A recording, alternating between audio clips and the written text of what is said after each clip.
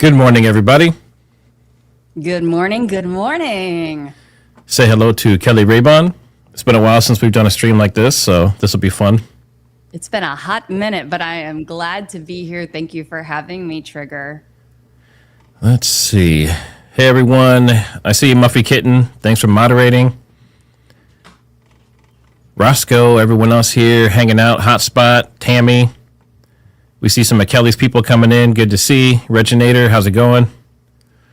All right, so let me do my little intro because this YouTube will decide if they're going to push this or not based on the content in the first few minutes. So we are live right now covering a major development in the Tyler Robinson case, and today's court hearing could be a turning point. This is your real-time breakdown of everything that's happening in court today, the legal arguments, the evidence being challenged, and what it could mean moving forward.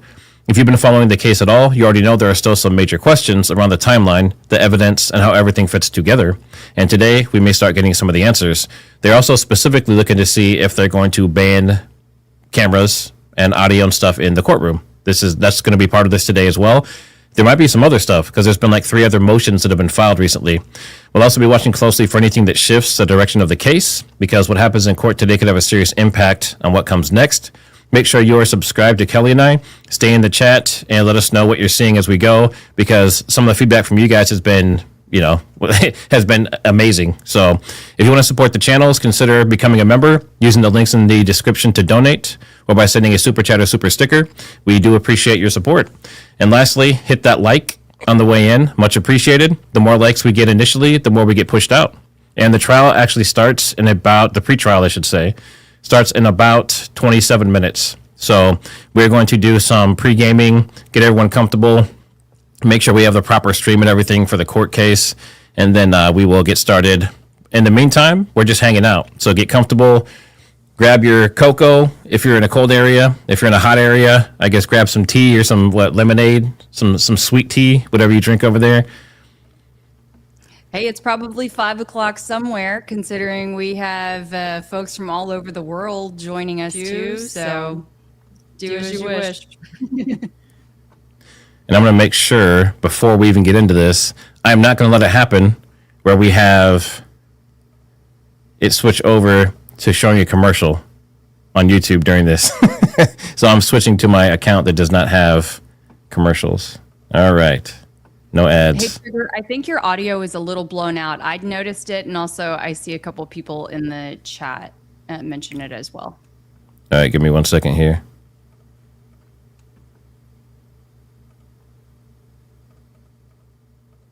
Testing, mic check. That sounds better. Yeah, it was just a little hot.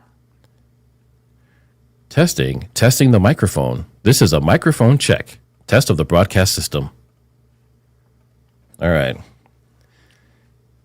Yeah, it did look, it was showing up red in here, wasn't it? Actually, it still is. Are you guys still hearing it, like, blown out? Just a touch when you got a little louder there. All right. I will put a little bit less even. Thank you to everyone for your support. Thanks for joining us this morning. It's a rare morning to see me on the stream, let alone on Trigger's stream. It's been a hot minute, but this is a special occasion.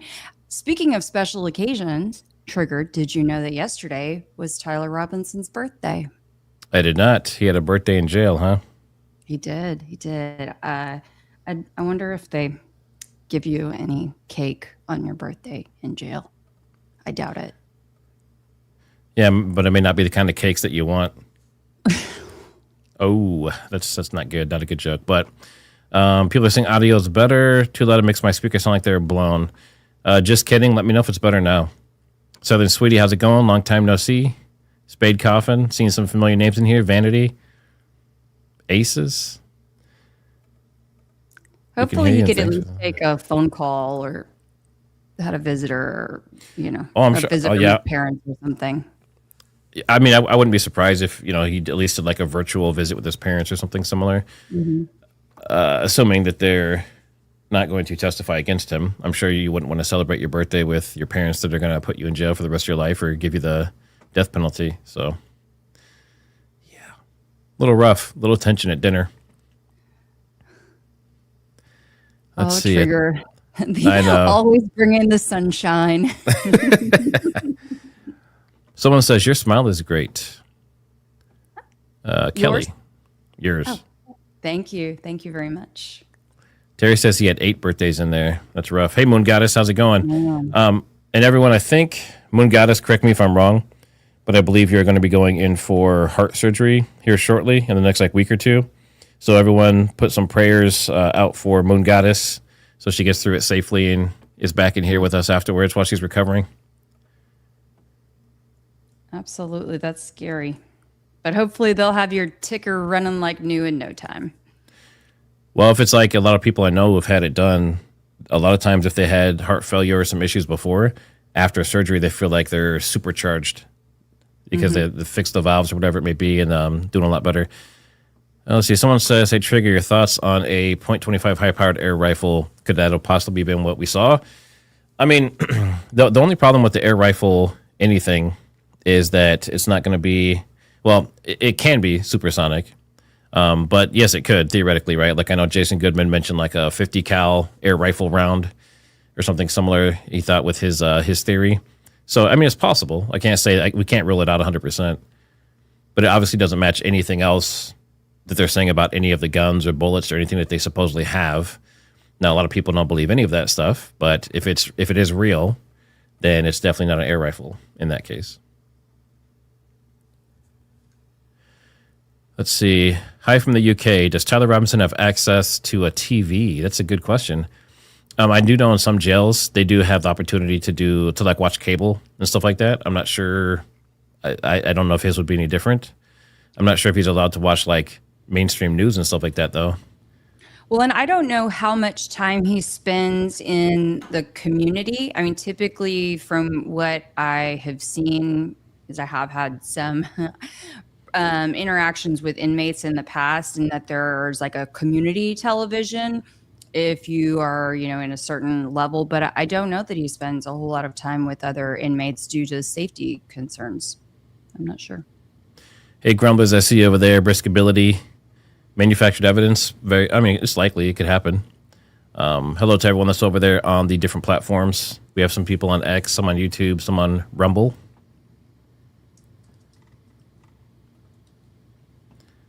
Hoaxing the world. Will Tyler be drugged for court? I mean, if they were like big conspiracy, right? But if they were actually controlling him and forcing him through all this and stuff, there's no reason why they couldn't do something like that. But seems pretty unlikely. I mean, it depends too. What do you mean by drugged, right? Is he already on, medication? Some folks, or is he without a normal kind of medication? And the other thing to keep in, because when you flip that over, I hear the echo in the audio. I don't hear an echo. Okay. I'll just try on my end. So just turn it down and I'll listen to myself. Oh, the audience is an echo also. Okay. It's since I added the thing to the stage here. Okay. Right. Yeah, no problem. I was just going to say that sometimes when you are given the medications, when they make adjustments to your medication in jail as well, if you're used to taking, say, a brand name drug and then you're switched to a generic or even a different manufacturer, some of those things can cause differences in behavior, different side effects. Does anyone still hear it echoing now that I've removed that video? We need to know. We have to get this all figured out before we go live with the court. So if we have an echo issue, we need to troubleshoot it now. Okay, they said nope. Okay. All right, interesting. I do want to show this video here before we get to that point. Let me see. Actually, will it let me show it? Will it let me show it? That's the question.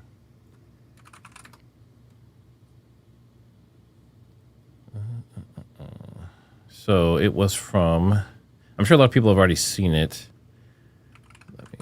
I've actually downloaded it, but apparently StreamYard doesn't let you use this type of format for a video, which just sucks, but should be, I think it was just from yesterday. I saw it first on Project Constitution, but he posts stuff so fast that something you saw an hour ago is behind like 35 other posts. He's a machine. I don't know how he does it. Maybe literally.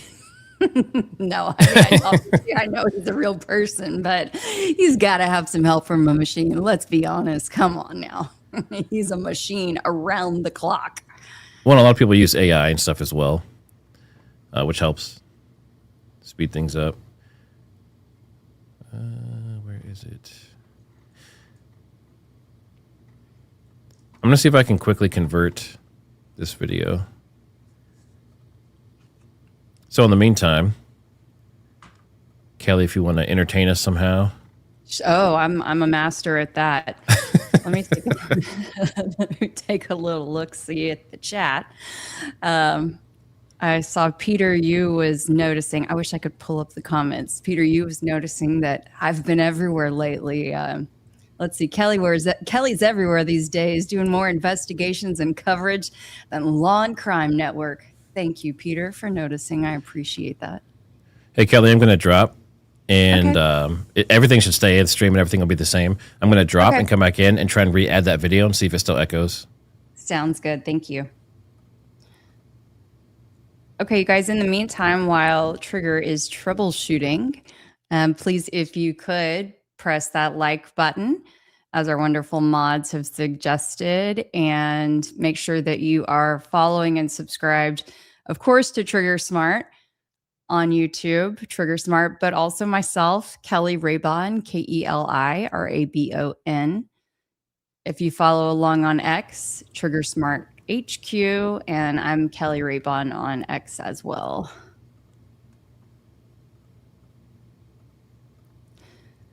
Today will be an interesting day, that's for sure. Oop, now I hear the echo again. You hear it every time? Yes, just when you pull up that screen. And the audience as well. How are we going to get through that? You might have to pull it up maybe on your end. Let's see if when you do it, let's see if it echoes. Okay. So I'll send you the link in the private chat here. Okay. And I'll have you pull it up and see if it echoes when you do it.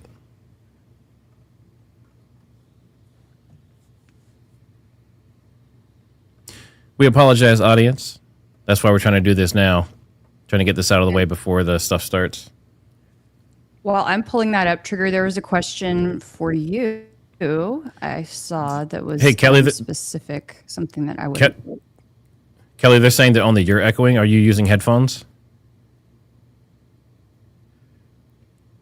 Oh, no, I'm not using headphones, but I can. Hold on one moment. Do you want to try this on my end real quick? Yeah, let's do that first. Because otherwise, I probably need you to walk me through some setting changes on my computer.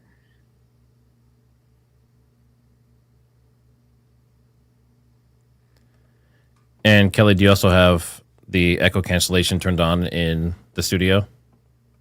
I should. Yeah, I think I always do. Can you double check? Yep. Now, it's interesting because we've done this a million times. And rarely do we have any issues with echoes or anything. But we haven't done this in a echo while. Cancellation is on. Jordan, I can't just mute the screen share because if I do that, then you won't be able to hear the court. You won't be able to hear the trial.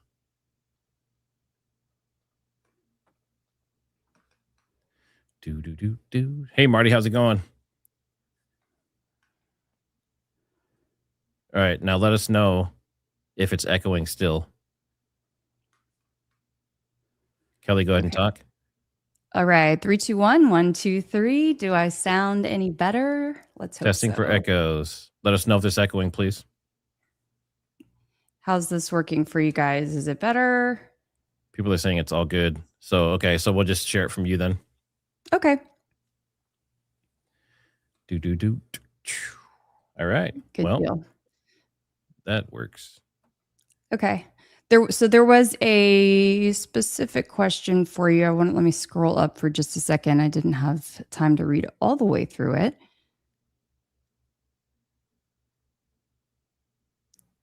And just for the record, I did not have our screen opened, in another stream or anything like that. Hold on one second. Said, Kelly, if you have a chance, can you ask Trigger? Oh, here we go. It was from Zero. It permits just Zero. When convenient, can you ask Trigger Smart if a subsonic 300 blackout would not exit the body if shot exactly into the same location as CK? I only shoot steel with mine. If it hits the bone, there's a pretty good chance it could stop, especially because it's subsonic, but it does have a lot of weight to it. So you would still probably see a lot more damage than what we saw. But it's definitely possible. I mean, that's what most people initially thought it was a 300 blackout of some sort. But again, you're saying subsonic, and we hear a supersonic crack in the audio on multiple sources. So that wouldn't necessarily fit in that case.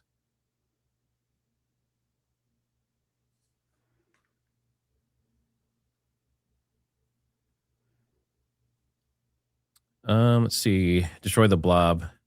They can match the lanes and groove impressions to the fragments of the barrel.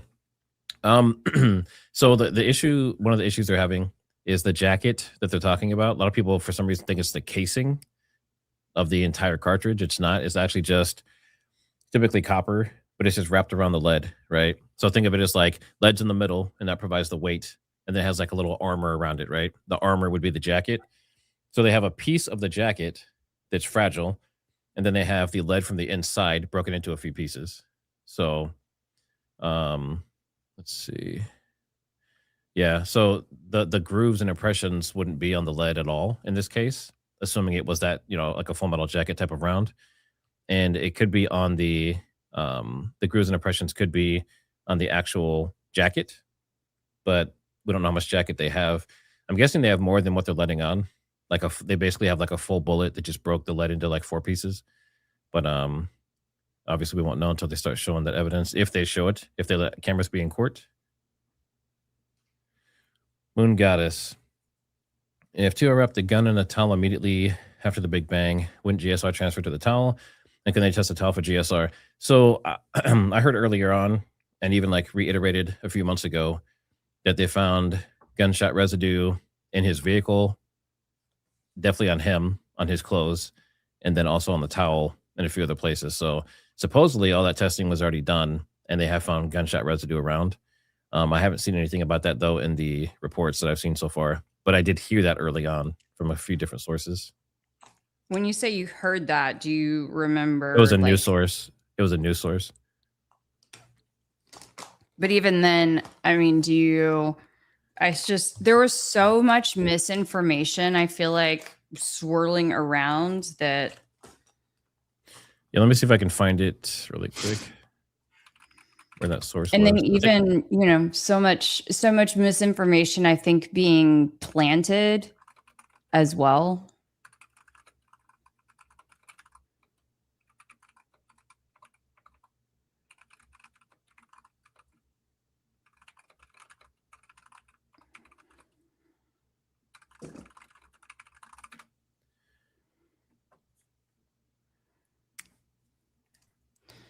Burnell R8X asked if we've done any boots on the ground in Utah. I have plans to go there myself. I don't want to say exactly when I'm planning on going. I would have liked to have been there already, but I had some family stuff come up at the beginning of the year that kind of threw my whole grand plan into array. But I think that there's no way, for me being a former journalist, I know that there's nothing quite like reporting in person, feeling a scene for yourself, talking to people face to face. There's just simply no substitute for that. So I think so many of my questions will continue to remain unanswered until I get there and do that myself.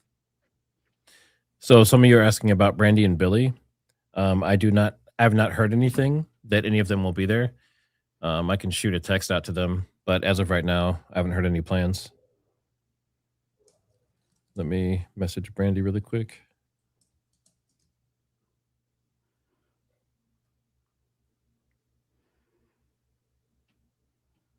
Yeah, I thought it was kind of neat how before we had them like on the ground to doing interviews and they interviewed Tyler, or what was that guy's name?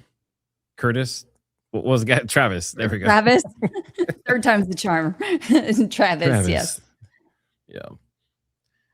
And for people coming in asking when we start, court's supposed to start or at least be live in the next like 8 minutes. So it looks like there's a few supers in. Tracy, thanks for becoming a new channel member. Diane Mooneyham. Knowing everything we currently know, which theory do you guys both gravitate towards right now? Kelly. Okay. Sorry. I was responding to another question in the chat. Okay. What theory do I gravitate toward? I have to be fully honest in that I am not convinced that Charlie is actually dead. I know that's controversial for some folks, but I have not seen the evidence to indicate that when he was sitting there, that he was actually killed. Now, I can't tell you what happened in the car or at a later date and time, but I did not see the evidence that he was killed there. And from my point of view, I do think he is dead. But as far as like which theory specifically, I've seen too much evidence for different ones that more than one seem plausible to me. So I'm to the point right now where I'm like, what's going to happen in court? What evidence do they actually have? I want to see the video. They said they have like, I can't remember what the exact number was, 325 terabytes or something of video that supposedly is from the campus and everything. So I want to see that. So I'm torn, right?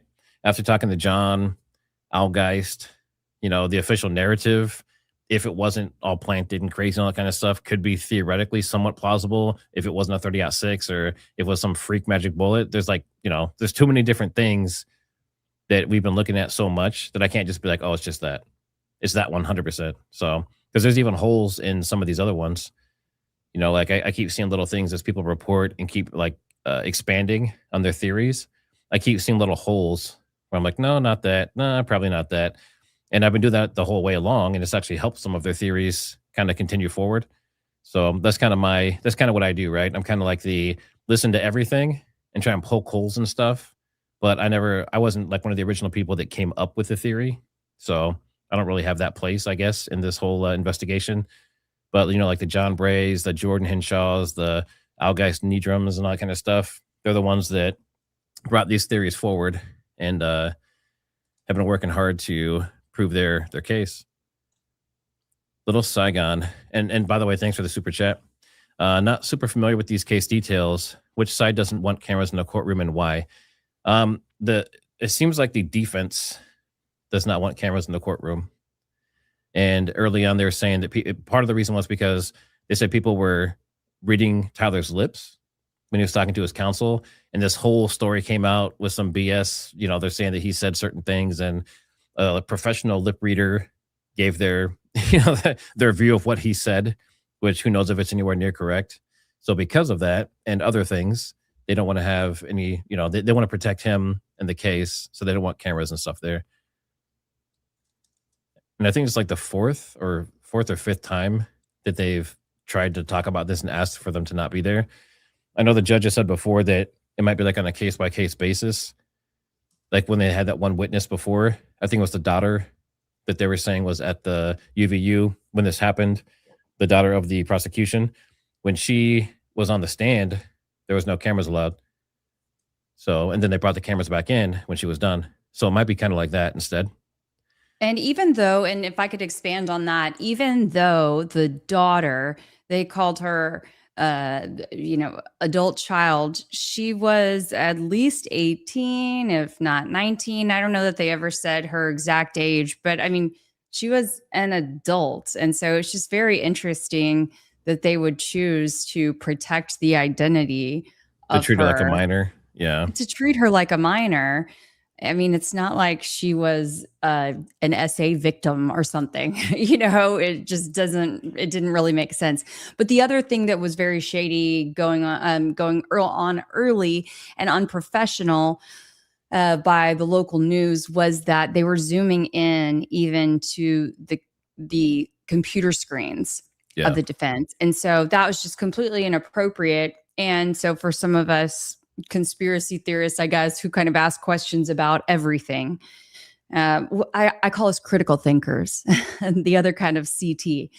And, it's like, well, were they doing that on purpose? So that way it would give them an excuse to kick cameras out. Well, let's back up really quick. So, conspiracy theorist, where'd that term come from?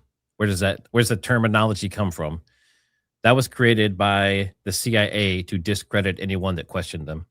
Mhm. So when you hear the term conspiracy theorist coming from upper level people or news agencies or anything, that's typically them basically saying that anything anyone else says besides what they say is wrong, right?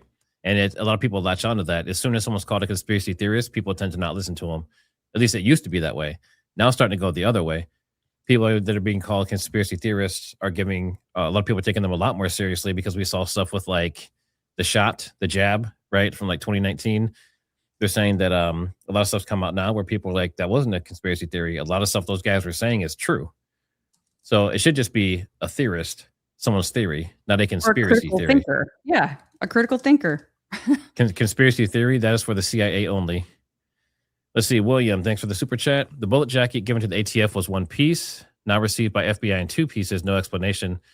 Yeah, it was broken. So the belief is that they were trying to manipulate it so they could see it better in the imaging. And the FBI even said that they might have to do something similar to get this 3D imaging. So it is going to be damaged in the process. But as far as the lead itself, when they do the metallurgy and that kind of stuff, they only need like a tiny little scrape of one of them. But yes, that is definitely a risk. And that's why that motion was filed. They're worried that they're going to destroy the evidence by accident or on purpose, whatever is going on. And we should be going live here shortly in court for Tyler Robinson.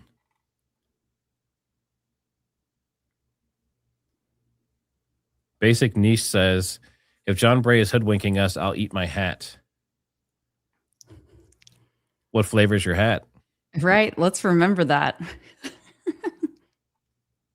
Just kidding. I mean, I've enjoyed getting to know John Bray since October. I looked back at my messages. October 15th is when I first started talking to John Bray, and I've been, a supporter of his for a long time and appreciated the hard work that he's put into building out his theory. Even though we don't see eye to eye on everything, mad respect for, the work that he and so many others have done.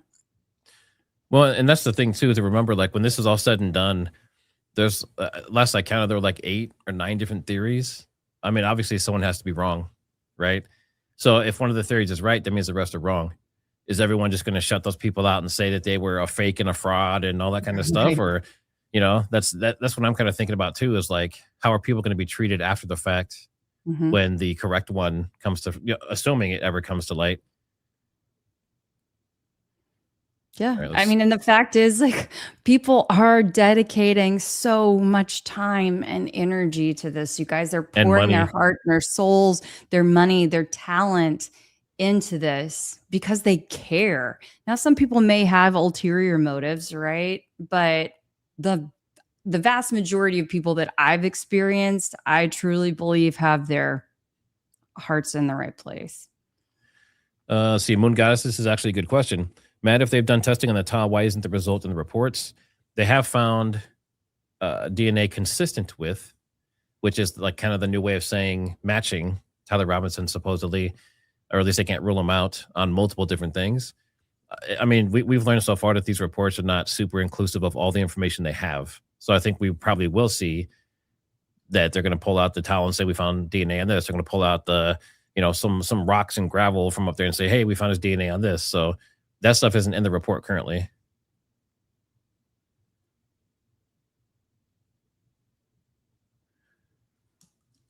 Wait, is this one? Can you actually, I'll mute that.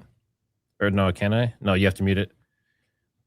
Can you Okay. mute that down below? Just hit the little speaker icon so we're not playing that music. Oh, yep. Hold on. Boom.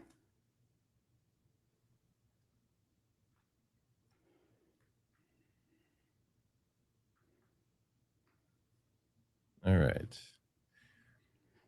Do you want their chat up or do you want to? No, we can just get rid of that. Okay. There we go. Thank you. Of course. KSL coming through again with the live coverage. Always appreciated.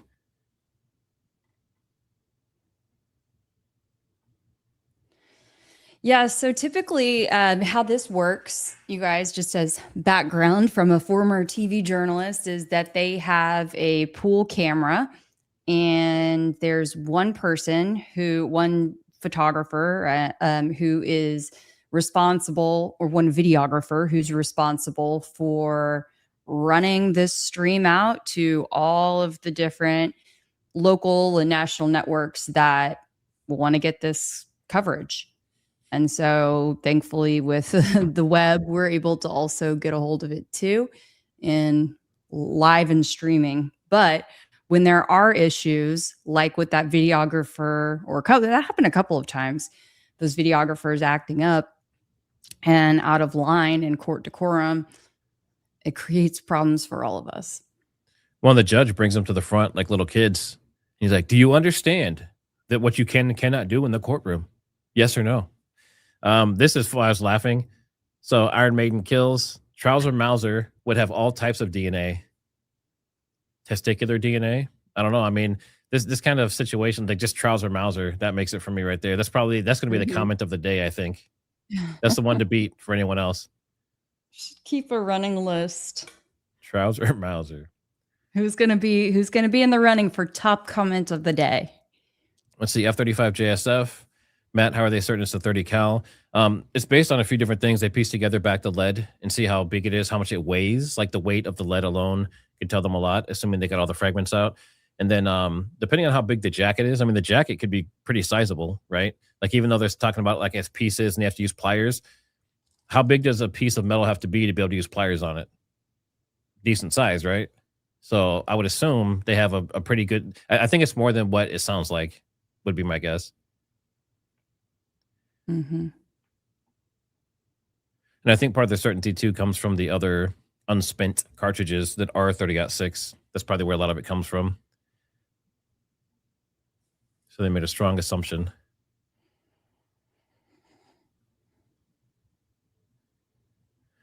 Let's see.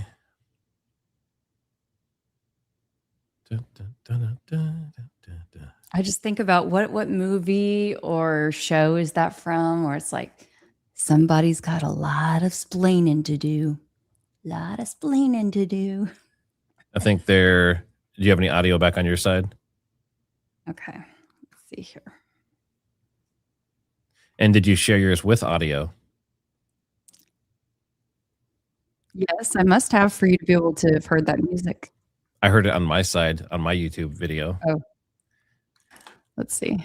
So you might want to kill it and reshare and make sure that you share audio. Okay.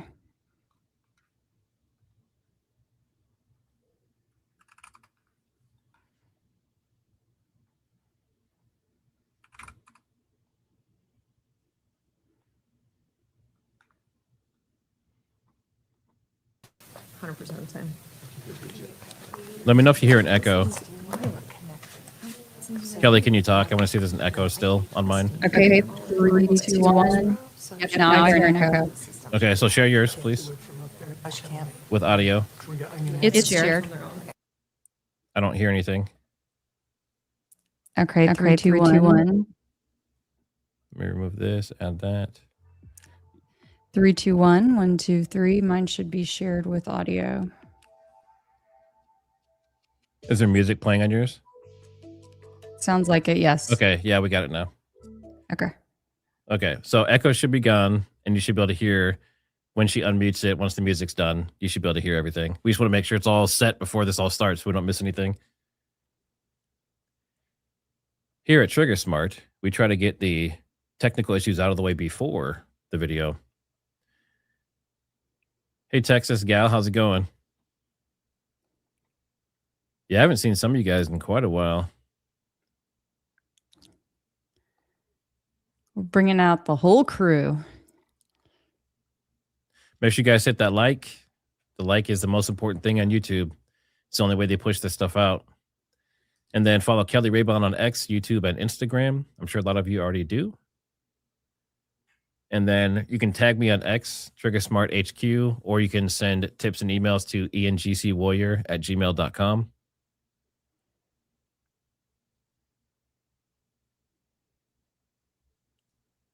Kelly, I Thank you. assume. Oh, sorry. Go ahead. Yeah. No, what were you saying? I just Oh, I was going to say Stormy Light had refreshed my memory.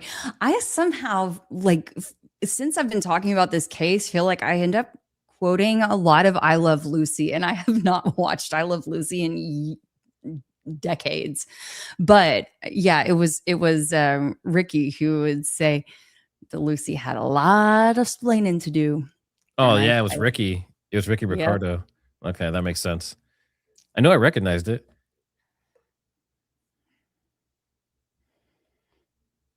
Hey, Love and Compassion, how's it going?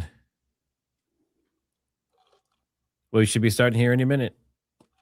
I think we just have some music playing. They're doing like the pre-game.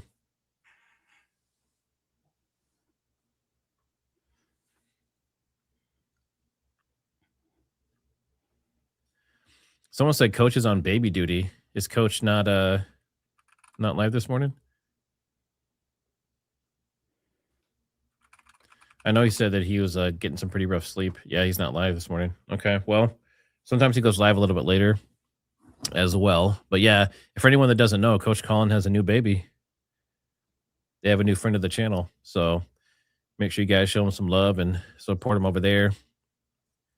And if you don't remember, if you're older like we are, if you're like 30s plus and you've already had your kids and they're already partially grown up or they're grown up all the way, you forget how exhausting it is to be up multiple times a night with a little baby.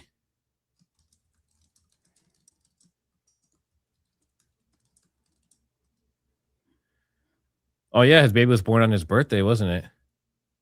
Oh, They have wow. the same birthday. 6 days old, born on his birthday.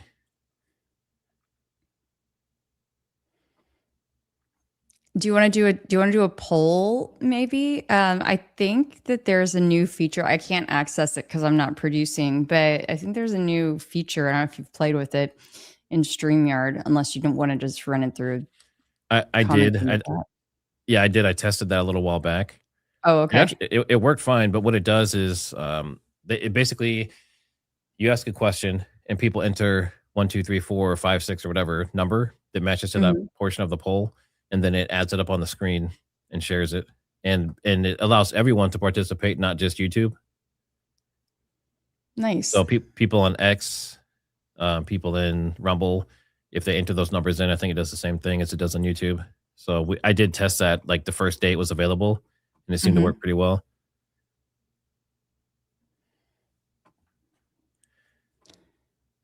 Do you have on your side, I assume they're still playing music. Do you want to test it real quick?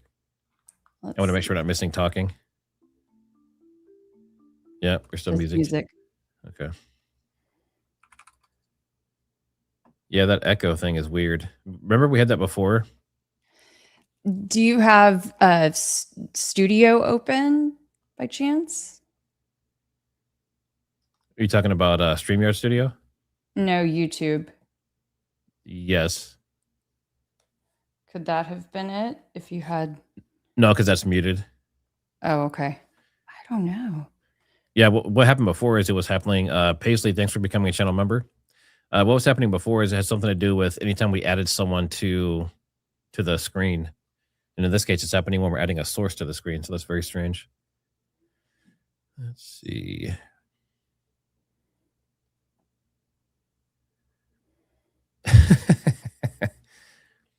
Hold, please.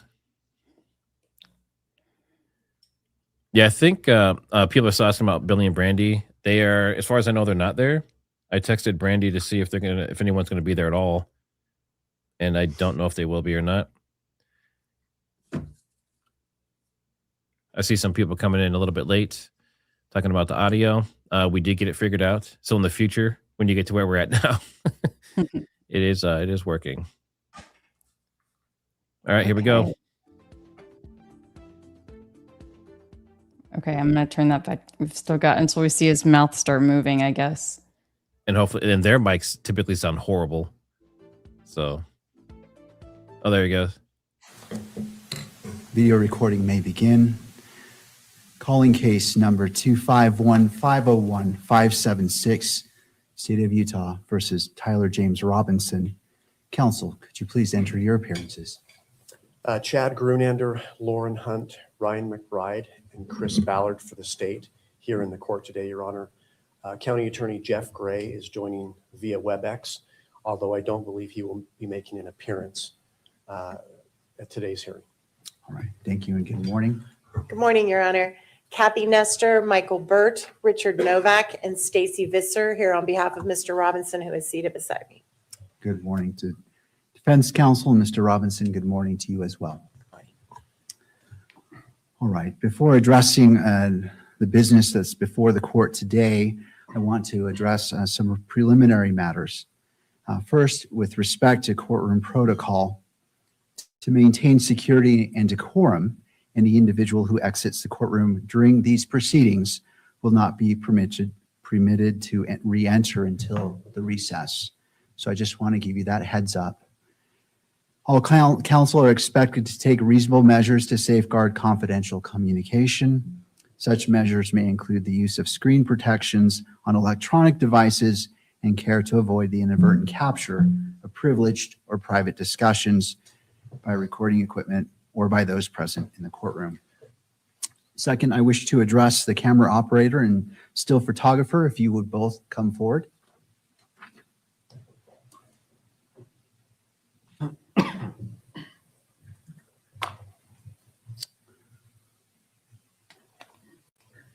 All right, so I don't mean to cause you any discomfort, but I just want to ensure the expectations of how we're proceeding today. Could you state your names and your respective roles, please? Trent Nelson as the still pool photographer for the Salt Lake Tribune. Thank you, Mr. Nelson. Adam Fondren, video pool for ABC4. Thank you. All right, have you both reviewed the court's standing decorum order dated February 24th, 2026? Yes. Yes, Your Honor.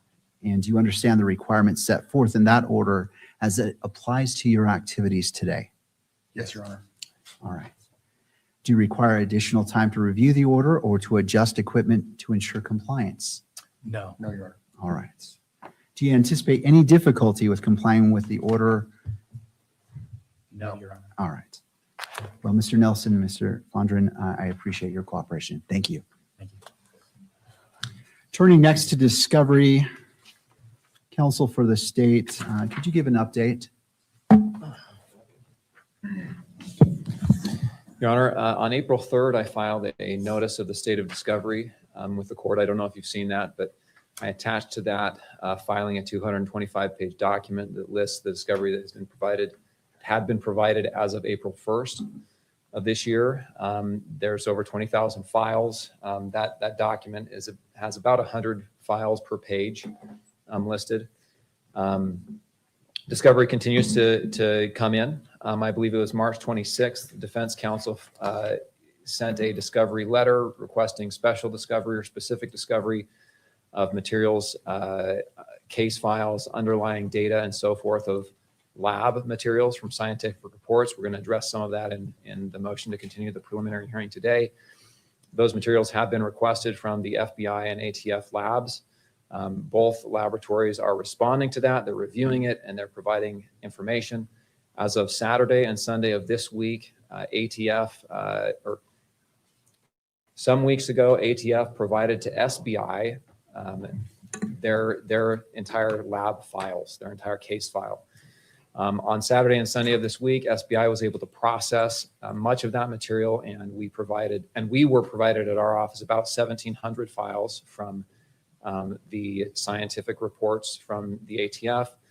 Just last night, I was updated that we received some more of those files, and that discovery continues. We're processing that material, bait stamping, cross-checking for duplication, and then providing those materials as efficiently as we can. Thank you, Mr. McBride. Appreciate that update. All right, the court will now, and to the other parties, did you want to weigh in or comment on that? Thank you, Your Honor. Richard Novak for Mr. Robinson. I think the status of the specific items of discovery that Mr. McBride was just mentioning is sort of the core of the present dispute about whether the preliminary hearing can go forward in mid-May. So I guess the best thing to do would be to reserve comments about that until the court wants to take up that motion. Thank you, Mr. Novak. I appreciate your input on that. Well, turning to that, I do want to outline the procedure for today's hearing, and it's to do so in an orderly and efficient presentation of the issues before the court. First, we'll be addressing the motion to continue the preliminary hearing, which is set for next month. And what I want to do is I'm trying to manage time as at the same time allowing all parties the ability to present what is necessary in order for this court to make a well-informed decision. And so here's where I'm landing.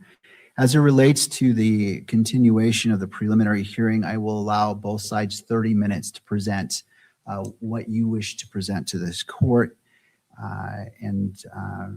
This would include any allocation for rebuttal for defense.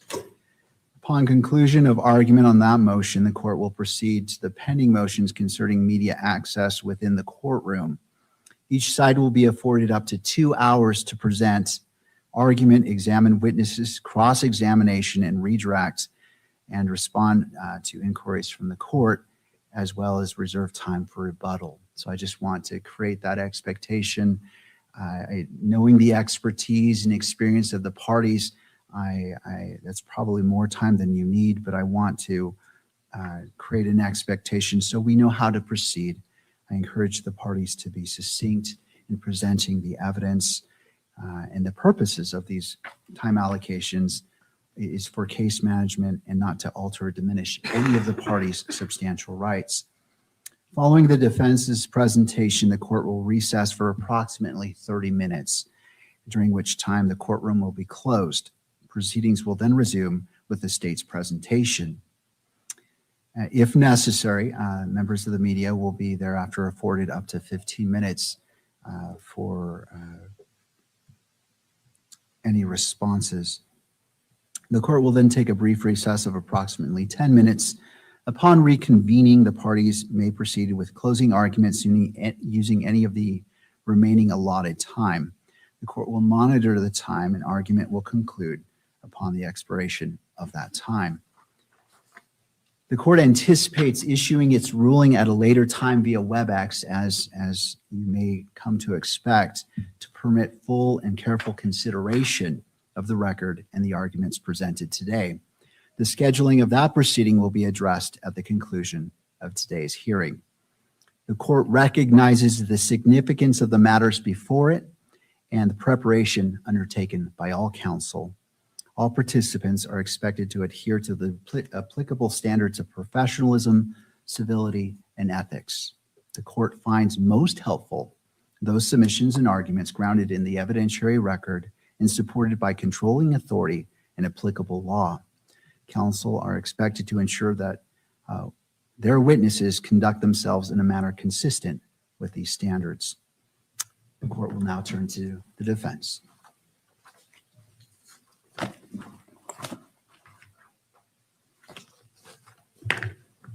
Mr. Novak. Thank you, Your Honor. Richard Novak for Mr. Robinson. Your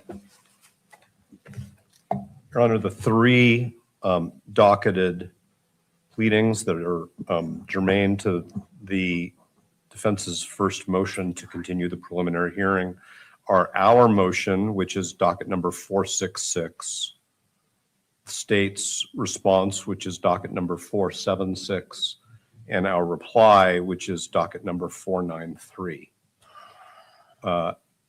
I can keep track of my own time, but my expectation is that I won't need all 30 minutes, but whatever I don't use, we'll see if any rebuttal is necessary. Thank you. So I think, if I may, the last time we were here and there was sort of a preliminary discussion about the May setting for the preliminary hearing, I think I said to the court, I don't need to reiterate what the court said to us when it set the date. But I do think, in light of the status of specific items of discovery, which I will get to, and the state's position on whether the preliminary hearing can go forward, I do want it to be clear, at least for the record, because I obviously understand that Your Honor knows what the court said, that the expression of the court back in December was that no party would be prejudiced by this setting. And I think that's important because when we look at the status of discovery with respect to the specific scientific evidence we're talking about, and we look at Article 1, Section 12 of the Utah Constitution, and we look at Rule 16, and we look at Evidence Code Section 1102, it is clear that Mr. Robinson is prejudiced by the preliminary hearing going forward as scheduled at this point. And it can't even be remedied in the next 4 weeks. I very much appreciate the update that Mr. McBride provided. He actually provided that to us before the hearing. But the bottom line is that we don't have from the prosecution team, and I'm going to explain what I think the prosecution team means in this context, data which is in their possession, which is clearly discoverable under Rule 16,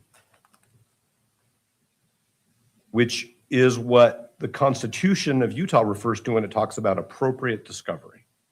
And that brings up the reliability question under Evidence Code Section 1102. So there is no doubt that the ATF and the FBI have data files that represent what I'll call the digitization of DNA evidence. The DNA evidence, literally the collected evidence, is physical evidence, which is specifically addressed in Criminal Procedure Rule 16A1C.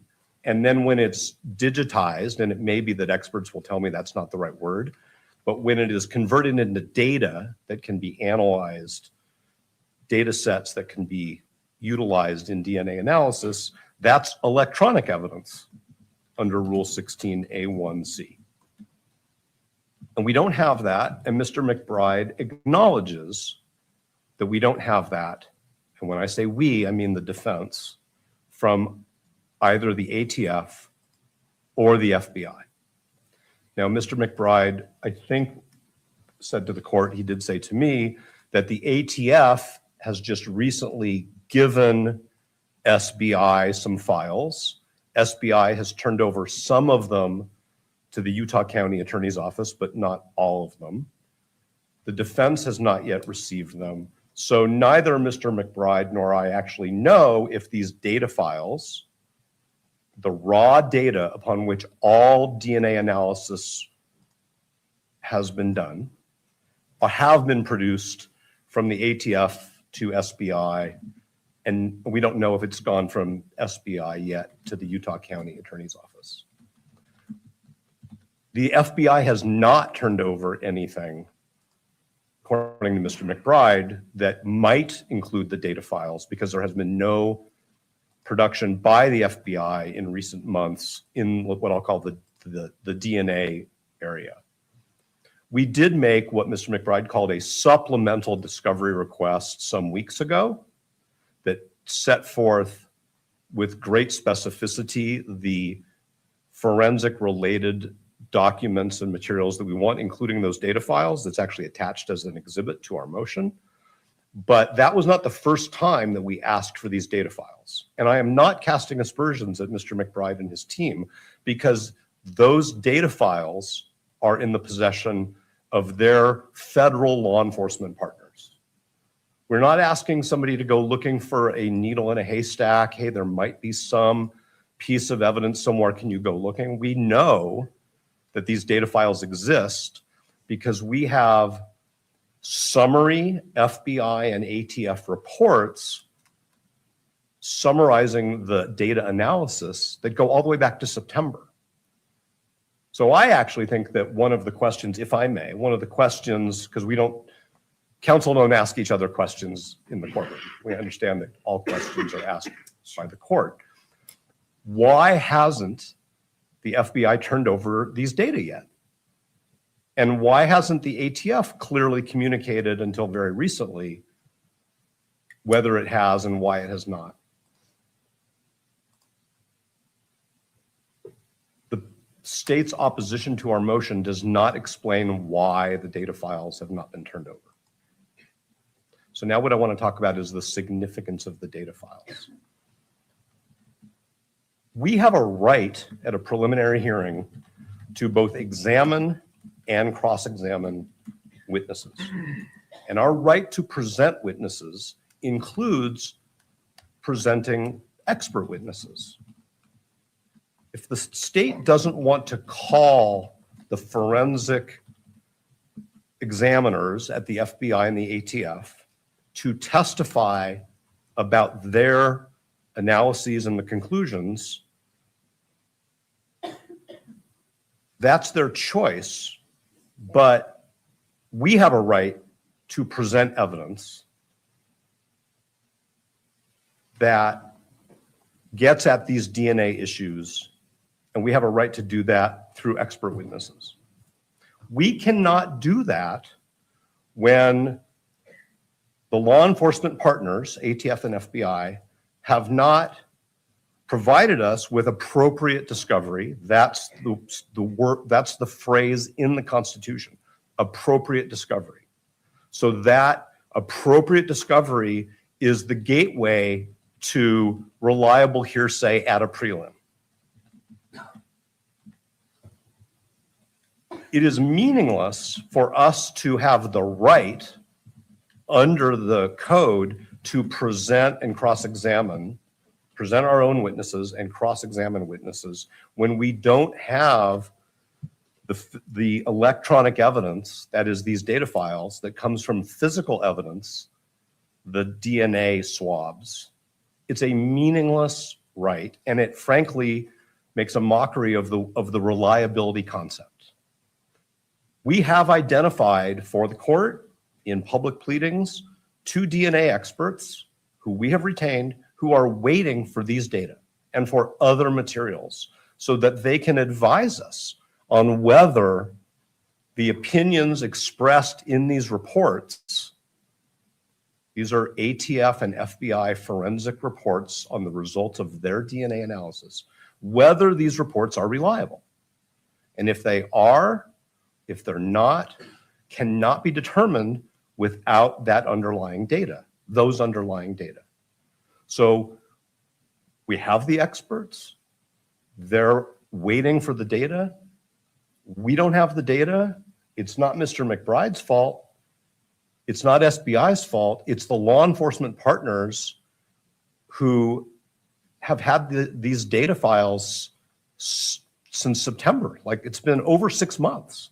And many of the DNA reports that they produce are also dated September. And I could go through each one of them if necessary, but maybe I'll do that in rebuttal because I don't want to run out of time. So we can't present any expert testimony on DNA without having the underlying data. Second step, if the state doesn't want to call the forensics examiners from the ATF and or the FBI as witnesses, we also have the right to call them as witnesses. We have a little bit of a jurisdictional problem because we're in state court and we're not in federal court. And so we have these TUI regulations, which I'm sure the court is familiar with and are addressed in our reply brief. And I have personally been in contact with counsel for the ATF and counsel for the FBI who have not said, yes, we will make these witnesses available. They have said, why don't you get us some subpoenas, which are, by the way, not enforceable, but they're subpoenas. And could you give us a more definite statement of exactly what you want them to testify about? But I can't examine those witnesses without the data and without the data files being evaluated by our DNA experts. The state suggestion that we just put these reports in through Rule 1102 before really calls into question the concept of reliability, because there is no way for this court to evaluate the reliability of those conclusions. There is no adversarial testing if I don't have those data, if I haven't been able to give those data to our DNA experts, if they haven't been able to tell us what they think of the data vis-a-vis the conclusions in the reports. So we have a problem with adversarial testing. It's a critical stage of the proceeding. We are basically handcuffed under the state's proposal. They're showing Tyler. They didn't show Tyler last time. Interesting. I wonder if they're going to get in trouble for that. In any way address the reliability of. And so this actually goes all the way up to the Utah Constitution, which says that reliable hearsay is admissible if we have appropriate discovery. Appropriate discovery, again, is the constitutional phrase. But it also implicates, because it's a critical stage, Mr. Robinson's Sixth Amendment right. And as I addressed in our reply brief, the heightened reliability concerns that the Constitution reminds us of in any capital proceeding.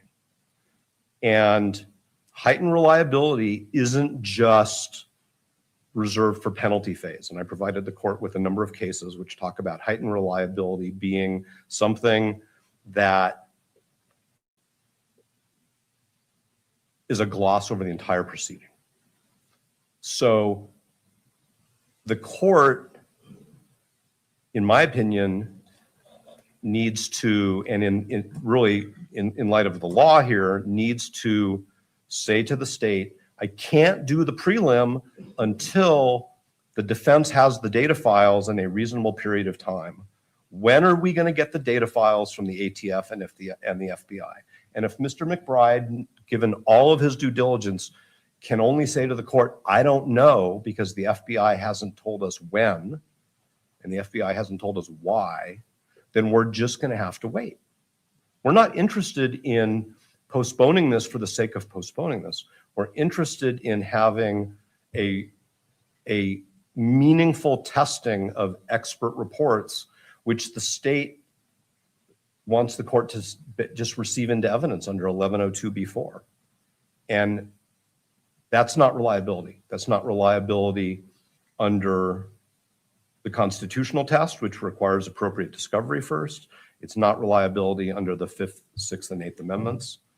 And I'm not in the business of telling the prosecution in any jurisdiction how they should do their job. But the state chose to proceed by way of preliminary hearing instead of proceeding through a grand jury. And this is where we are. We have a right under the Constitution to have appropriate discovery before this court receives into evidence what the statute says is reliable hearsay. And if the court says, oh, you don't need the data files, then we believe that 1102b4 is unconstitutional, as applied in this case. If we have the data files and a meaningful time to evaluate them, then the state has fulfilled its obligations under the Constitution, and the reports can be received at least statutorily as reliable hearsay, subject to our right to present evidence through direct witnesses and through cross-examination. So I think other than what I've said so far, I would be repeating myself. And if I've not used my 30 minutes, then I'll save the remainder for rebuttal. Thank you, Mr. Novak. Turning to the state.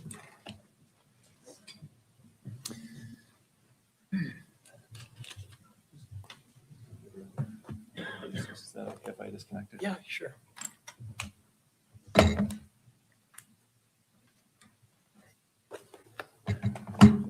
Trina, do you mind allowing me to present?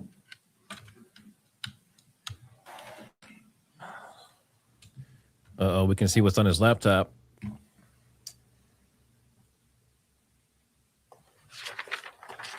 Screenshot that. What is that? What's that say?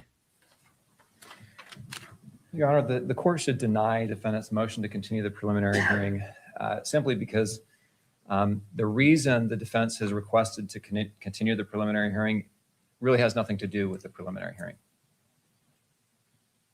It's unnecessary, the continuance is. It's necessary to expert discovery, it's necessary to expert notice, it's necessary to a 702 hearing, it's necessary to a trial determination of the weight to give to expert testimonies, but it is not necessary to a preliminary hearing. Now, before I jump into my argument, Your Honor, is my screen sharing? Yes, can you see it there, Your Honor, on your? Well, let's see. We're not seeing anything at council table. I'm not sure if it's being presented yet.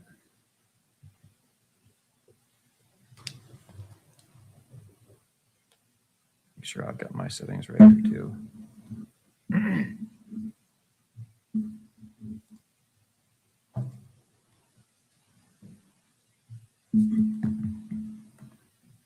Well, I'll assume that will come up as I'm talking, Your Honor. But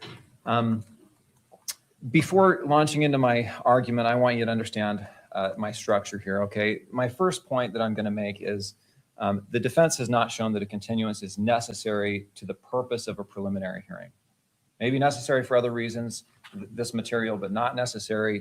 Maybe this material and discovery of this material is necessary for other purposes, but not for the limited purpose of a preliminary hearing. And the second point is the rules don't require expert notice before the preliminary hearing. Look at Article 1, Section 12, Rule 16, Rule 7B, Rule 1102. They don't require expert notice before the preliminary hearing. Now, I want to start with that first point, which is the real standard, the salient principle from whether it's Longcrier or Lopez is you don't grant a continuance unnecessarily, right? Axiomatic, right? That's the salient principle from those cases. That's what common sense says. You don't unnecessarily continue a hearing, right? Why? Well, because it causes delay in the proceedings. In this circumstance, this is not a nominal delay. We're talking at least 6 months for the defense to get this material, review it, and consult their experts, and for their experts to be ready to present expert testimony. But more likely, even more than that, because there's litigation surrounding some of this expert investigation. One of the tests right now has not been performed because there's an objection to it. And we're waiting to litigate that issue, depending on what some of the expert discovery shows. In addition, we're probably going to object to some of the expert discovery requests the defense has made and that they made on March 25th. So this is at least a 6-month delay, probably much longer than that, because some of these expert issues have to be litigated. And when you consider the purpose of the preliminary hearing, right, it's an initial stage of this process, right? It's designed to protect a defendant from having to sit in custody and wait for all the trial preparations without there being any showing of any evidence, right? The Rule 16, the preliminary hearing is designed to ferret out groundless prosecutions. Probable cause is a very low standard. Reliable hearsay is admissible. The court doesn't weigh the evidence at this stage. And that's because this is a very early stage of the proceeding. And the rules contemplate discovery and investigation ongoing throughout and even past the preliminary hearing and even all the way up until trial. So the question is a continuance necessary for the purpose of a preliminary hearing? And to understand that, you have to understand two things. One, what is the purpose of the preliminary hearing? And two, what is the evidence that's likely to be presented at the preliminary hearing? And then you get to three, is a continuance necessary? First, the purpose of a preliminary hearing is clear. There's very few principles in Utah law that are more clear than this. There is one purpose to the preliminary hearing and one purpose only, and that is to determine probable cause. Every time a defendant or a trial court tries to expand the preliminary hearing beyond that, whether it's on constitutional due process grounds or discovery grounds or something else, the courts uniformly and repeatedly reject those arguments. There's only one purpose. It's clear in the Constitution. It is to determine probable cause. It's not a discovery hearing. It's not a due process notice hearing where the defense learns what the state's theories are, what evidence the state is going to present at the trial. It is not a suppression hearing under the Fourth Amendment. It's not an admissibility hearing under the rules of evidence. And it's certainly not a 702 hearing. It is only one thing, a probable cause hearing, and that's it. That's important because that relates to what a continuance being necessary means, right? Can the defense show they need to continue this hearing because it's necessary to a determination of probable cause? If they can't, it's unnecessary and it's going to infringe on the victim's right to a speedy trial, as well as the state's ability to present the case. Justice delayed is justice denied, as the saying goes, and that's because it affects a victim's right to a speedy trial. It affects the public's perception of legitimacy of the prosecution and the judicial system, and it has real effects on the evidence that may be presented at trial. Witnesses become unavailable, memories fade, evidence grows stale. And so the court should not be granting a motion to continue and delaying the proceedings unless it's necessary, especially for such a lengthy period. The next stage in understanding whether or not a continuance is necessary is, one, understanding the purpose, the limited purpose. Two is, what's the evidence going to be at the preliminary hearing, right? Because if you understand what the evidence is going to be, then you can determine, well, is what the defense wants to present, is that going to affect the probable cause determination, right? The only way to know that is to know kind of what the evidence is going to present. That's why Lopez says you listen to the evidence first, and then you should consider, in that case, whether or not the defense should be able to subpoena the victim. And I think the same analysis applies here. Listen to the evidence first, then you ask the defense, well, what are you going to present, and will it be necessary, will it be relevant to a probable cause determination or not? Put another way, will the defense be able to show that whatever evidence they want to present is likely to defeat probable cause? If they can't make that showing, it would be an unnecessary continuance. So let me give you a proffer of what the evidence will be at the preliminary hearing. There's really four categories of evidence. The first is surveillance from UVU. Now, UVU has a great surveillance system, and they captured the defendant coming on to campus at about 7 a.m. or I think about 8 a.m. Okay. So they're saying they have a lot more video showing this. I should say he's from Interesting. St. George, so this isn't just a casual passing by Utah Valley University. This is a 3.5-hour drive from his home, 250 plus miles from his home. They capture his car pulling into the Utah Valley University parking structure. He gets out of the car. He's wearing his favorite Hurley hat, a maroon t-shirt, shorts, and Converse shoes, the same clothing he's wearing when he turns himself in the next day. Clearly him. There's good facial images and everything. He walks around campus and he scouts campus out. He then leaves the campus. UVU surveillance then captures him return later. He returns on foot right before the Charlie Kirk event. He's wearing a disguise of sorts. He's wearing a baseball cap, different baseball cap, pulled low. He's got sunglasses on, a different shirt, different pants, but the same Converse shoes. That's all seen in the surveillance. He's limping because there's a rifle down his pants. The surveillance captures this individual. Again, I don't want to overstate the evidence because the pictures of his face at this time are not as definitive as they were earlier because of the sunglasses and the hat. But it captures his face, captures his appearance, his height, his build, all consistent with how he looks earlier in the day and how he looks today in court. But he makes his way to the rooftop, makes his way to the sniper's perch on the rooftop, takes the shot, and then runs to the northeast, drops off the building and runs to the northeast of campus into a wooded area. That's all captured on video. Okay, that's the first category of evidence, is the video surveillance that shows the defendant on campus taking the shot. The second point is circumstantial evidence tying him to the rifle. Right in that wooded area, police find the rifle. In the rifle is wrapped in a towel. In the rifle, they found 4 rounds, and these are 30-06 Remington rounds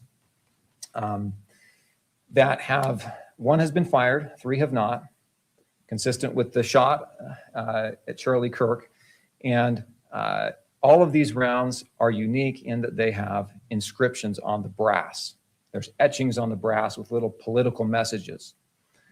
Well, after the defendant turns himself in, there's a search warrant that's executed on his house. In that house, police find a Dremel tool, and they also find the same make and model of ammunition, Remington 30-06.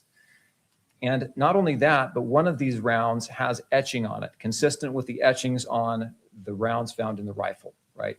The etching found at his house says test shot, right? So that's the second category of evidence, is the circumstantial evidence tying him to the murder weapon. The third category of evidence is confessions. The state will present evidence that he left a handwritten note at his apartment for his lover to find.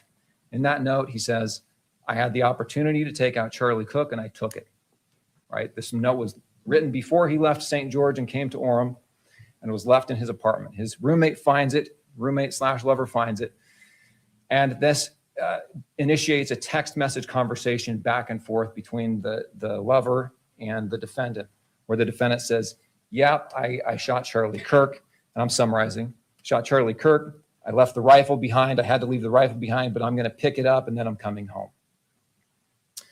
Then he also confesses to a group of friends on a messaging application. Before he turns himself in, he says, hey guys, it was me, I did it, thanks for all the good times, goodbye. And the final confession is an acquaintance, is a former law enforcement officer, and he helps arrange the defendant turning himself in to the sheriff's office. And when he's talking to that former law enforcement officer, he says, I got rid of the clothing I wore. Right, so there are three categories of evidence that have nothing to do, that show probable cause, have nothing to do with the DNA evidence, which is what defendant's issue is here. The fourth category of evidence is that DNA evidence. And you have to understand what that DNA evidence is. The towel that the rifle was found wrapped in was sent to the FBI lab for testing. There was also a screwdriver found on the sniper's perch that was also sent to the FBI lab for testing. The rifle itself was sent to a different lab, the ATF lab, for DNA testing. And both labs tested those materials completely independently of each other, different analysts, different labs, different locations. Both of them come back showing the defendant's DNA on those materials. Okay, the screwdriver, the towel, and the gun. I say they found the defendant's DNA on those materials.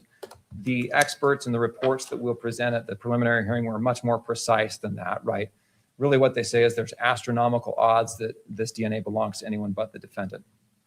But you'll see that, and I think you take my meaning here. The point is that there is substantial evidence of probable cause, far exceeding what probable cause requires. And it comes from a variety of sources. And so the defendant cannot show that the material he wants to present at the preliminary hearing would defeat probable cause. And in his reply, he says, well, that's circular, because how could we make that showing if we don't have the underlying data to be able to attack the DNA evidence? Well, first of all, that attack wouldn't even affect those first three categories of evidence, right? The confession, the circumstantial evidence tying the defendant to the rifle, or the video evidence, right? But even if they were to find some expert that would say both labs independently got this wrong, and even if they're to find that kind of expert, which I think is speculation and probably against the grain, but regardless, you take that assumption, it still wouldn't defeat probable cause, because at this stage, the court doesn't weigh contrary evidence, right? The standards are very clear. At this stage, because it's such an early stage with such a limited purpose, the court views all evidence in the light most favorable to the state, right? That's State v. Virgin. So in summary, the defense has not shown that the motion to continue is based on the purpose of the hearing, a fair determination of probable cause. They just haven't shown it, and they haven't even tried. And I think one of the reasons they haven't tried is because they know that these are experienced practitioners. They know what the standard is here. It's low. The evidence is viewed in the light most favorable to the state. They're not going to be able to defeat a confession, multiple confessions nonetheless, or DNA evidence, right? And if the continuance was granted, it would affect the victim's right to a speedy trial. And frankly, like the Lopez case, it would obviate the repeated and express admissibility of reliable hearsay at preliminary hearings. And that leads me to the second point, which is a textual analysis. So the defense says, well, Article 1, Section 12, Rule 16 require expert discovery before the preliminary hearing. Let me try to see if my computer will present again. It's not outputting video. Let's see.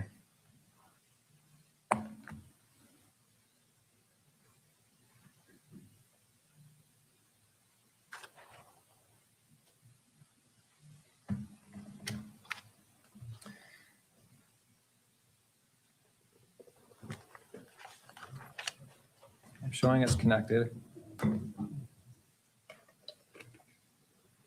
Oh, there we go. Great. Okay. So let's look at the text of the rules, right? Utah Constitution, right? Here it is. Article 1, Section 12. Where the defendant is otherwise entitled to preliminary examination, the function of that examination is limited, right, to one purpose, as I said earlier, to determining probable cause. Nothing in this Constitution shall preclude the use of reliable hearsay evidence as defined by statute or rule, in whole or in part, right? In any preliminary examination to determine probable cause, if appropriate discovery is allowed as defined by statute or rule. Is it allowed? Well, Rule 16 allows it. That's the end of the inquiry. Well, the defense says, well, no, but it has to be complied with, and that's fair, I guess. So let's look at Rule 16. So here's what Rule 16 says. Look at the mandatory disclosures, and there's a distinction here that I think is important. One is the use of the language here.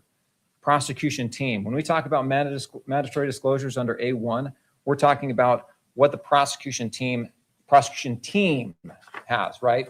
Prosecution team has been interpreted in the case law to mean the prosecutor as well as the law enforcement people who are working on this case. But if you go down to the timing of mandatory disclosures, it's different language that's used here, right? And I've highlighted the portion that applies here. There it says, in every case, all material or information listed under paragraph A1 that is presently and reasonably available to the prosecutor must be disclosed before the preliminary examination. Okay, the different language is the prosecutor versus prosecution team. Had the Supreme Court Rules Committee, and as approved by the Supreme Court, had they wanted this to mean full discovery of everything in everyone's possession before the preliminary hearing, they would have said so, right? The rules of statutory construction say you presume all omissions are intentional, right? They use distinct language here, and they did it for a reason. The reason is because the preliminary hearing is such an early stage of the proceedings, right? We all know investigation at the preliminary hearing stage is continuing. We all know the prosecutors are still getting material from the investigative agencies. We know investigative agencies have processes for getting reports and approving reports and disseminating reports. We know expert witnesses, oftentimes by the preliminary hearing, haven't even started their work, right?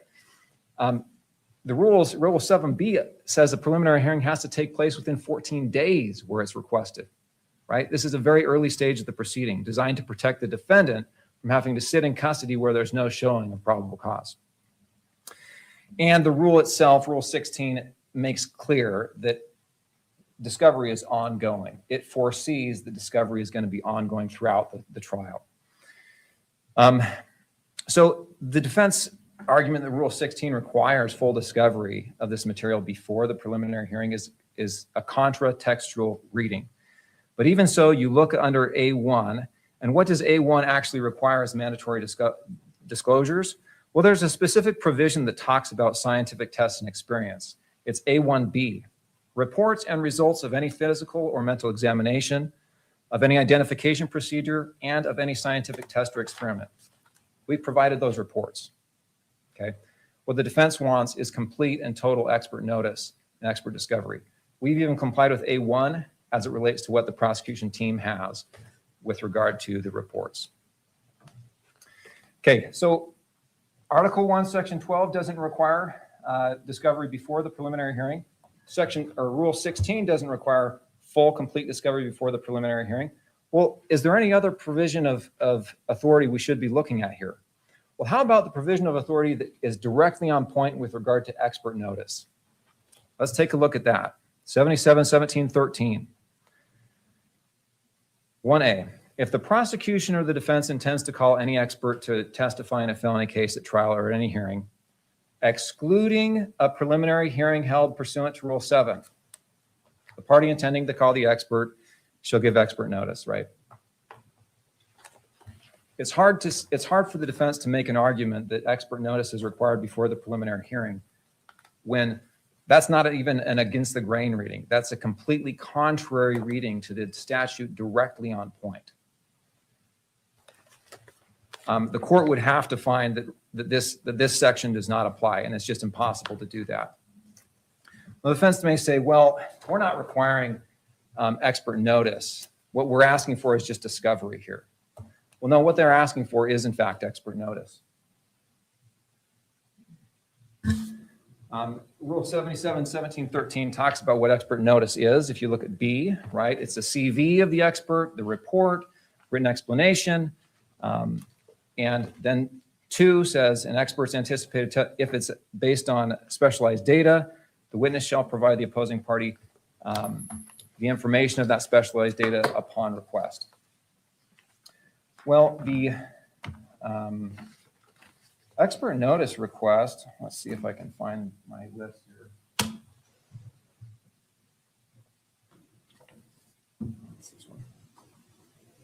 Let me give you a list of what the defense requested in their March 25th request. And I should mention, the defense is right. This was not the first time they asked for this material, but when they asked for this material, this specialized data underlining the report, I responded by saying, look, I don't know exactly what you want. You know, you talked about like certain software files and stuff like that. Will you please put it in writing so I don't lose what you want in the translation? And so they did. So on March 25th, they gave me this supplemental discovery request, and that's what I've relayed to the agencies. But what they want is lab case files that the government intends to use in its case in chief. I should note that the FBI has provided a lot of this material already. I provided a case file that's 380 pages long. I think clear back in October, as well as about 77 other files that list their policies and procedures. And those are listed in that 225-page document that I attached in my April 3rd filing. But they list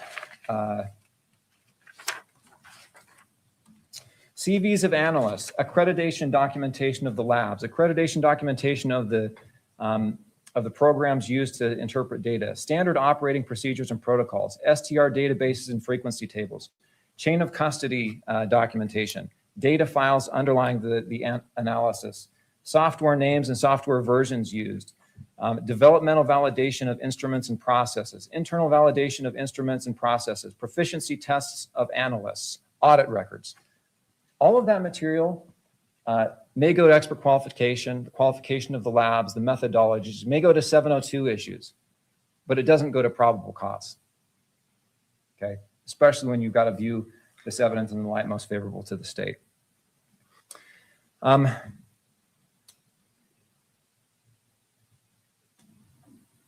the final reason why we know that expert discovery, expert notice is not, I didn't finish my point here, which is this material they're requesting is expert notice. Like that's what they're requesting here is expert notice under 77-17-13, which expressly does not have to be given before the preliminary hearing. And I should say, regardless of the fact that we're not required to give expert notice before the preliminary hearing, we're doing our very darndest to do so. And we shouldn't be penalized for being on the ball and getting ahead of things by trying to get the expert reports and investigation done as soon as we can. To the contrary, that's the kind of behavior and due diligence that should be encouraged and incentivized. And if you say, no, you can't have a preliminary hearing until all of that is done, it does create chaos in the system, because it says, if I want to have a preliminary hearing early, I'm going to stop my investigation once I hit probable cause, because then I don't have these discovery problems before the preliminary hearing. And that is not the type of conduct we want to incentivize. And the rule doesn't incentivize that conduct. And this comes to my final point. The defense knows it. Okay. I know that Mr. Novak has made his argument here, but the defense knows that this kind of material is not required before the preliminary hearing. And how do we know the defense knows it? Because the defense has said so.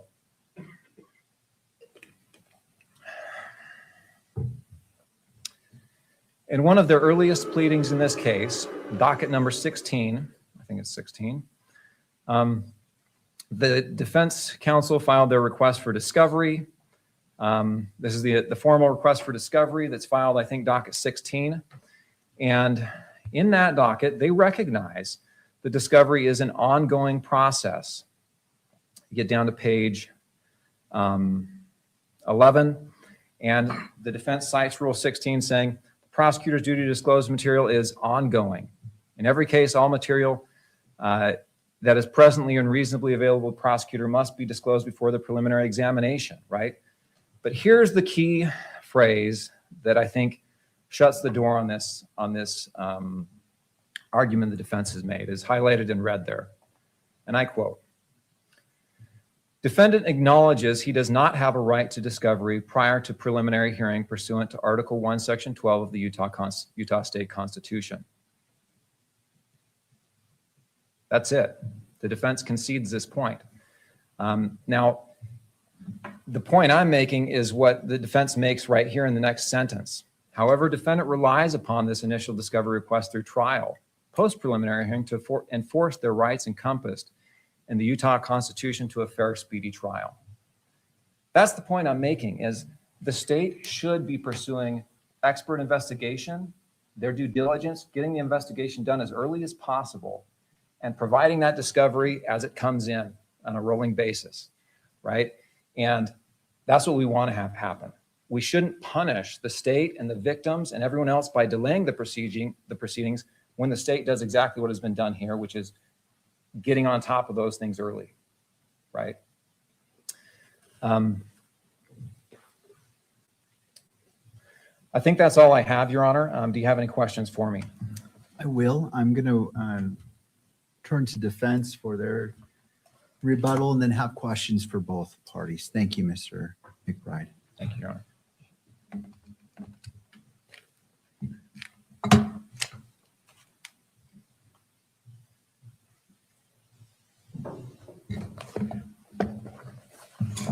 We're on one piece of equipment.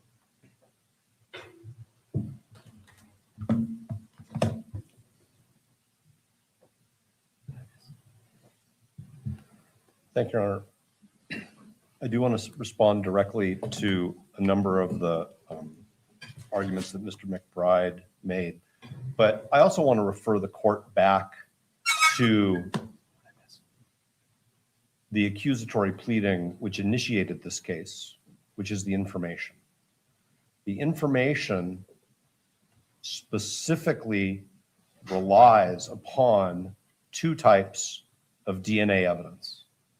First, the information, and it's actually the probable cause statement in the information, docket number 1. At the bottom of page 3, the probable cause statement alleges that DNA consistent with Robinson was found on the rifle's trigger. Second, the probable cause statement in support of the information says in the middle of page 6, the rifle, ammunition rounds, and towel were sent for forensic processing. DNA consistent with Robinson's was found on the trigger, other parts of the rifle, the fired cartridge casing, 2 of the 3 unfired cartridges, and the towel. We have not received the discovery, and I'm not talking about expert notice. I will address that. We have not received the physical evidence and the electronic evidence that supports those assertions made by Mr. Gray when he swore to the probable cause statement attached to the information. We are not talking about the broad scope of expert notice, of expert discovery that Mr. McBride is talking about. We're talking about physical and electronic evidence, which first, the information was based upon, as I just said. And then second of all, as Mr. McBride acknowledges, the state intends to present the limited DNA evidence that it has without even having the data files been made available to us. And I want to drill down on this very specifically because I think it's appropriate, but the state sent us, but did not file with the court, a memo outlining the witnesses they intend to call at the preliminary hearing and the exhibits that they intend to offer at the preliminary hearing. And I'm going to respect that it's their present plans, and it's not something that necessarily should be filed under seal, filed publicly. But as Mr. McBride acknowledges, that includes 3 DNA reports. We have those reports. We just don't have the data that the authors of the reports relied upon for those conclusions. And I'm not talking about their CVs. I'm not talking about their published writings. I'm not talking about their prior testimony. I'm not even talking about all of the things that Mr. McBride acknowledges we've asked for and that there may be a fight about later in terms of discoverability under Daubert, under 702. We're talking about a core data file. It's literally a data file, one from the ATF and one from the FBI that they generated back in September that hasn't been provided to us. So we can't provide that to our experts to help us assess whether or not there are reliability problems with the reports that the state wants to offer through 1102B4.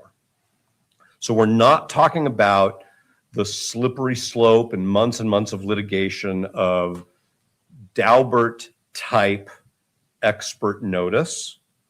Mr. McBride is right that at a certain time and place, there will be discovery litigation related to experts and then admissibility litigation related to experts. That's not what we're talking about here. We're talking about very concrete data files that our experts are waiting for.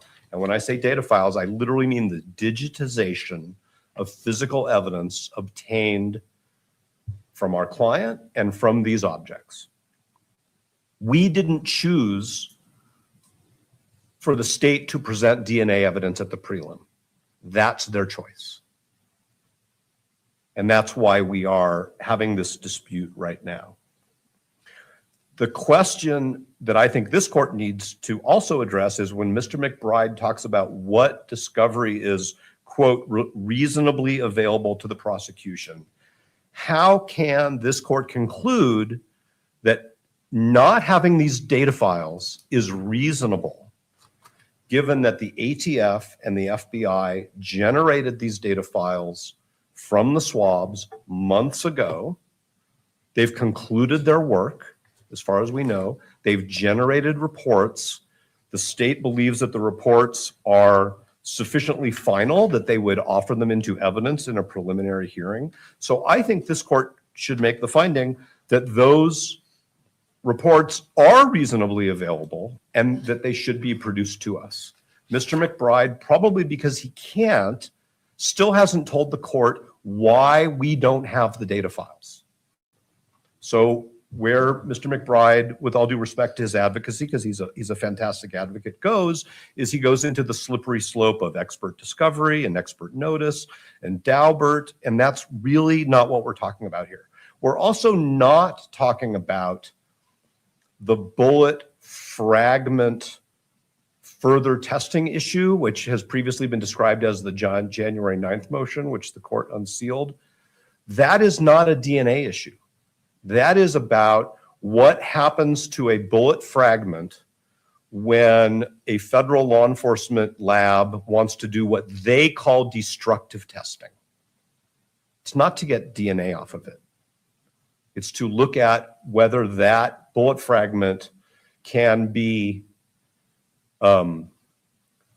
related to the other evidence in the case, because the ATF's first conclusion, as the court knows, is that they couldn't say either way where that bullet fragment came from in terms of firearms. So that is not what we're talking about here. There is a ballistics report that the state wants to offer into evidence at the prelim, but we're talking about DNA reports. And I do want to say, however, that we are not suggesting that the preliminary hearing be postponed until this dispute about the destructive testing of this bullet fragment is resolved. But it was a federal law enforcement lab that said, we're not going to permit a defense expert to observe the destructive testing, and we're not going to videotape the destructive testing. We're going to do this behind closed doors. But that's not what we're talking about here today. That's a different issue for a different time. And I don't think it has anything to do with when the preliminary hearing occurs. Mr. Novak, just to be consistent, do you have some final thoughts as your time is coming to a close? Yes, thank you. My final thought is that this court should direct the state attorneys to find out when the data files will be produced. And once we know that date and they actually are produced, then we've already told the court that there's a concrete amount of time that our experts need in order to analyze them. Otherwise, I've already argued about the constitutional and legal principles that are at stake here, and I think that the court has those in mind. I also want to say, finally, the Lopez case has nothing to do with this. I understand it's a Supreme Court decision, but the Lopez case is about a defendant who tried to serve a subpoena on the victim of a sex offense to have the victim testify at the defendant's prelim. That is not what this is about. We're not fighting about a subpoena. We're not talking about victim testimony. It's really not applicable. Thank you, Your Honor. All right. Well, I'll have questions for both of you. I'll start with Mr. Novak. Again, thank you both for your presentations today in such a succinct manner. The court appreciates that. So one of the questions that's before the court, and Mr. Novak, it goes to the heart of the matter for this court as the court is weighing whether the continuance should be granted or not. Has defense reviewed all the discovery that has been presented up until this point in preparation for a preliminary hearing set for next month? We have reviewed the discovery that is tied to the exhibits that the state intends to offer at the prelim where there is discovery available. If the court is saying, have you reviewed the thousands that have the lawyers reviewed the thousands and thousands and thousands of pages of discovery that are well documented in the index that Mr. McBride provided the court privately? The answer is no. Our paralegals are doing their best to organize it, but have counsel reviewed that discovery and have we had a reasonable time to do so? No, because it's gigantic and it's voluminous. We know that some of it has nothing, some of it has been provided in what I guess the state would call an abundance of caution. 30 days worth of surveillance video from UVU. We don't believe that we even need to review 29 of the 30 days. So we're not going to waste time and resources reviewing hundreds of surveillance camera hours without some suggestion that we need to, and we don't believe that we do.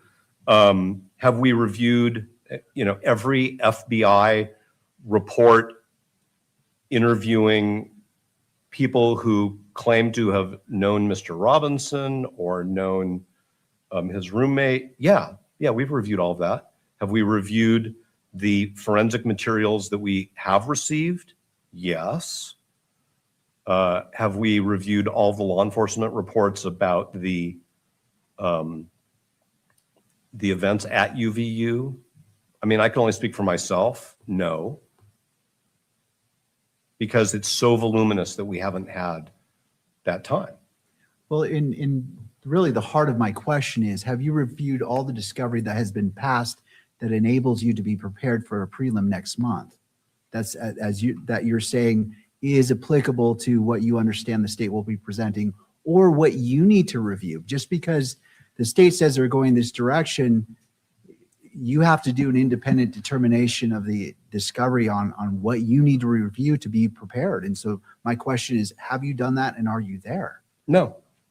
So for example, we received a couple months ago an external hard drive that had thousands and thousands of gigabytes, I don't even know how many, of material taken from digital devices, taken from search warrant returns from what I'll refer to as social media communication platforms, Discord and all of the others. No, I haven't had time to do that. Absolutely not. But my clients, so there's a huge download of my client's cell phone. There are downloads of many, many, many digital devices. No, absolutely not. But my question is, in order for you to be prepared, you've made the argument there's a lot, and there's no dispute that there's a lot of discovery, to say the least. But you've also said that you don't need to review it all. You just want to review what's relevant for the preliminary hearing. And so my question goes to, have you reviewed all the relevant discovery that's been passed to be prepared for a preliminary hearing that you have in your possession now? I can only speak for myself. I'm not going to speak for other counsel, but the answer is no. The answer is no, but I am not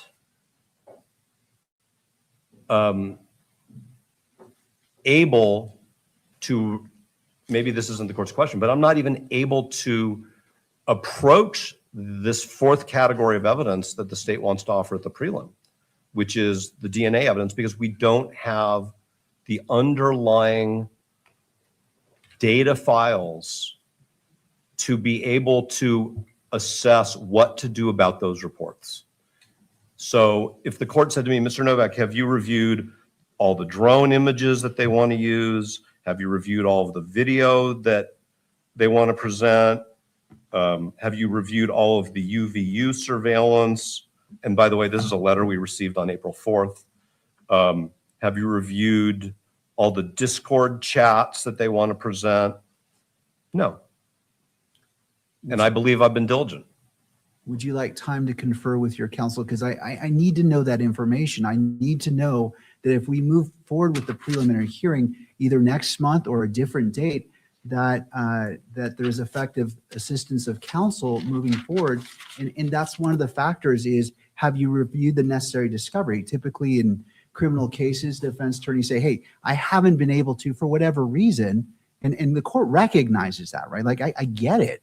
But I need to check that box and say, okay, defense is saying we're ready to go forward with the discovery that has been provided. That's a part I want to be sure is been accomplished. And so as you're presenting for the defense, I would ask you to confer with your counsel, because I understand that you've probably parsed out different areas for each counsel given what's there, but I need that answer as it relates to the defense team. I now understand the import of the court's question, and I appreciate that the court has clarified that. So we can present that information verbally. We can present it shortly thereafter in writing, however the court wants to present it. But I understand that.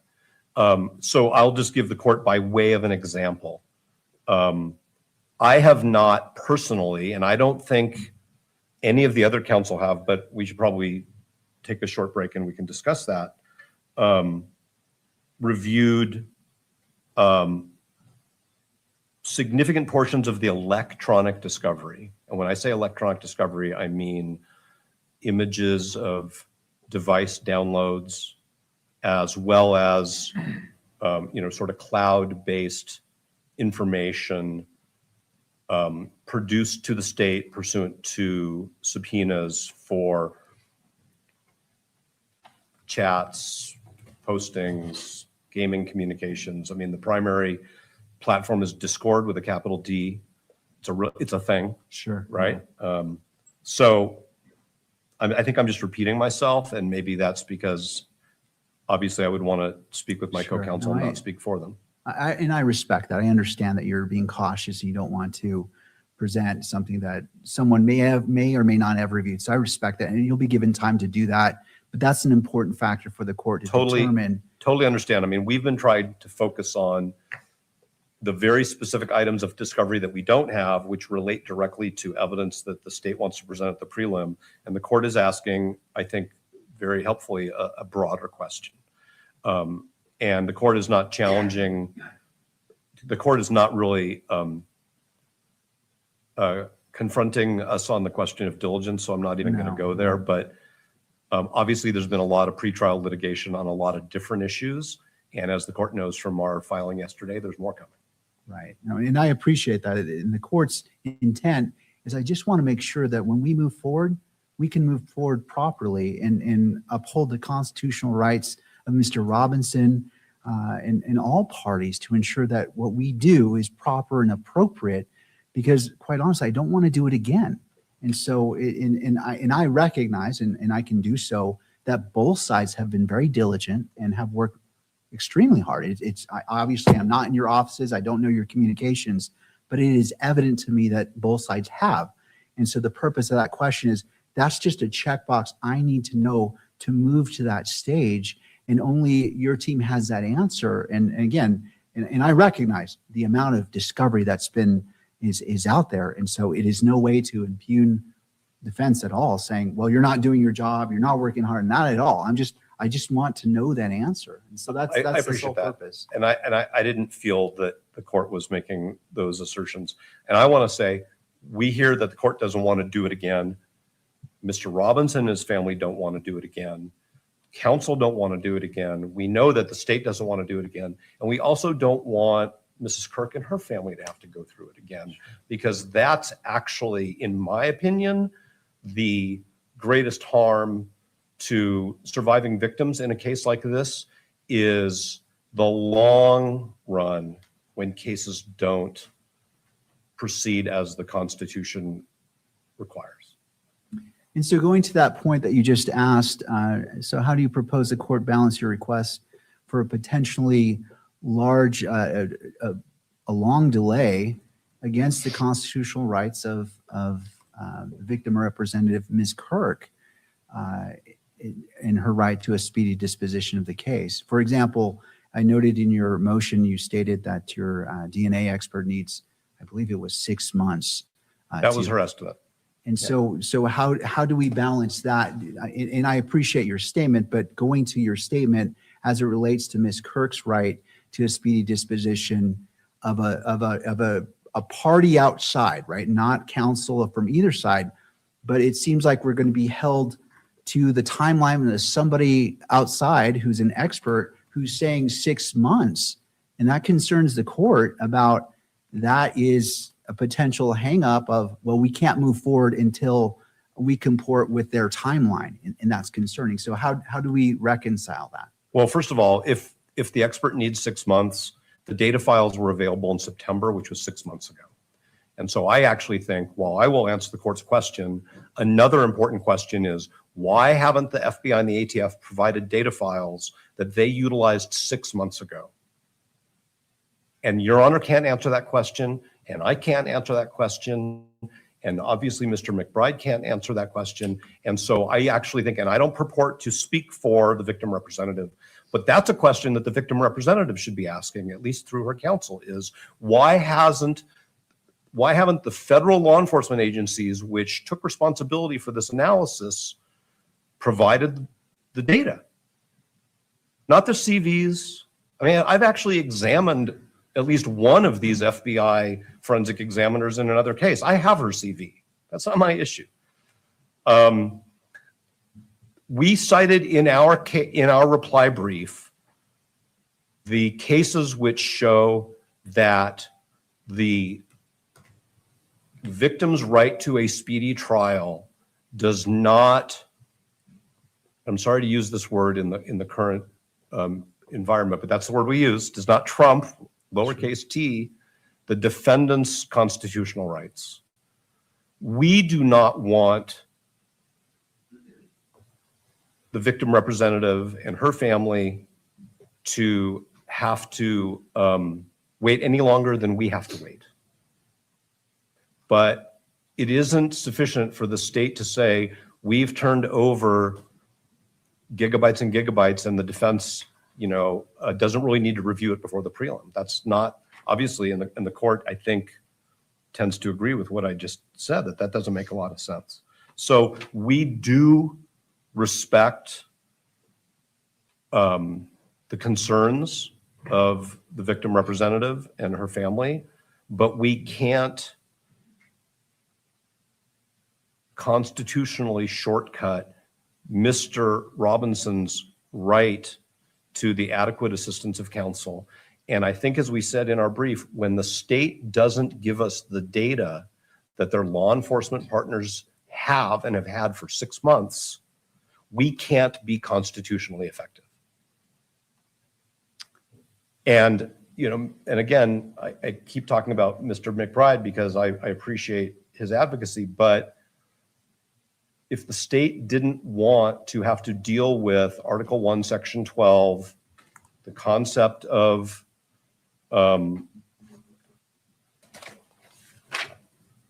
appropriate discovery, this court's need to apply constitutional standards of reliability, Mr. Gray could have presented this case to a grand jury. And instead, what Mr. Gray did was he filed an information with probable cause that relies on multiple assertions of DNA results. We should have had that discovery under a different rule immediately. If he had reports that are based on these data files, when he filed his information and probable cause, those data files existed. Those data files must have existed on September 15th or whatever the date of the information was. And here we are past April 15th. So I will confer with my colleagues on the court's question. We will obviously answer it because it's an important question. If the court has other questions for me, I do. And I'm so prepared. going to the state's argument that there's these 4 prongs that can be pursued in regards to the categories of evidence, and that the standard is clearly articulated in State v. Virgin, and so my question for you is, if the state's presenting evidence that can meet the standard in any of the 4 prongs, is it necessary that all the discovery for all the prongs be turned over in order for the defense to be ready to proceed at the prelim? I'm not going to speculate about how the state's presentation at a preliminary hearing would go as to prongs 1, 2, and 3, nor could I concede that without seeing the way the witnesses testify and which reports are actually received into evidence that they establish probable cause. It's the state that wants to present DNA evidence through summary reports, not through the witnesses who wrote the reports, not through their own state lab analysts. So it's not for me to comment on categories 1, 2, and 3. I understand what Mr. McBride is representing, but I can't comment on what this court will think of that evidence. But it's the state's decision to present 3 different DNA reports, at least at the current time, according to the memo that they gave us earlier this month. And it's their federal law enforcement partners who have not complied with that reasonableness test. And that's got to be imputed to the prosecution because we don't have it. Nobody's accusing anybody seated at counsel table or over there of stalling out anything. And I think the court deserves to know why the FBI and the ATF haven't turned over these data files. Well, I mean, I understand, but that doesn't get us to where we are today. The why doesn't help us right now. Well, then because- why might tell us when. I mean, Your Honor is absolutely right. The better question is when. And then when we get them and our experts look at them, maybe there is a refined assessment about how long that takes. So my final, I'm sorry. No, keep no. going. My That's all final I'm- question is I'm trying to avoid a slippery slope of, wait, we need one more thing. We need one more thing. We need one more thing. Are you saying, my understanding is, and I have, I understand to a small degree, given my experience about what you're requesting. You're requesting the lab notes, like all the underlying data that was put in to generate the DNA reports and the findings. Is that my understanding? What you're requesting is that is still outstanding? What is actually outstanding is, yes, but most importantly, the data, the electronic quantification, digitization of physical evidence taken from our client and certain objects that leads these forensic examiners to conclude that there are matches. Mr. McBride says, oh, there's two different things, and so they're both right because they each independently reach the same conclusion, but they're testing different objects in different labs with different protocols. We don't even have those data. And yes, with respect to the court may be asking me a question that is better addressed by Mr. Burt, because he's the one who specifically crafted the discovery request. And I know that Mr. Burt has reviewed more of the DNA forensic discovery than I have, but I can tell the court that without those data files, we can't even start to analyze, to understand, to appreciate the conclusions, the statistical analyses, the results of those tests. So yeah, the bench notes and the protocols that were followed, yeah, that's all important, but we don't even have the data files. And there's no reason that I am aware of that has been provided why the ATF and the FBI, first of all, the ATF, why they provided it in the last 3 weeks, and why the FBI still hasn't. And so I don't think it's going to be a dribble of this and that and this and that. It should have all been produced, some of it 6 months ago, because we have DNA reports from September of 2025 that Mr. Gray relied upon for his information. I guess what I'm trying to do is I want a bright line of saying this is exactly what we're requesting, and it's the court's decision if that's necessary or needed to proceed with a preliminary hearing. I just want it to be so clear that we know, okay, it is, hypothetical. We need a blue pen that is BIC or whatever. That's so definitive there is no question, because what I'm trying to avoid is, well, okay, they provided this, but it's not exactly it. They provided this is not exactly it. And I respect your position. I understand it. I just want to make sure there's no ambiguity. And that's why I'm trying to distill this to its finest point, so I know exactly what you're asking. Because when you say data files can be anything. I want it to be clear as day, so nobody can say, well, I didn't realize it was that. And you're saying the FBI hasn't turned over the data files. That is a very broad statement. And so I want to make sure we distill it to, it is this exactly. So the prosecution can say, okay, well, if we need to communicate with our their federal partners, then they can, and they can say, this is what we needed.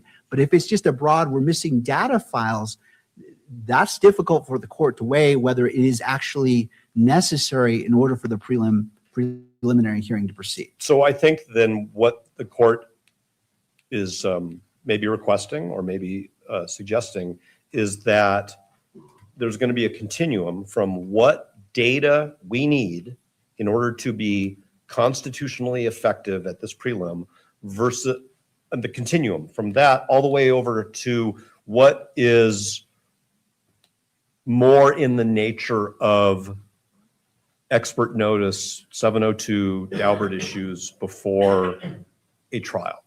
And as long as the state's position is none of what you're requesting, not even the digitization of the DNA taken from Mr. Robinson and the DNA lifted from these objects, if the state's position is that that's just Daubert discovery, then we can have the conversation with the court, and we can give the court our view of where the line is between what is data that should be reasonably available to us now versus what is Daubert.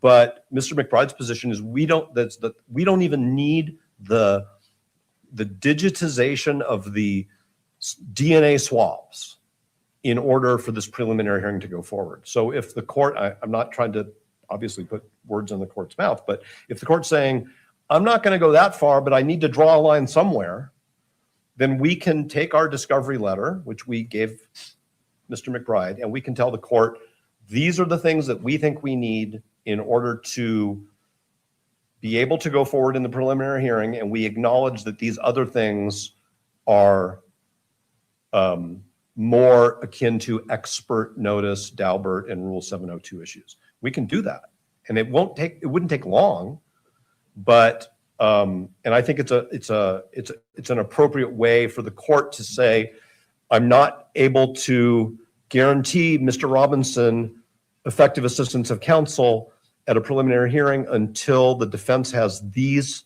pieces, and the others can wait.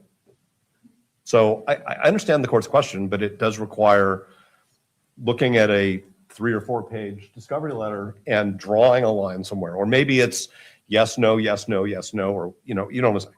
No, but to be quite blunt, that was the hope of the court for today. You're asking for the continuous because some discovery hasn't been provided, but I want to know what that is in order for the court to weigh that. Well, we will do that today. We'll do it the moment the court wants to take a break. We can do that, Okay. and we can tell the court these are the things that we think that that all the different authorities that I've cited require now versus the things that Mr. McBride is saying are expert discovery, and then the court will make its determination of which bucket each of those items goes in. Sure, I appreciate that. I think that's fantastic. All right. Thank you, Mr. Novak. I think I've asked plenty of questions. I want to afford the other side the Always open to opportunity questions, Rob. to have that same experience. All right. All right. Turning to the state.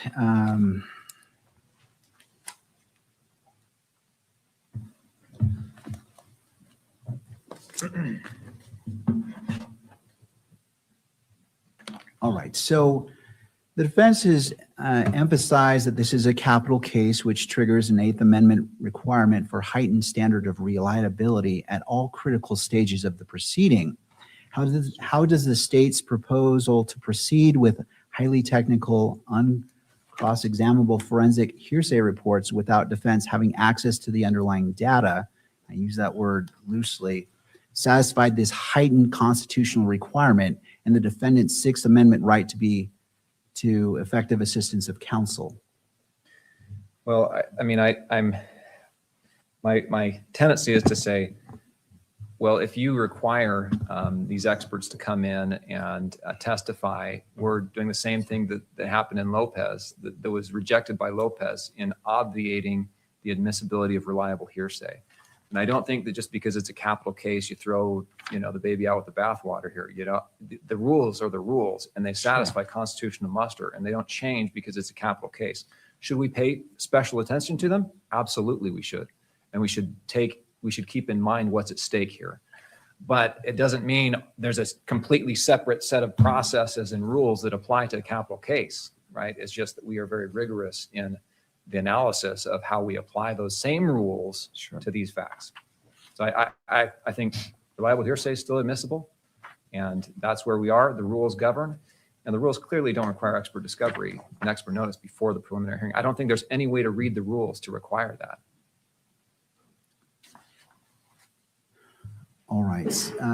One of the other issues that's been brought up is defense argues that the FBI and ATF act as your law enforcement partners and therefore are part of the prosecution team.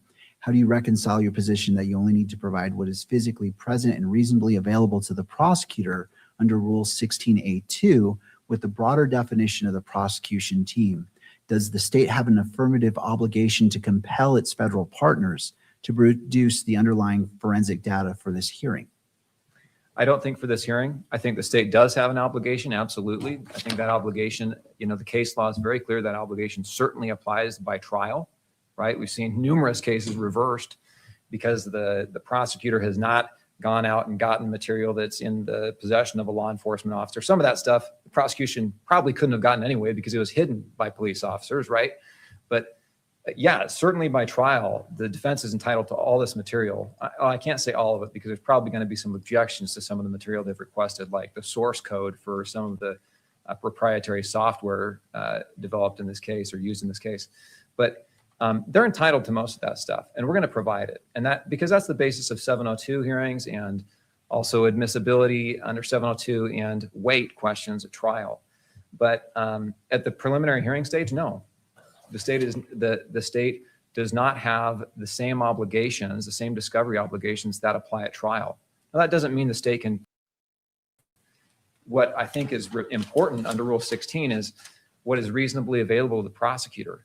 And that's what we're doing here. The point of my April 3rd filing was to say, Judge, look at our over 20,000 documents or files that we provided to the defense. You can see in there. And we asserted at that time we'd provided approximately 100% of the materials that we have, right? And you can see that we're not burying our head in the sand and saying, don't give us anything else, guys. We don't want to know. No, we're saying, give us everything. And as soon as stuff comes over, we send it out. And you can see in there the dates that we receive materials and the dates that we push them out. And we're talking within a week. Kelly, do you have something over the screen or something? We also can't hear you.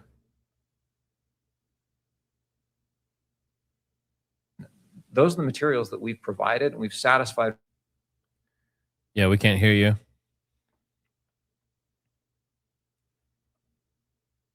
Not been what's happening here, but neither do the rules require complete expert discovery and discovery of these highly technical data files. And that, your line of inquiry with Mr. Novak just a minute ago raises the importance of this. Yes, the defense, I can't tell you the first date that we had a conversation, an oral conversation where they said, hey, we need the data files. And I remember a conversation we had, I can't remember, Mr. Bird, if it was with you or Mr. Novak. And I said, well, look, assume I'm an idiot. I don't understand what data files are. Tell me exactly what you need. And they say, well, we need the software files that can be used in the software program so our experts can run it. Okay, put that in writing so I understand and don't misrepresent what you want. And so when did they put it in writing? March 25th. So once I got it in writing, that's when we started looking through. I looked through my file and analyzed, do we have this stuff? Have we provided it? Help me understand what's going on. And after I did my analysis, I sent it off to the labs and said, hey, I've done my analysis of what I think we've provided here. Will you guys look at this and see what you think you've provided? And then tell me if if you haven't, get it to me. If you're not going to, tell me why. And we had that communication. We had a communication about that this week with both ATF and FBI. And I think a lot of this material they've requested, we have provided it. Some of this material was provided clear back in October, most of it. A 380-page digital case file from the FBI, disclosed October 24th, debate stamp 79, CVs of 3 of the analysts from the FBI. There's case notes were provided October 24th. That's Bates 122 and Bates 845 to 848. 73 files of policies and protocols, validation, testing procedures, analysis, proficiency procedures provided October 24th and 12 on December 9th. Now, the ATF lab, they were continuing to do investigations, not investigations, but expert scientific work on this case until the end of February. They chose to wait until they finished to compile all of their case files and to get them to us. We're talking thousands of documents. You don't snap your fingers and have them all together. It takes time to put them together. Once they got them together, they sent them to the SBI for processing, make sure that the detectives, investigators are aware of the materials, and they provide them to us. We bait stamp them and send them out. And those are the materials we received this week. Okay, so there's been no delay here. And And we've done what's required under the rule. But I think the important point is to go back to the purpose of the preliminary hearing, because what you're talking about here is, have we completed full expert notice? I mean, I know Mr. Novak says, well, that's not what we request. Well, that's what we understand, and that's what the pleadings seem to request. And this material, these data files, those are materials covered under full expert notice under 77-17-13, not under Rule 16, and certainly not under, there's no mention of when this material has to be provided elsewhere. So I just don't see that how this is necessary for the limited purpose of the preliminary hearing, particularly in light of all the other three categories of evidence here.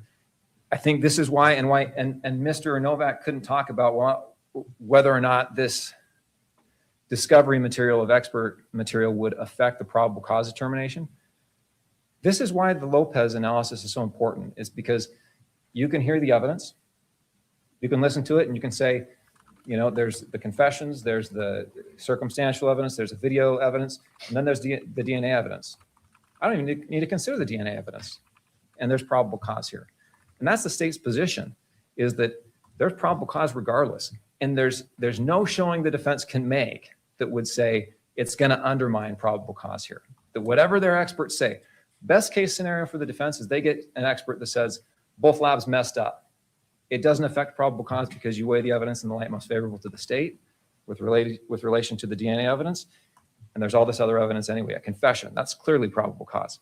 So I would ask the court to hold off, deny the motion for now, hear the preliminary hearing evidence, and then let the defense make their showing. And if they can make a showing that undermines probable cause, fine, give them their continuance. And at the same time, have them tell us exactly what data files they're talking about here, because that's exactly what I asked for, and they gave it to me on March 24th, less than a month ago. So that's the process I think you should follow. And, you know, I know the other thing the defense has said is, well, look, the state doesn't have to use this evidence.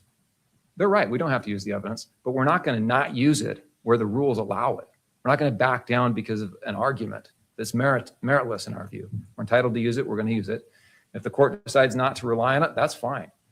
You know, so that's my position on that, Your Honor. Final question, and I appreciate both sides in their presentations. Is there a reason that you recognize that the defense would be entitled to a continuance? Well, I think there's two components to that in my mind. First is, you know, in a lot of cases, we will stipulate to a continuance, you know, out of professionalism, preparation. You know, there's a lot of things that we stipulate the continuances on, but generally we're talking a 2-week, you know, maybe a month continuance. Here, this is a significant continuance that we think violates the victim's right to a speedy trial and affects our ability to get justice in the case. But the second component is why, yes, we would absolutely stipulate to a continuance under some circumstances.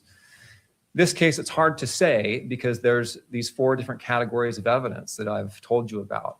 And the failure of any one doesn't mean the rest fail, right? Each one of these categories of evidence really establishes probable cause on their own. So it's hard to say why we would agree to a continuance in this case. You know, I mean, I'm thinking of a recent case I had where defense counsel's father died right before trial. I stipulated the continuance, okay? Something like that happens, of course, we're going to extend that professional courtesy to the defense. You know, as it relates to preparation, I don't think the defense needs to, and this kind of goes to your question to defense counsel, hey, are you going to render effective assistance? And I'm thinking, you know, if I were in your shoes and they say they need more time to be prepared, yeah, that's a legitimate concern. And would I agree to a continuance for them to be prepared under certain conditions? Absolutely. You know, for example, let's say they hadn't reviewed the 35 exhibits we're going to present, right? We've narrowed it down, you know, given greater notice than is required by the expert notice statute. In fact, you know, more than a month's notice of all the exhibits and witnesses we're going to call. There's 6 witnesses we're going to call. There's about 35 exhibits we're going to provide. Most of those exhibits were provided to them clear back in 2025. The last one I think was provided, maybe I've got it on a list here, but I know you have it in that letter I sent, Mr. Novak. But the last one was provided January No, there's a tool marks report that was provided March 12th. Okay, so under these circumstances, no, they can review these 35 exhibits. You've got plenty of time to review them. I'm sure between all of them, they've reviewed all these exhibits. They're the DNA reports. There's photos of the rifle found, photos of the rounds in the rifle, surveillance video of the defendant on the scene, video of the shooting itself from people in the crowd, those type medical examiner's report, doorbell camera video of the defendant approaching in his car. The defense has all this. They can be prepared on time. So yes, there are circumstances, but I don't see them in this case. Thank you. Your All Honor, right. may I go back to the request that the court made for a little more clarity? Exhibit F to our motion is Mr. Burt's discovery letter, which Mr. McBride and I have both been speaking about. And Mr. Burt is prepared right now to tell the court which pieces of the discovery letter we view as core discovery that we're entitled to before the state offers any DNA evidence at the prelim, and which pieces of that discovery letter are more in the nature of expert notice under Daubert. So if the court wants to hear from Mr. Burt right now, we don't have to delay that, but I want the court to understand that Exhibit F is probably the template for that. All right, and I'm happy to hear from Mr. Burt. Is more time needed, Mr. Novak, to confer on to my first question about the discovery that's been reviewed? Yes, I think that would have to happen during a short break. Would a 15-minute break help accomplish that? Very much so, and I'm sure others would appreciate it. All right, well, let's turn to Mr. Burt, and then the court will take a 15-minute break, recess. Mr. Burt. So, Judge, to simplify a pretty complicated issue, this DNA testing, it's a black box technology. That technician processes a sample, puts it into a genetic analyzer, and what he gets is electropherogram, these little squiggly lines. I'm sure the court's familiar with that. But the machine that they put the sample into generates internal electronic files. And when the FBI or the ATF analyzes the samples, they can adjust the parameters to decide how low of a level do they want to look at the sample. And they have set standards. If it falls below a certain level, they don't want to look at it. That's just the way they do it. And in this case, what you have on all the samples, they're what are called complex mixtures, up to 5 people in each of the samples. So when they have that kind of a situation, then they use another software program called STR Mix. And they run this program, which also has internal files. And that program supposedly sorts out whether various people can be identified with a sample. So of the information we requested initially, way back on September 16th, we requested all electronic files. And in dealing with the FBI and the ATF for many years, when you make a discovery for electronic files, they know, Mr. McBride might not know, but the FBI and the ATF knows that what you're talking about when you're asking for electronic files is the machine output that can be used by another expert to reconfigure where the DNA readings are taking place. And they can only do that when they have the underlying electronic data from the genetic analyzer. So the FBI was given our initial discovery request. And I don't know, I've done probably 100 cases with either the FBI or the ATF. And when you ask for electronic discovery, you get 2 things. You get the case file, and that contains all the underlying notes of the analyst who is processing the scene. You get the electropherograms, which are the little squiggly things. And you typically get a disk with the electronic files on them. Those files cannot be read by lawyers. It requires software that lawyers typically can't afford, $10,000, $20,000 for the software packages, but they can be analyzed by the experts. And that's the information that we're asking for here. And so It's not correct that we didn't ask for this stuff in the beginning. We did. We did have a subsequent discussion where Mr. McBride said, I'm unclear on what electronic files mean. And so I did provide in a letter specifying exactly by file extension names exactly what that meant. And in the discovery letter we sent to him, to answer the court's question of what's essential here, item number 6, data files, please provide copies of all computer data files created in the course of performing the testing. And then it specifies both raw data and processed data. These files should include all sample files, FSA and or HID files, matrix files, standard files. Any DNA expert would look at that and know exactly what we're asking for. And again, it's standard. It's all it is pressing a button. They can put that on a disk and give it to you within the day. But for some reason, it wasn't provided. And so that's item 6. That's essential information. And the second essential piece of information in this discovery letter is item 9, the STR mixed data. And under that category, we've listed 6 elements of the electronic data related to the XTR mix. The rest of the discovery requests are broader in scope. And as you were told, that's going to be worked out. But the 2 key elements that we don't have are 6 and 8, or 6 and 9 in this discovery letter. If we had that information, we could get it to the experts. The experts could look at it, see how complicated it is, give you better estimates how long it would take to put together their analysis. And their analysis, we have to depend on them because we don't have the expertise or the software to be able to read these data files. So, and I appreciate that clarity. That's exactly what I was looking for. My next question is, let's hypothetically assume, and the court is not trying to indicate any direction. Sure. But let's hypothetically assume I say that's not necessary to move forward at the prelim. Is your expert ready to testify? Ready to testify at the prelim? Yes. The expert would be prepared to come in and explain to the court what they could opine based on the information they have.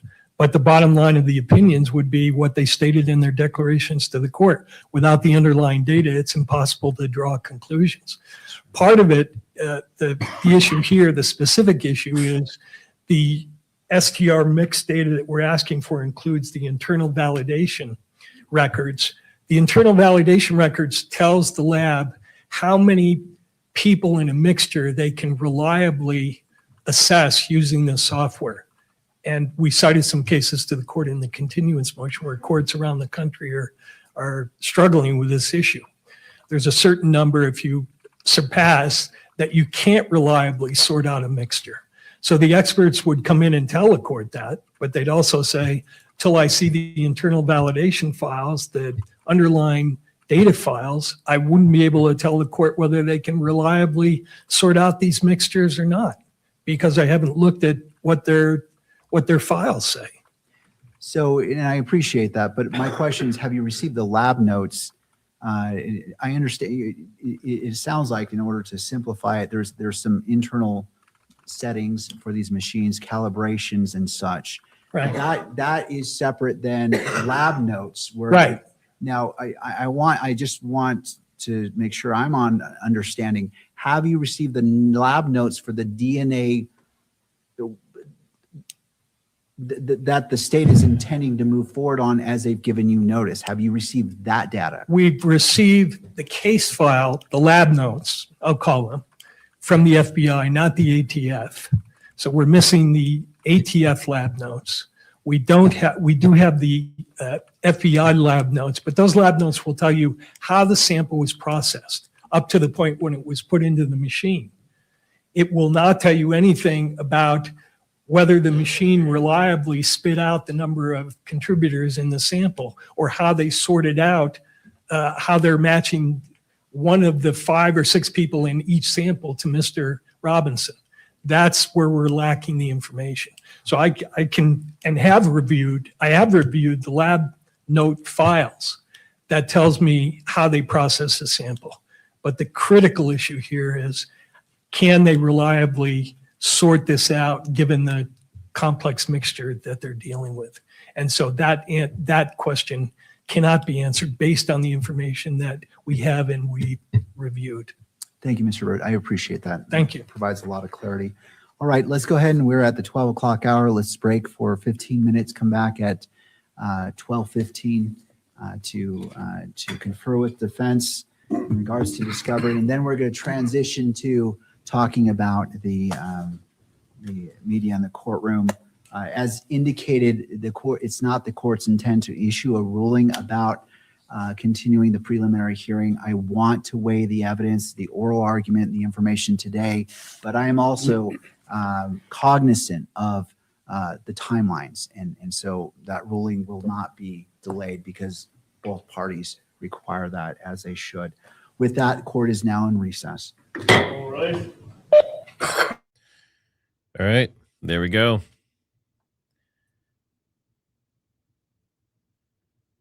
We have Kelly Raybon, the muter.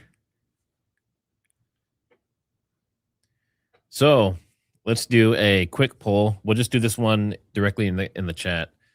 If you think this was productive, put a 1. If you think it's just a show, like a lot of people were saying, it seems like it's some kind of entertainment, put a 2. So 1 if it's legit, 2 if it's just for show. I'm curious what people think. I know that there's some interesting information in there, but I think it's interesting how prosecution was like, he had the gun down his pants. He went onto the roof. He took the shot. There's video. You know, UVU has tons of video of all this stuff. They have video of him taking the shot, right? They said that. You see him take the shot. That's what it said. So if that is true, and they have 4K video from these cameras around UVU of him taking the shot from the roof, then is this a open and closed case? I mean, obviously there could be other people involved overall, but would that satisfy people if that was the case, that he was the one that actually took out Charlie? What do you think, Kelly? Well, I think at this point they're able to really take some liberties, we'll say, when he's pontificating up there, okay? Because I'm not convinced at this point that, you know, that video is going to be clear enough to determine that it's actually Tyler. Are you really going to be able to see squeezing the trigger? Are you really going to be able to see, you know, a bullet leaving the gun? I don't know. Are you going to see Tyler's face? I mean, if we see this video during court, you know, we're going to be doing some slow-mo breakdowns. Well, of zoom-ins. course we will. But I guess what I'm just reminding people is at this point, they can really say whatever they want to say at this point, just like police can write what they want to write in those initial documents. Sure, in theory, they're supposed to be accurate, but they take a lot of liberties when they, you know, when they're even doing those initial charging documents. It looks like it was fairly 50-50. I know people thought this was legit. Some people say they think that the defense is doing a really good job. Do you want to pull this off of? I'll keep an eye on my screen, but just so that way they don't have to look at bars big on. I can change that. You can leave yours how it is. Okay. And I'll just switch us. Yep, Okay. perfect. And then I guess just let us. Actually, I can see I've it. got it. So. I've got it in my. Yep. Okay, so I just heard back from Brandy and Billy. She says she is at the court today, and she's there with Elizabeth Lane. So maybe they'll do a report on this later on. So they are there with everyone else, and we know every time that anyone has gone to court, they've gotten some interesting information while they're there from the family or a different point of view in the courtroom or something else. So we'll see what happens with that. Yeah, there have been some witnesses that have made it a point to either attend every public hearing or some of the hearings. And I think now as we're getting closer to kind of things starting to happen, you know, maybe more folks are starting to show up. It'll be interesting to hear from her and see what she says, if there's what the turnout is like today. But you guys, when they're talking about pushing this hearing back even 6 months, which personally to me seems outrageous. That's such a long time period. Like, we're not even talking about the full trial. We're talking about a preliminary hearing. And let's remember that Tyler has not even officially entered a plea yet. He's never even had a chance yet at this point to say not guilty. I'm just looking at some interesting stuff happening on X. Okay. Since I posted what the... Okay, so let me go to that post and see what's being said over here. And then also, I think that it's, while you're pulling that up, just, the inevitably summer break, I can just see how these lawyers will start to say, well, scheduling is going to be an issue because of there's summer breaks and this and that. So you're looking at, if they do push back, I bet it'll be 3 months. Yeah, I'm guessing they're probably going to meet them halfway, probably. Mm-hmm. So I posted, Judge, how do we honor Erica Kirk's right to a speedy trial while waiting on an expert that needs 6 months for DNA testing? And then defense said, why haven't the FBI and ATF shared data files they utilized 6 months ago? Erica should be asking the federal law agencies why they haven't provided the data. That's the defense saying that. And now I have people posting to Erica Kirk saying that she wants to convict Tyler Robinson and all this kind of stuff and defending her and everything else. So how much you want to bet they go after me for posting the information as opposed to the defense who actually said it? Because that's how they work, right? They are ridiculous. Yep. Ridiculous. But people are saying that she should be demanding all the data from the federal agencies, but she isn't, and we know why. It's sickening. This is truly diabolical. So, I mean, in all fairness, we don't know what she did or didn't ask for, and she has a new lawyer, right? This was Charlie's old lawyer, who's supposed to be kind of taking it from here, as far as representing her. So I guess we'll find out. We'll find out what comes out of that. But I mean, we don't know if she asked for that information, but we assume if she did, then the defense would already have it. Yeah, I mean, I'd say Erica knows people in high places. She should be poking and prodding them a little bit, telling them chop chop. Speaking of poking and prodding, make sure you check out my UAP alien series, UFOs. A lot of probing going on over there. Little Saigon, thanks for the super chat. Defense has a big hodgepodge of shaky evidence. Defense or prosecution? Bonnie Lynn, thanks Matt and Kelly for all the time and the work you do. Thanks to all the moderators as well. Yes, the moderators are very important. Make sure you guys show them some love. It is not an easy job. And it's usually 99% of the time it's volunteer. So they are taking time out of their day to help keep the chat clean and get rid of bots and stuff like that. Ant Lang, thanks for the super. Is videographer deliberately trying to get cameras banned from the courtroom? Kelly, do you want to talk about that? Because you had a big reaction. I did have a big reaction. And you guys, the whole drama thing I was doing over here. Oh, let's see. What are they doing? Okay, recess till 12. Okay, we got a few more minutes yet. Yeah. The reaction was because it was my understanding that they weren't even supposed to be showing the back of Tyler at all. And previously, part of the problem had been that you could see when the attorneys were speaking, whispering to Tyler and then reading the lips, right?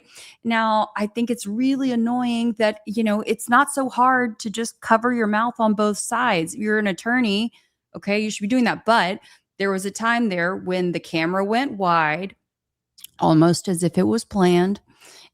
And you can see the back of Tyler. You can see his attorney, Kathy Nestor. She leans over, okay, and she whispers to him, and her mouth is facing toward the camera. And so I really hope that this doesn't mess things up for all of us. It was my understanding previously that it wasn't that they couldn't film defense and Tyler at all. Is that they could not film them from the front or while they're talking to each other. I think they got in big trouble one time, and they weren't supposed to show him at all. And maybe so it was that one time that they were just banned from showing him at all. So hopefully it's okay to show the back of his head, and his bald spot, because I know people give him a hard time about that poor guy. It looks like we have a bunch of gifted memberships on Rumble from Spicy Grits Official. So thank you for that, Spicy Grits Official, for those memberships. Which also, to the point of his hair, it makes me think, is that why the person, if it was someone else, is that why they had the ball cap on? So they couldn't identify anything particular with his hair pattern. Interesting. You're thinking like a detective. It's what I'm here for. That's what I pay you the big bucks for. I'm still waiting. We need a 6 months delay on that payment. Yeah. But I mean, I think 3 months is reasonable, because I don't remember who it was, but they made a really good point. The prosecution has had this evidence for 6 months. Why can't the defense have it for 6 months to work with? I mean, that's fair, but It's fair, but it potentially gives Tyler 6 more months to possibly have something happen to him,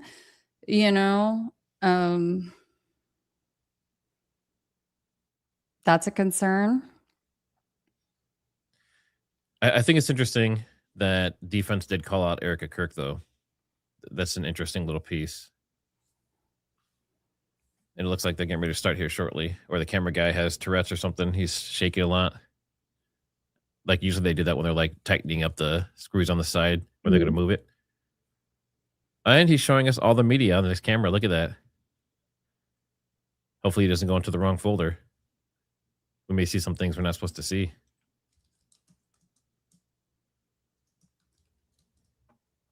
Yes, agreed. It should be broadcast publicly, 100%.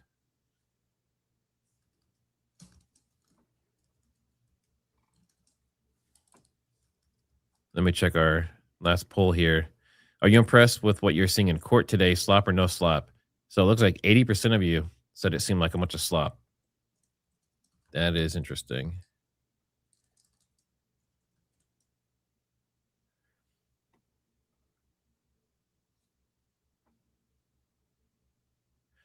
Someone said, where is it? Let's see. Kelly Raybon, this is from Get Crunk and Listed on your channel. Certified criminal psychologist. Sounds like a good title for you. Certified by the School of Hard Knocks. Thank you. Get crunked. I appreciate it. And you also had, let me see if I can find it here. I'm still trying to learn how StreamYard separates this stuff out, but it looks like Christy White's ID or White Sid is a new member on your channel. Awesome. Thank you so much, Christy. Appreciate it. Thank you all for being here. And for anyone that's just coming in, obviously people that are here know we're in a short recess and we'll be back to the trial here shortly. This one has probably been one of the spiciest since we've started. I think we've covered 3 or 4 of them now. And this one has the most information. We heard prosecution basically lay out their entire case of what they think happened with Tyler Robinson and all the evidence they have. They think it's pretty open and closed. And defense is saying they don't have the information. All the information that the prosecution has, defense says they don't have all of it. And they just said that they requested it back in September from the FBI. So the FBI and ATF have not given this information to the defense. Roger Lane gifted 10 Trigger Smart memberships. Thanks, Roger. How long have you been in here? Roger's the GOAT. Make sure you guys tell Roger thank you down in chat. I think some of you already did. Yep.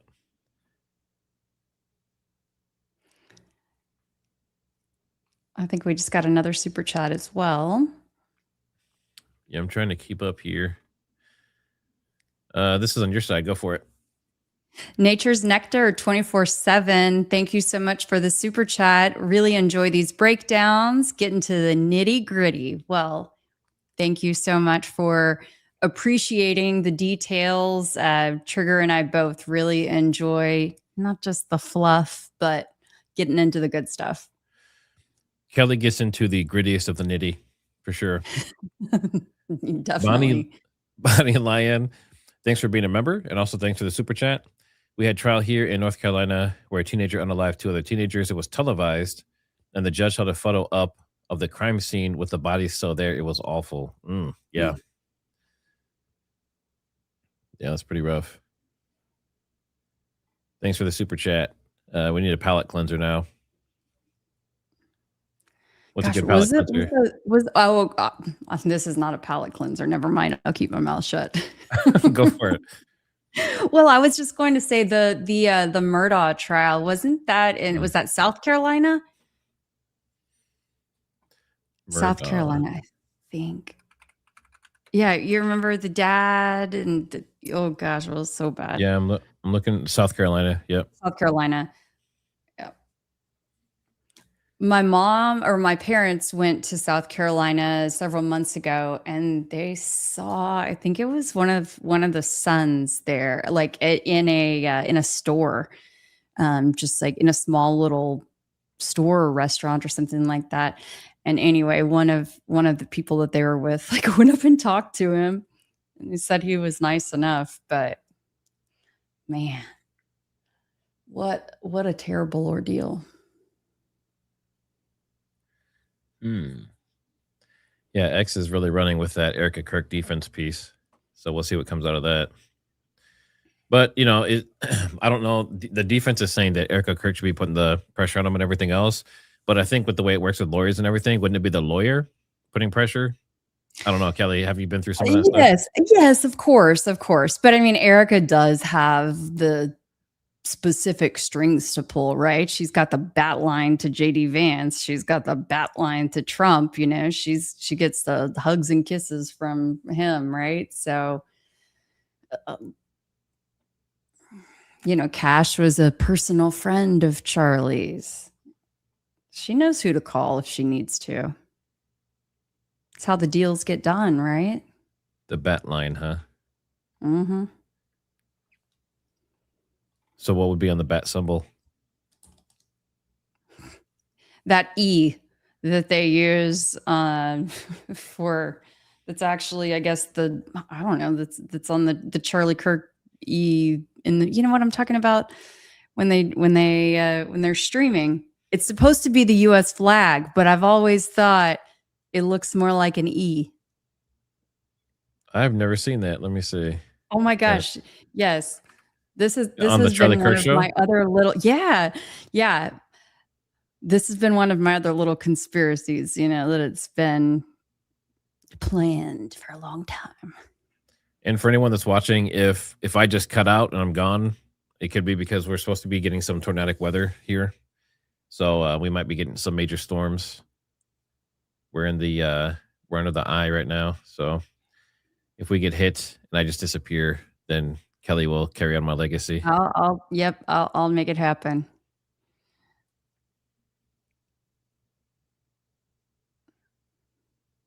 Did you find the picture? I did not. I'm still looking for it. Okay.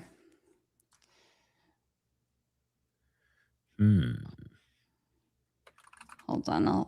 I don't want to risk my stream here, but give me just a second. Exotica said, go to my safe place trigger. Yeah, I mean, in the Midwest, when a tornado comes, we go out and we watch it. So unless it's in the act of actually hitting the structure we're inside of, we are probably outside watching it. They're like the dad's outside and we're like, everyone get to the basement. And then we just kind of, we film it. But yeah, I've never done like an official storm chase. That might be interesting actually. But I've seen them out here and I've talked to a lot of them and I have some friends that do it. Okay, I think I see what you're talking about now. The E. Interesting. Yeah, the way that it looks when you see it on the show, it looks more like an E.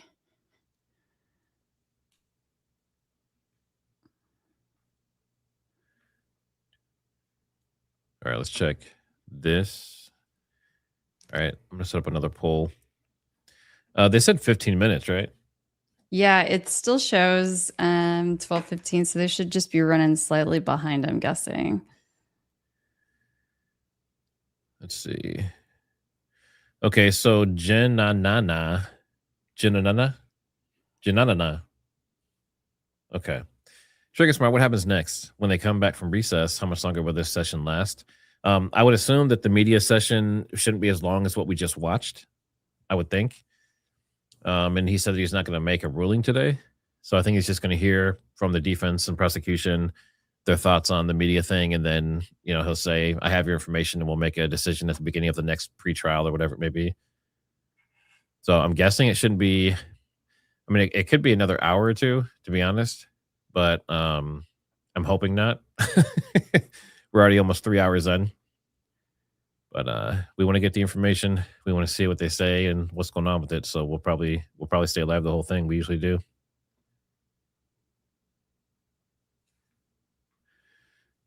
Yeah, Gabbage Lee. If I ever did a storm chase, I would definitely stream it live and have the GoPros and all that stuff going on. You can see me get picked up by the tornado because I'm an amateur. You better hold on tight to something. Burnell R86 says, I appoint Kelly to run Trigger Smart, LOL.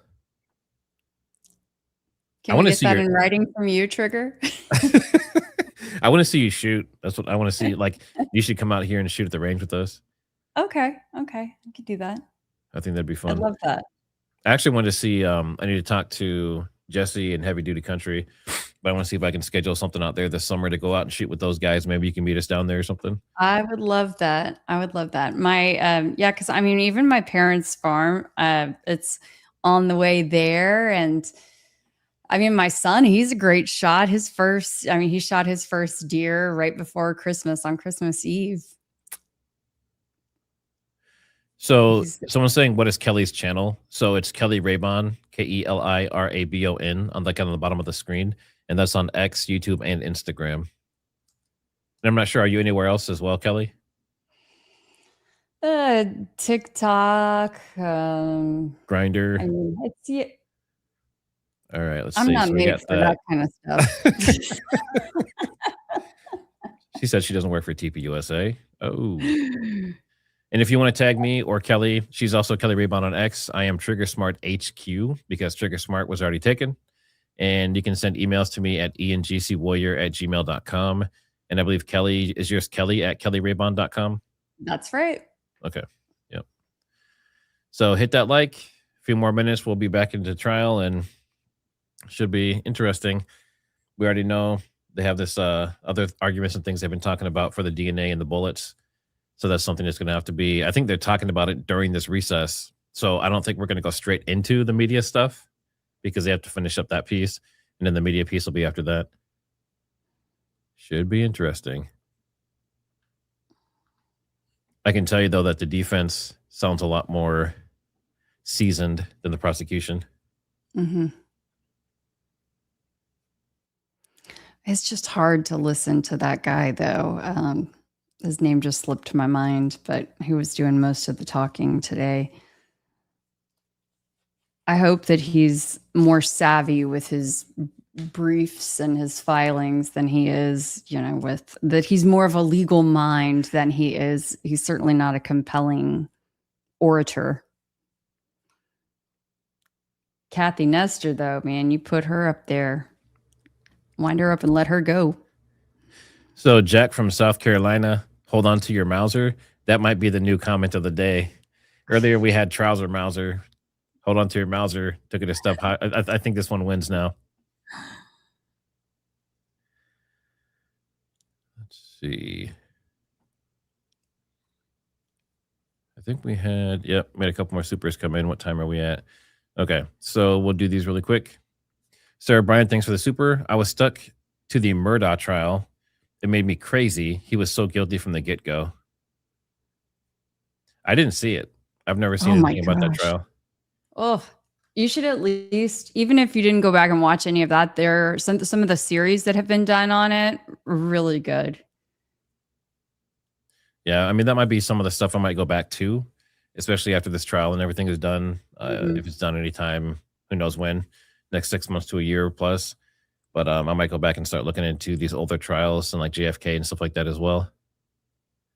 Roger Lane, thanks for the big super chat. Keep your rear end inside during those storms.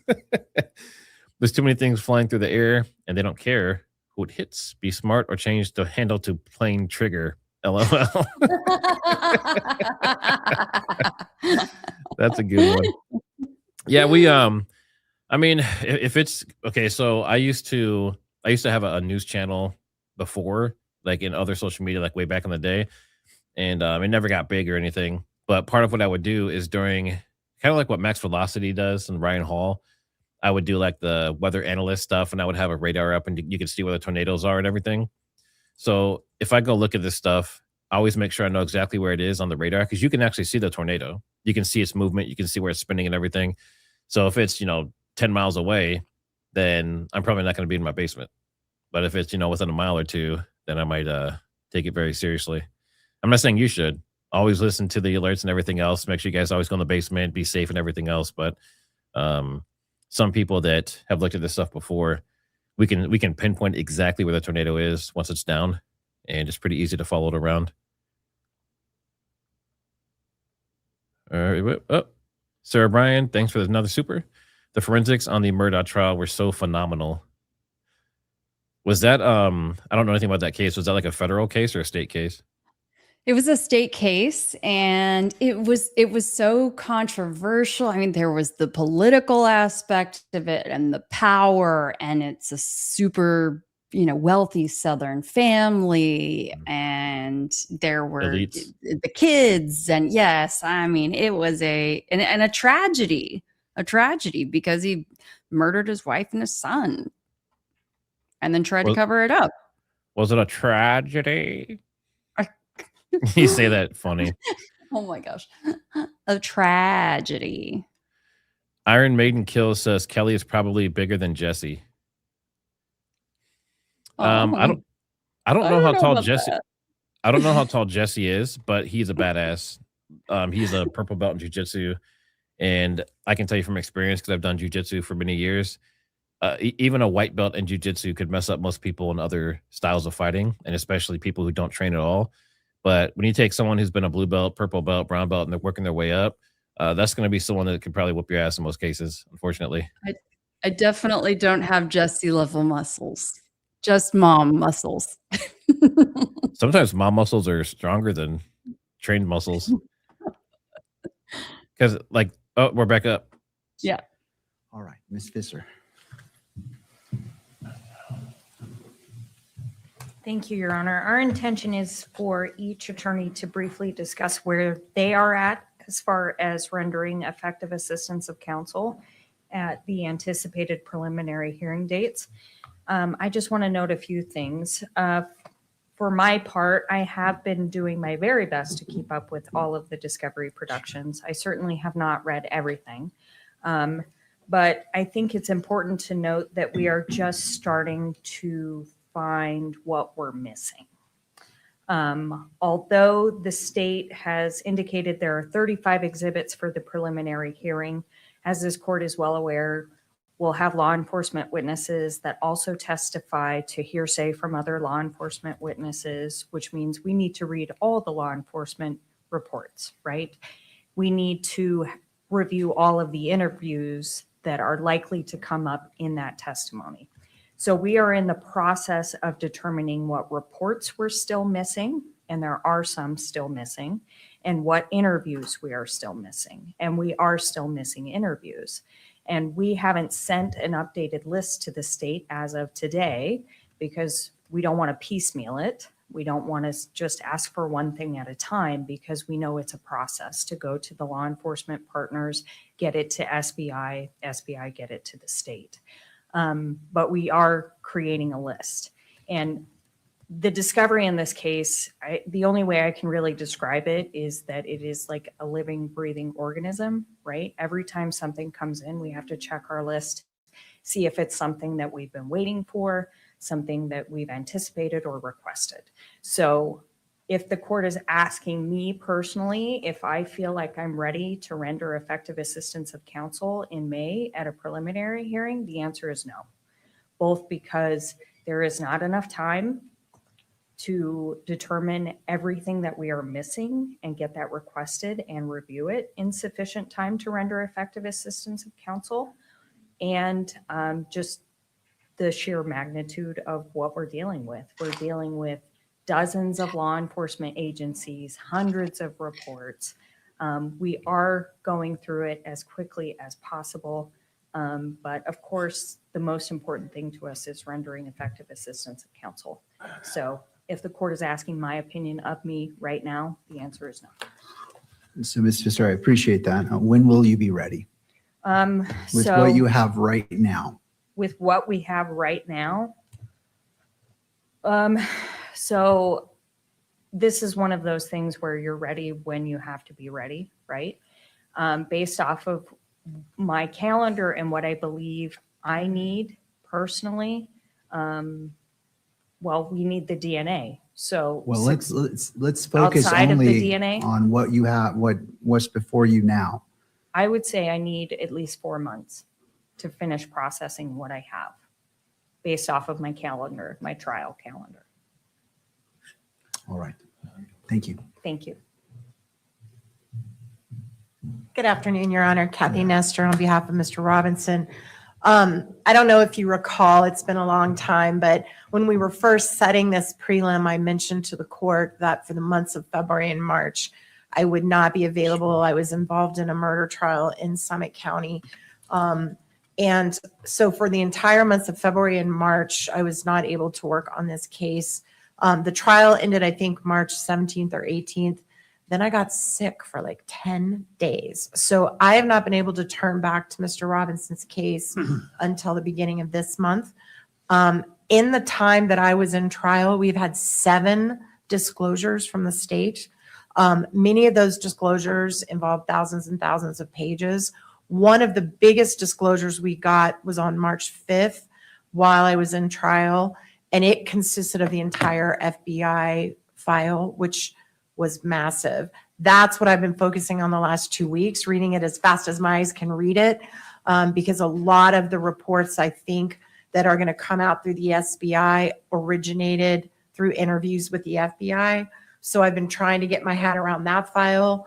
And that's just one portion of one of the 7 disclosures. And there were thousands of pages. And I think I've made it through the FBI file now, but that I haven't even touched any of the rest of it.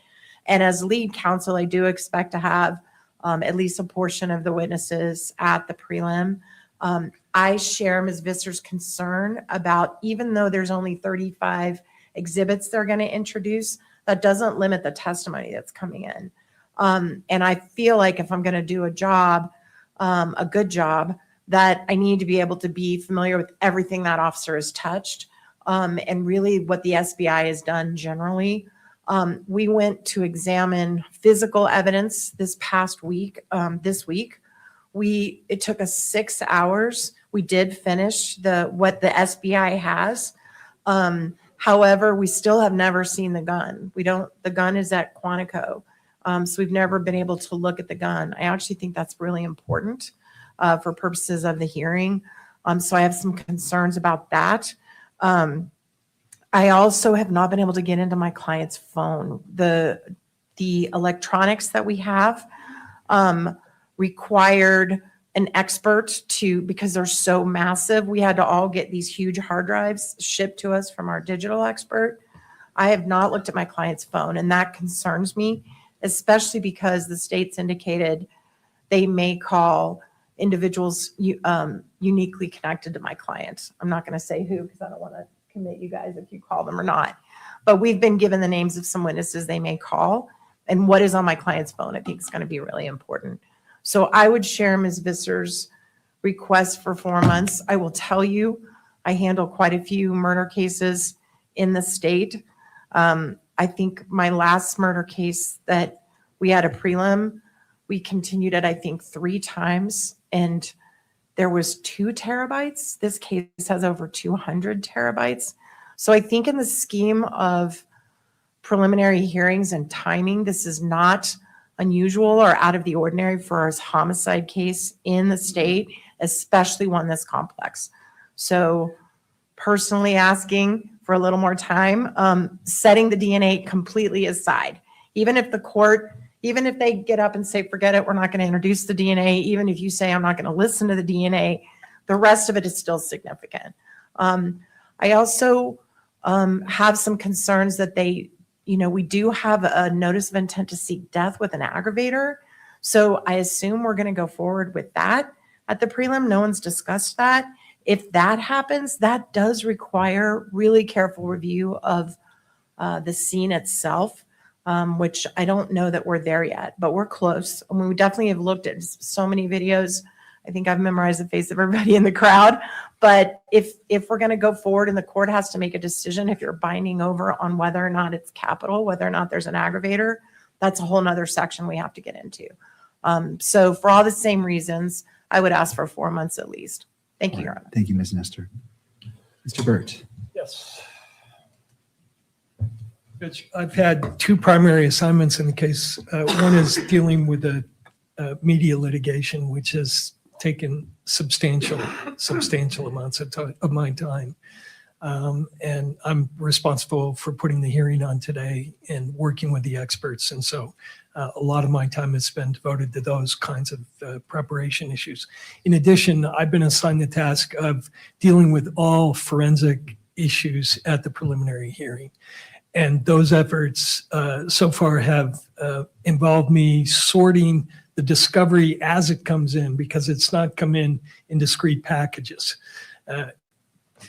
Discovery dump 1 might have some DNA discovery in it, and the next time we get something on DNA is in discovery package number 4. So part of my process has been going through everything as it comes in to sort of sort and get organized the various areas of discovery. And so far we have information coming in on the following areas: autopsy experts, canine deployment, crime scene photographs, DNA, fingerprints, firearms, footwear, laboratory intelligence unit discovery, question documents, state forensics, and trace evidence. So I have set up files for each of those areas. I'm uploading and organizing and reviewing discovery as it comes in each of those areas. We are retaining experts at the point in time when we feel we have enough information so that we're not paying experts to have to duplicate or do discovery review in batches. We're taking on the burden of getting it organized so that we're not spending a lot of expert resources on reviewing discovery. So we have retained the DNA experts, and we're stuck on that issue. As you've already heard, we've retained a firearm expert who is awaiting the case files from the ATF. We just got in the second to the last discovery batch the autopsy photographs that were produced in September. I think we got those just in March of this year. So those are being reviewed and organized so that we can hire a forensic pathologist who will review the autopsy report and prepare us to do whatever cross-examination we need to do on that report. But we have not yet retained that expert. So that's kind of an overview, and happy to answer any questions. I don't feel, given the state of discovery and the complexity of some of these forensic areas, that I'm in a position to render effective assistance. The DNA expert estimated 6 months. I think if we got the minimal 2 categories of information that I outlined for the court, that we could expedite that down to approximately 4 months so that they'd be prepared in that time period. Thank you, Mr. Burt. Thank you. Mr. Novak. I've already been told I used too much of the court's time, but I think I can supplement. No, I appreciate all the efforts of every party, and I know it's important, and so that time is necessary and needed. So I appreciate hearing from you. I'm not going to represent that I'm responsible for all of the motions and pleadings that have been filed, but I've really devoted my time to writing. And obviously the court has held many substantive hearings on issues so far. obviously everything that we write is a collaboration, but I think that the vast majority of the time that I've devoted to this case has been the legal writing and frankly coordinating the mitigation investigation, which I'm not going to talk about beyond saying I speak almost daily with the people involved in our mitigation investigation, reviewing mitigation materials. That's where I'm focused. And obviously that's not part of the prelim. So if we were shifting to fulsome preparation for the preliminary hearing over, say, the next 30 days, I would have to basically put aside all of the writing that needs to be done and direction of the mitigation investigation and figure out where with my colleagues they need me to fill in so that we are all constitutionally effective when it comes to the preliminary hearing. And so if, as it relates to what you are maybe assigned to as it relates to the preliminary hearing, how much time would you need? I think the estimate of my colleagues of 4 months is appropriate. And I also think that what we are all saying is whatever time our DNA experts need once they see the data that Mr. Burt so eloquently explained, to your honor, we don't have, that's really going to be the controlling time period. We're not, in other words, we're not going to say, oh, our DNA experts are ready, but counsel are not, because I think that 6-month estimate by our expert, which was provided in a declaration, is going to be the outer limit, but that's going to be from when they actually get the data. And as Mr. Burt said, there may be a refinement of that once they see the data that's available to them. I mean, that was sort of a best assessment based on past experience, not based on what the data in this case presents in terms of the challenges for analysis. Thank you, Mr. Novak. Thank you. All right, as and anything, just turning to the state, any benefit of the record that's needed? I would just add, I haven't seen everything in the file either. That doesn't stop me from being prepared. This is a massive file. Probably, I don't know, 70, 80% of the file is running down leads that did not lead to any fruitful evidence. And so a lot of what this is categorizing evidence, and the core evidence that's required of the preliminary hearing has been provided for a long time, with the intent that I could help the defense. And this is exactly what I said in my letter that I wrote to them with the witness and exhibit list. I provided very explicitly the witnesses we would call, the Bates numbers of the reports that talked about the witnesses that we would call, including the Bates numbers of the reports of the witnesses we would use 1102 statements for.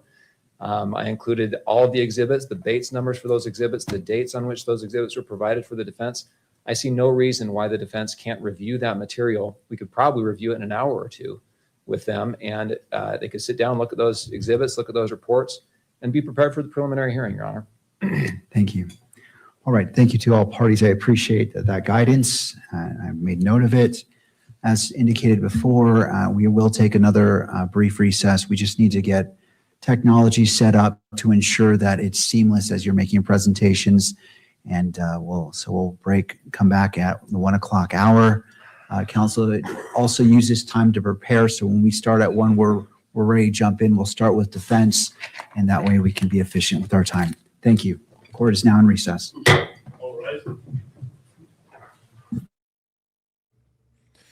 All right, 15-minute recess. If you need to go to the bathroom, grab something to eat, grab a drink, this would be a good time to do it. Go sit in the hot tub. Go outside and look at tornadoes.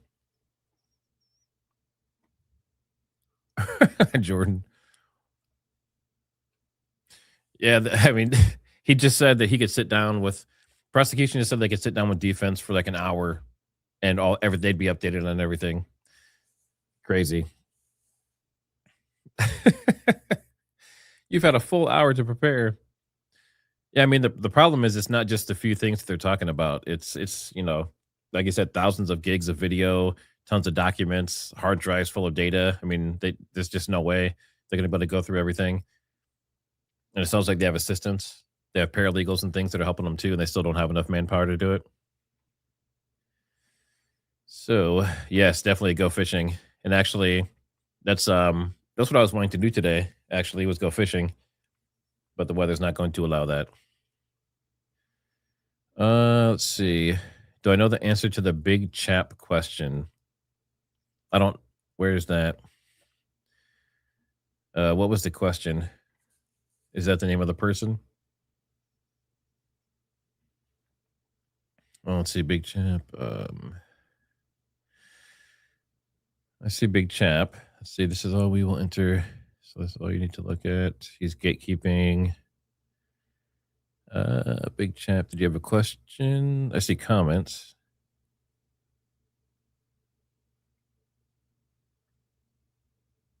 Big chap. Oh, is Novak the cousin? Kelly, do you know which person is the cousin of the Farnsworth or something? You're muted. You're double muted. It's not Novak. Oh gosh, I did know it, but it's not Novak. Novak is the attorney out of California.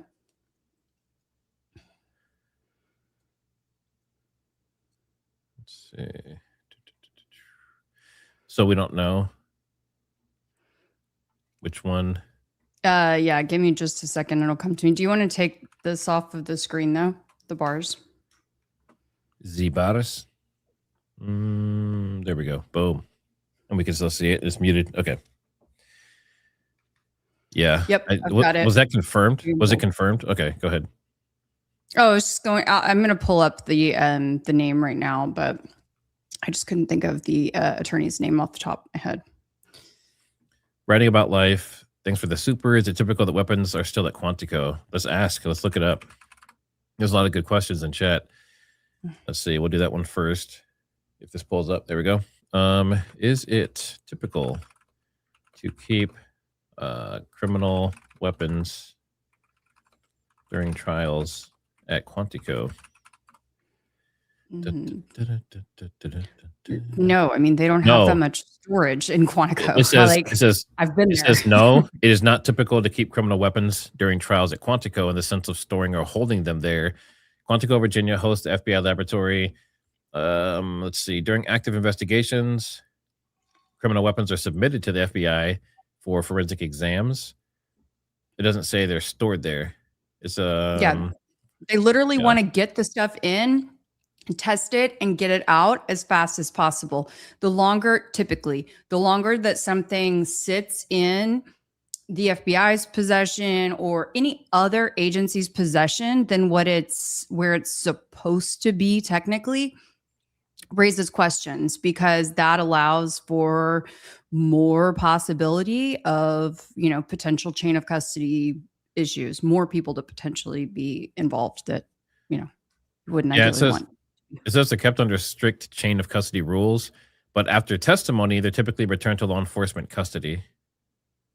But that law enforcement custody would still be the local agency. FBI would only be, or FBI, ATF, etc., would only be involved solely and sheerly for the purpose of testing. Yeah, it says the weapon may be returned to the FBI lab after the case is done, after the case is closed. And it says it's not routinely kept during trials at Quantico itself. So it is not normal or common. Great question.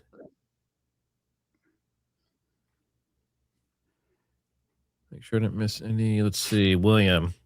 Matt, could you try to simulate a weapon below the stand and plastic chair on the block with ballistic gel? So that I did answer that, but basically Heavy Duty Country and Jesse on Fire were messing around with some kind of what do they call it, like a trap door theory. Maybe that's something they can follow up on. But the ballistic gel, it's about $100 for the gel block.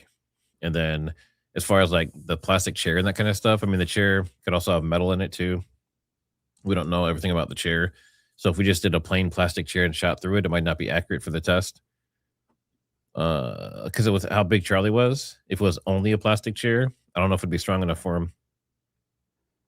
Big Chap, thanks for the super. Thanks, bro. Praying for your safety. God bless. Make sure you guys hit that like. And if you haven't already subscribed, consider subscribing. And also to Kelly Raybon.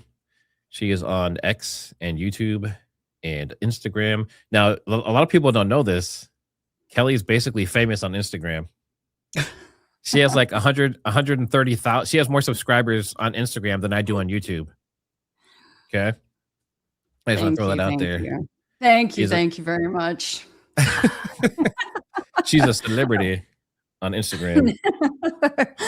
But this is really where my heart is, though, doing the investigative kind of work and getting to talk about this kind of stuff. This is where I thrive. She moonlights as a supermodel, and she markets products and that kind of stuff, and claims she's an investigative journalist or something. I don't know. I've heard inklings of. No, she's an award-winning investigative journalist. You can Google me if you don't believe it. Like, my whole life is online. I always say I would be the worst fed ever because literally everything about my life is online. I put my kids online. My kids jump in my live streams. Everybody knows their names. They're all the things. So I would be the worst fed. Let's see. Brunel says we got a bot. Just tell me who the bot is. Tell me their name, and we'll get them out of here. I think they were referring to Nightbot. Oh, yes. Moon Goddess loves Nightbot. Yeah. Well, no, someone's saying Nightbot, do your job. So that means that there is a bot in chat. Everyone's saying there's a bot. You need to say the name. If you say the name of the bot, then we can get rid of it. Yeah. It's really hard for us to see every single message and track down what the issue is.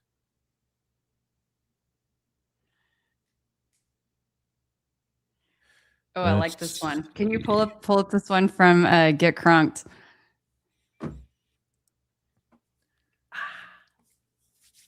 Get crunked. Is that on your side? Yes. Like 1 minute ago. All right, 1 second. Here we go. Kelly is secretly you boys' handler to keep you guys grounded. I've told her before several times that she was an agent and she was my handler. I believe that sometimes. Although I will tell you guys, I've said it before, I'll say it again, and no one can say that I have not fully disclosed this, okay?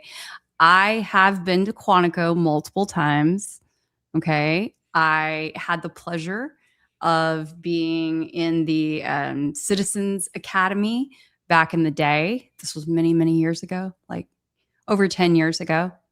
So I know a thing or two about the Fed stuff, but I'm not a Fed. Okay, so someone said that Candace dropped a short. Do we have a short that we can show? Let me see.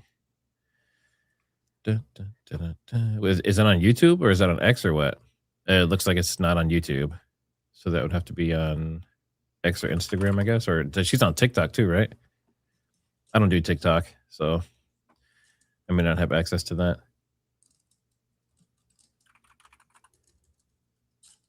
I'm very curious too what Barron thinks of all this stuff. I think so Barron's going to be on Lionel Nation this evening at like 5:30 or 6, I believe. Oh, nice.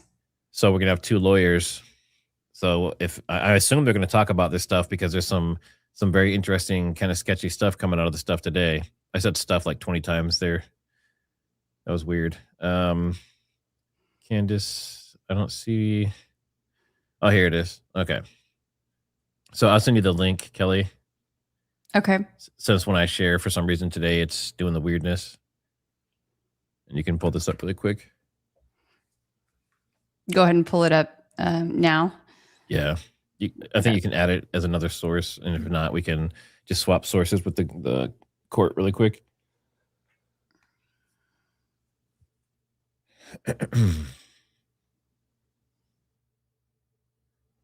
Oh, wow. It's 7 minutes long. Let's see. So what I'll do is I'll watch the court to see when it comes back on. And then in the meantime, we can start watching that. Okay.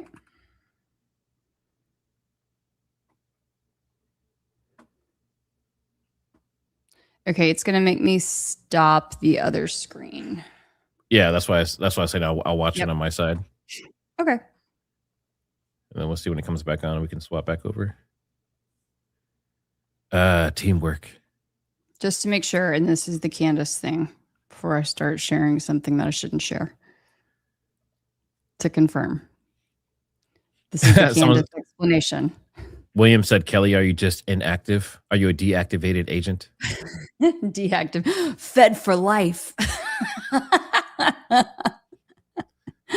Well fed. Well fed. I wish I was well fed. Come on now. You should have a t-shirt that's well fed. That's actually a really good. Okay, I'm jotting that down. Yeah, write that down. Yep.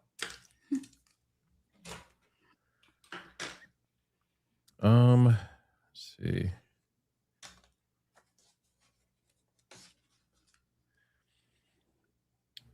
I'm trying to track some of this weird chat stuff going on. Did we ever figure out who the bot was?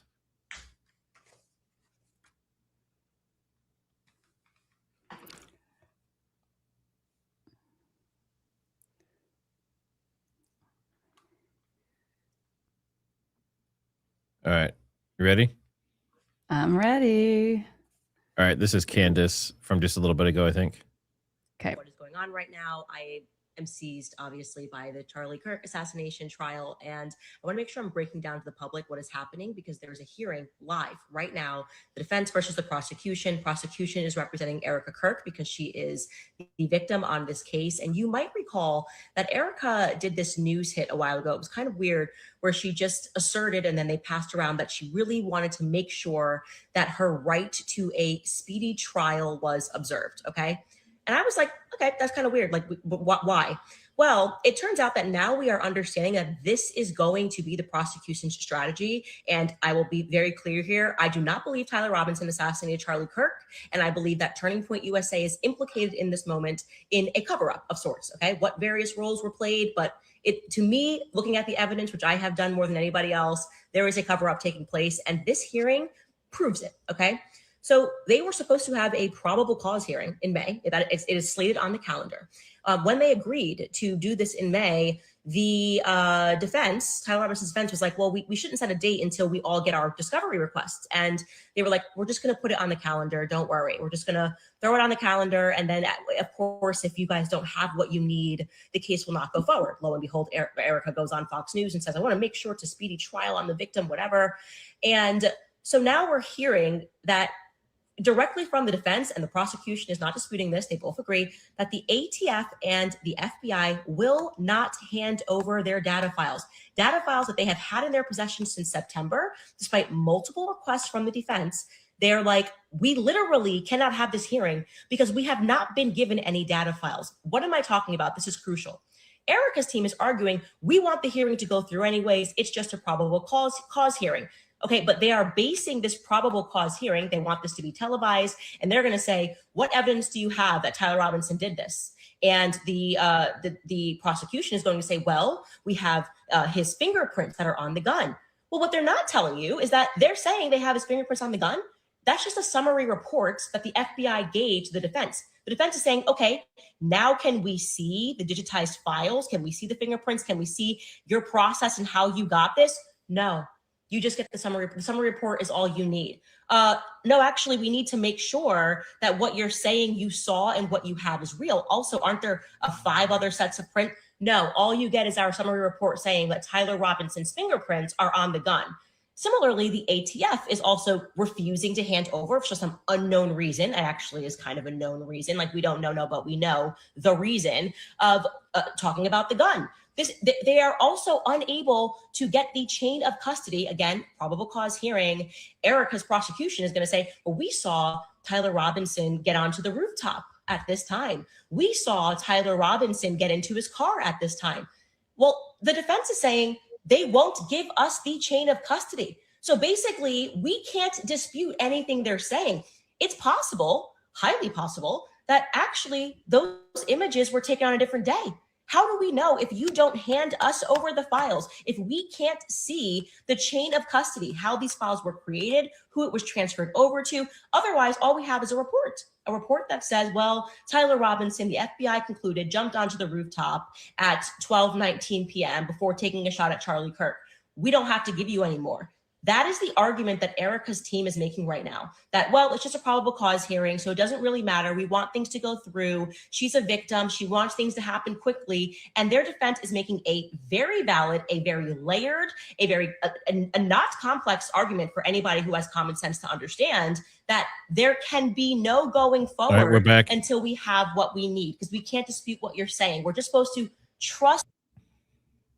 Okay. Let Go ahead and me get swap it back over. situated.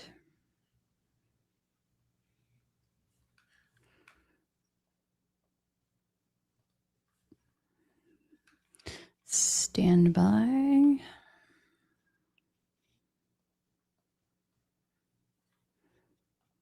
Okay. And one moment. Report with respect to the stipulation from the state. Thank you. I appreciate the parties working together to streamline. That makes it easy for the court. So thank you. So, Your Honor, in light of the agreement, I would move into evidence the exhibits that are in the binder. Exhibit A, it would be A1 through 12. All right. And per stipulation, they are admitted into evidence and may be published at your discretion.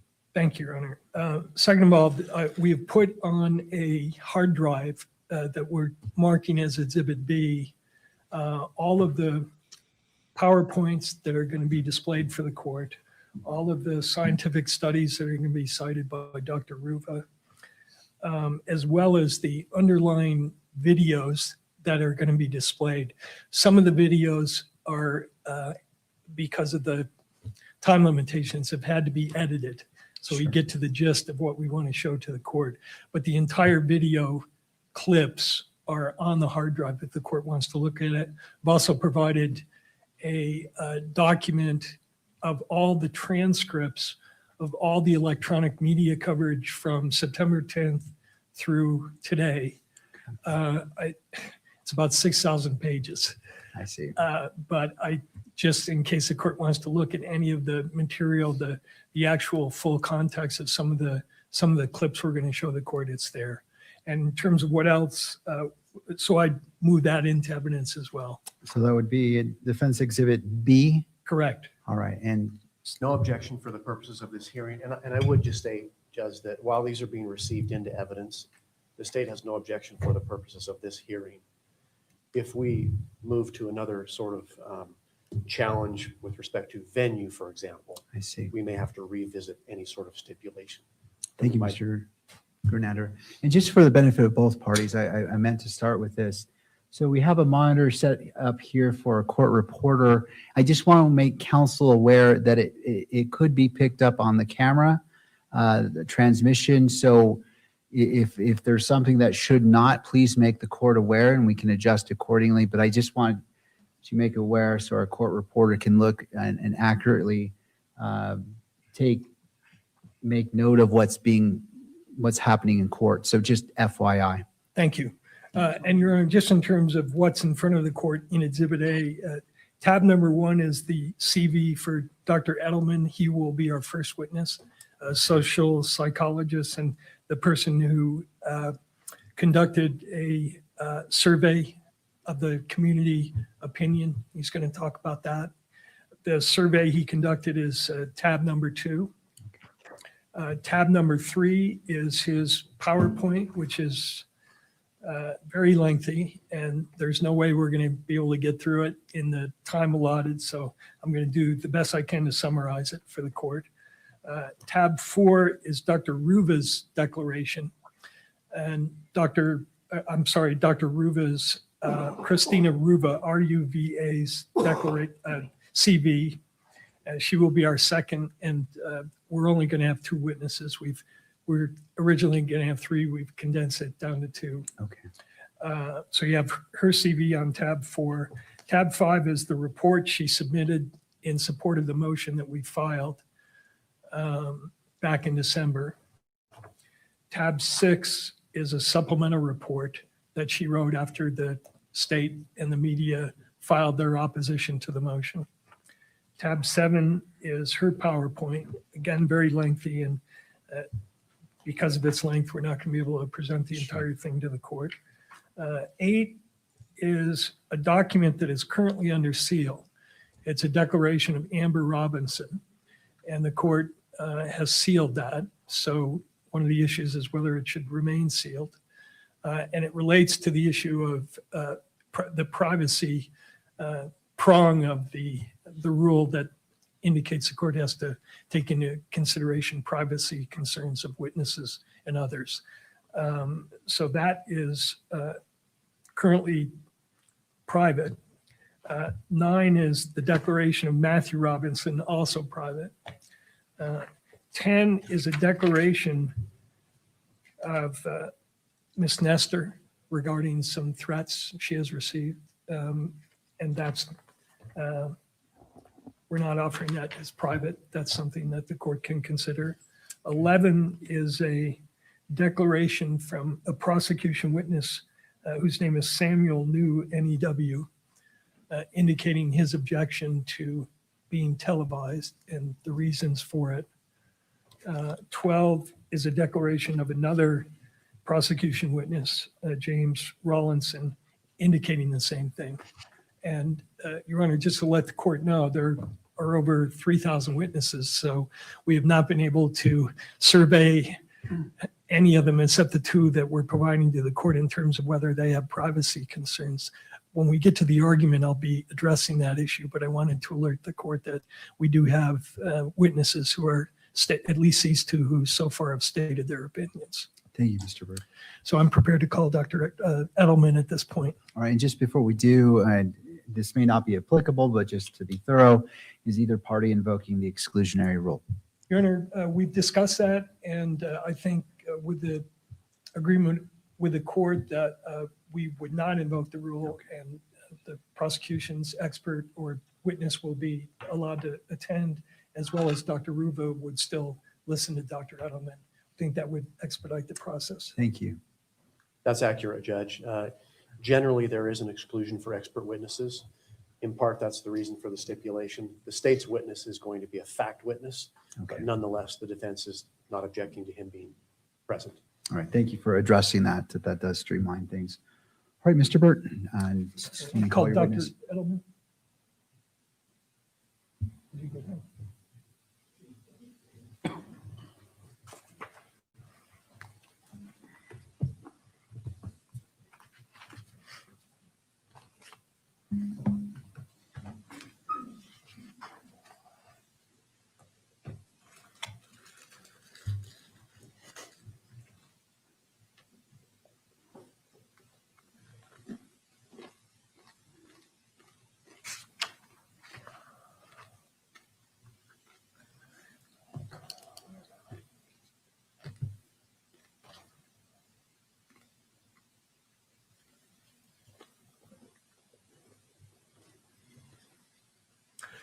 Your Honor, there was one other issue I wanted to raise with the court. When the court made its ruling on the 13th, opening this hearing to the public, I believe, if I'm not mistaken, that the court reserved the issue of whether particular parts of the hearing would need to be closed. And there are certain slides, video presentations that when we get to those, I will be asking the court to take them in camera, explaining why I think so, and we just, for the record, ask the court for a ruling.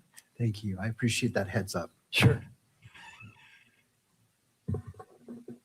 Doctor, if you wouldn't mind coming forward, standing right here to be sworn in.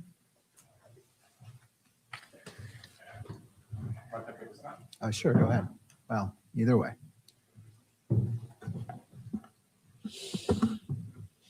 Actually, You're You're just going to stand right here to be sworn in, and then we'll have you come to the stand. You do solemnly swear that a testimony you're about to give now before the court will be the truth, the whole truth, and nothing but the truth, so help you God. I do. Thank you. Now you can sit over there.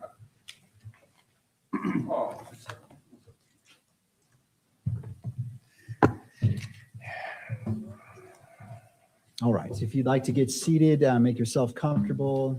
Looks like you brought your own water bottle, but generally we have water bottles. So go ahead and get situated and then bring that microphone close to you. Sure. You just want to make sure that the audio record picks you up. So Okay. if you could do that, I appreciate it. I feel so tiny in this chair. All right. All right, Mr. Bird. Thank you. Tell us your name and tell the court what you do for a living. Sure. My name is Brian Edelman, and I am a trial consultant based out of California. And what is your educational background?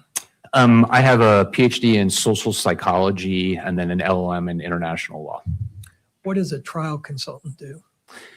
So as a trial consultant, I work more with attorneys and counties and other clients, more of as an advocate, I would say.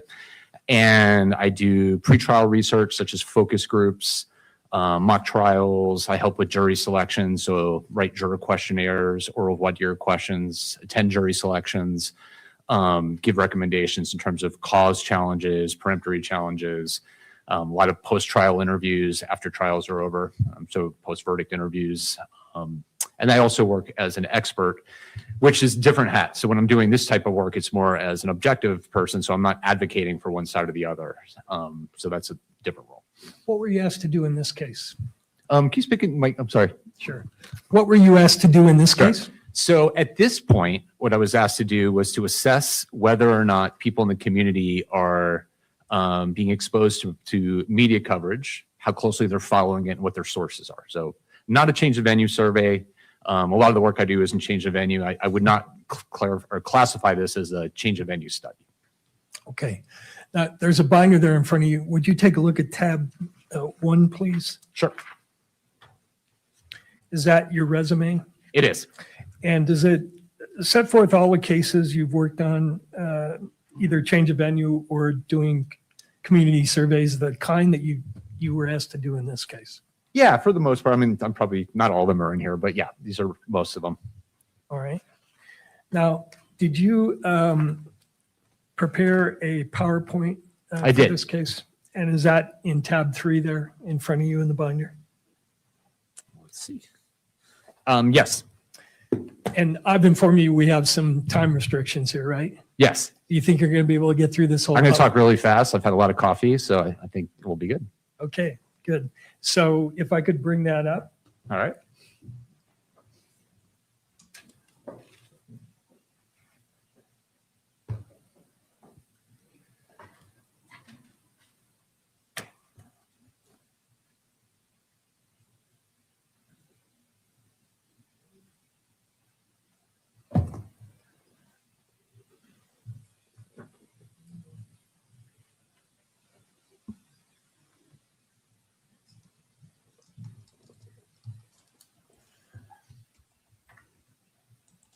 Okay.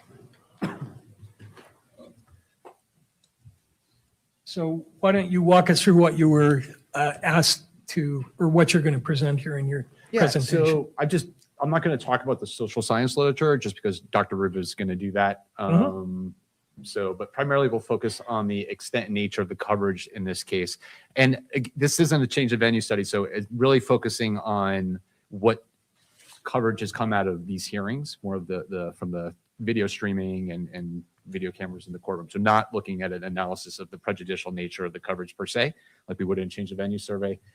And then the second part is the survey that was done to see what impact this has had on the jury pool. Are people following it? What are they seeing? And what impressions they have at this point. So I would consider this like the baseline. This is the floor of where we're at right now. And we'll see what happens moving forward.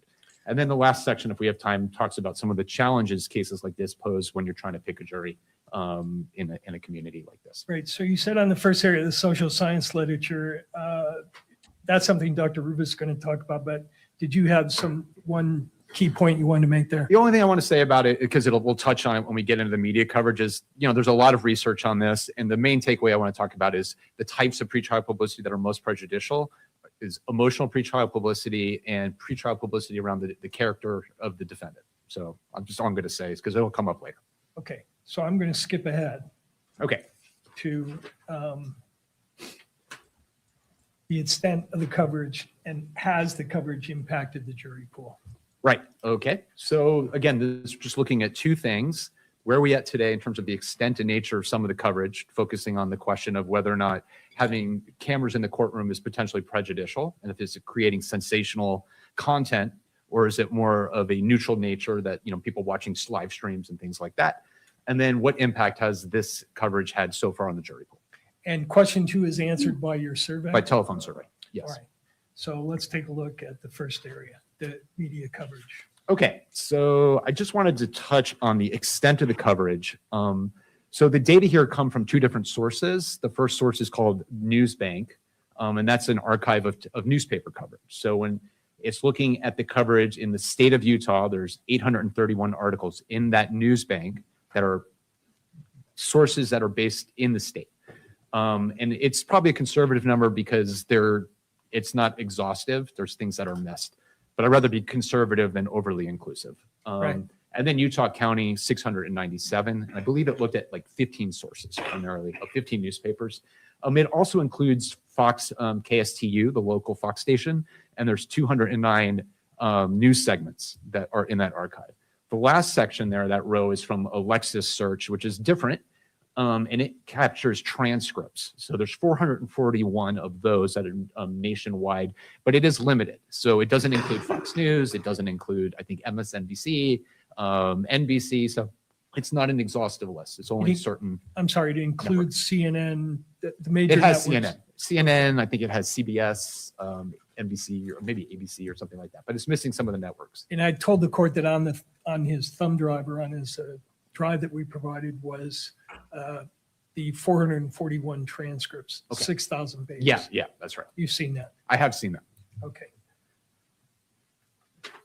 Next, I think you're going to look at the nature of the media coverage, and what was the framework you used to do that? Yeah, so one thing I wanted to touch on is this is the American Bar Association rule, so 3.6 about pretrial publicity. It's not the rule, whatever the Utah one. This is just the ABA. And the thing that stood out to me initially is when we talk about people who work in, attorneys, people involved in the case, like what they should and shouldn't introduce to the public. And one of those things that are key factors to me are extrajudicial statements that the lawyer knows or reasonably should know, will be disseminated by means of public communications and have a substantial likelihood of materially prejudicing the adjudicative proceeding in the matter. So anything that's particularly prejudicial in nature, you shouldn't be releasing if you know it's going to lead to bias.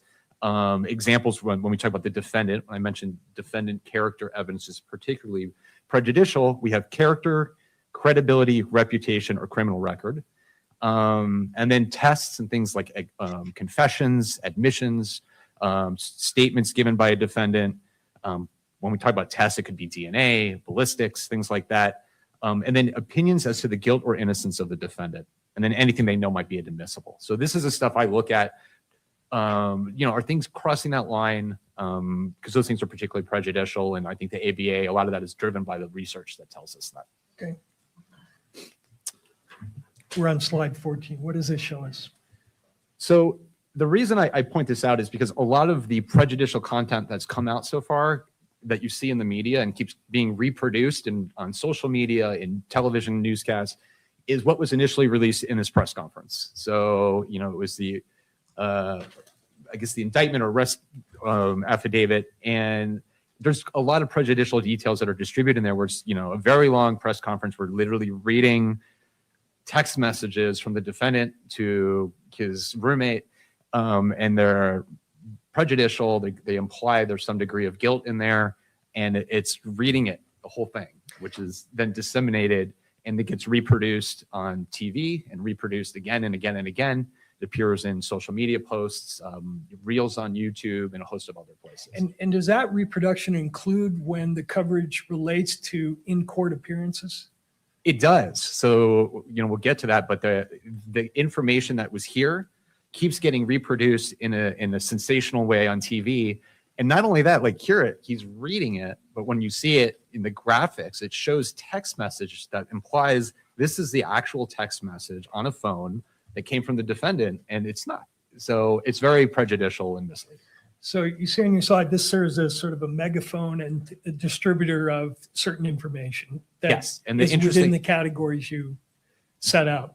Yes, and when it's being distributed, just to point out, it's not like it's only distributed on conservative media outlets like Fox. It's on CNN, NBC, all of the networks. So it's widely being distributed to all types of viewers.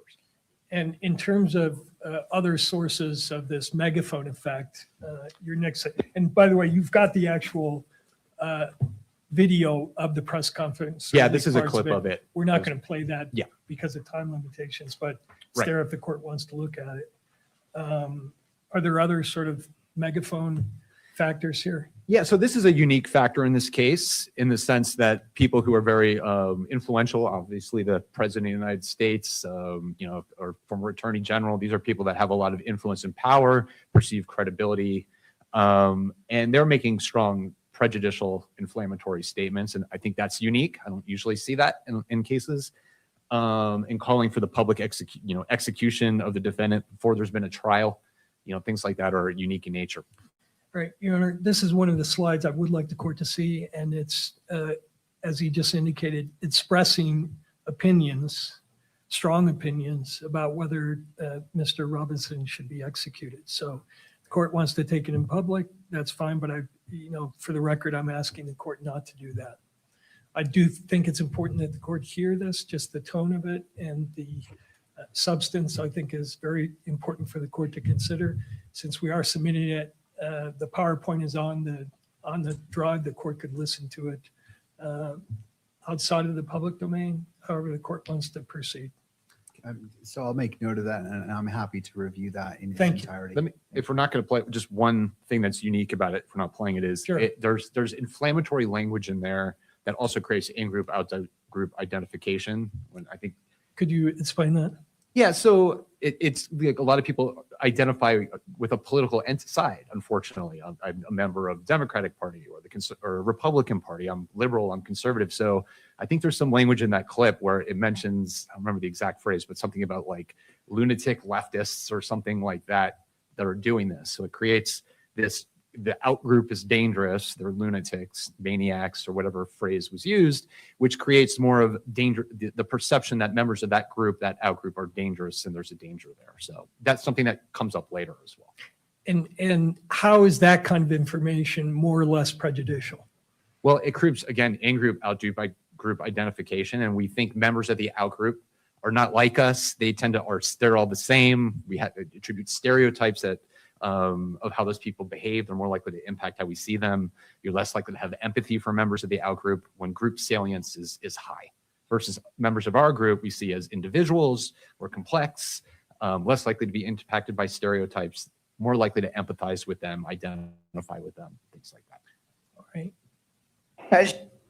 Now, did you actually take a look at the court appearances that have so far taken place in this case to see what was discussed, so that you could compare what was happening in court with what the electronic media was reporting was happening? In terms of the comparison of what's happening and what's being produced? Yes.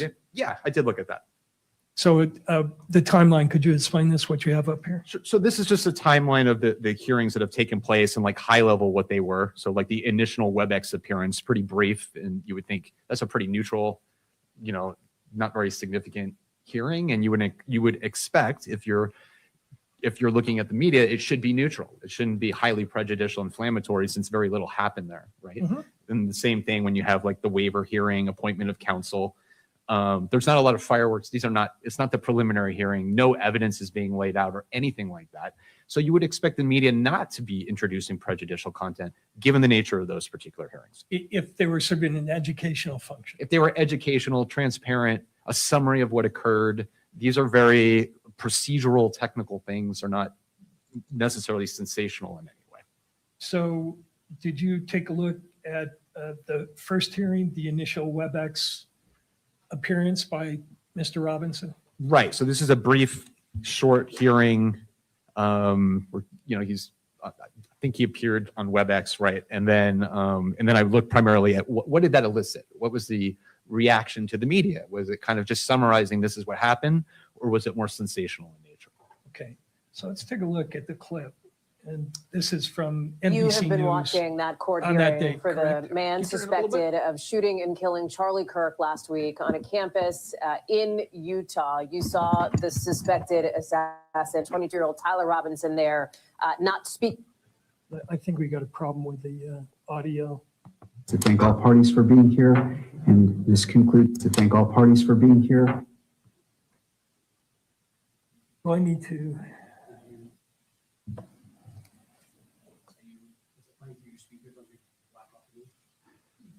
Let me check and see. That's in settings. Is this source, yeah, the volume for the source might allow for amplified volume.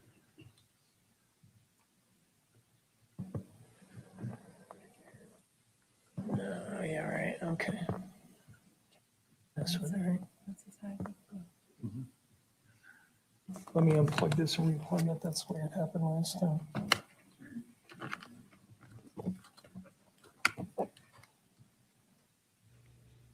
Unplug it, plug it back in.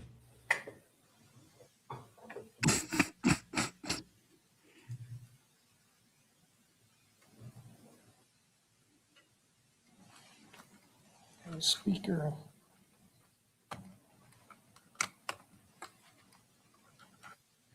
But basically, so far, what he's saying is President Trump and what everyone else has been saying is highly prejudicial against Tyler Robinson, and that it has been an issue, and that would be grounds for them to get rid of cameras.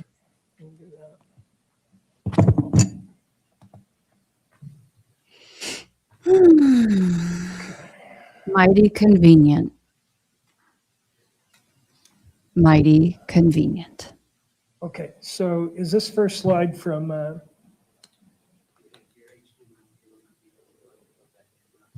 it's not in there?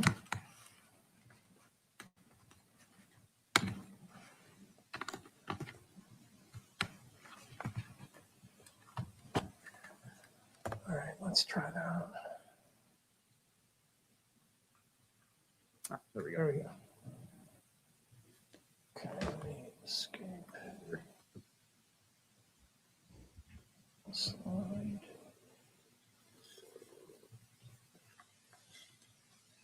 Okay, Did you skip the previous, yeah, let me go back. 19? There you go. There we go. So is this, as you indicate on the slide here, this is ABC's coverage of the September 16th, 2025 WebEx appearance? Yes.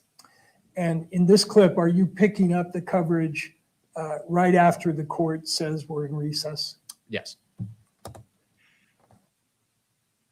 Okay.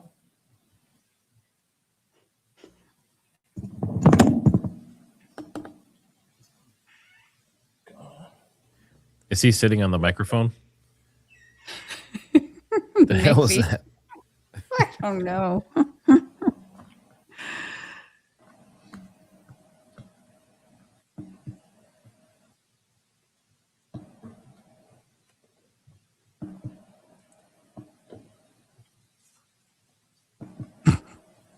You guys over there trying to keep from laughing, smirking. I don't know what's going on. You talking about Dr. Edelman? Yes. Frustrating.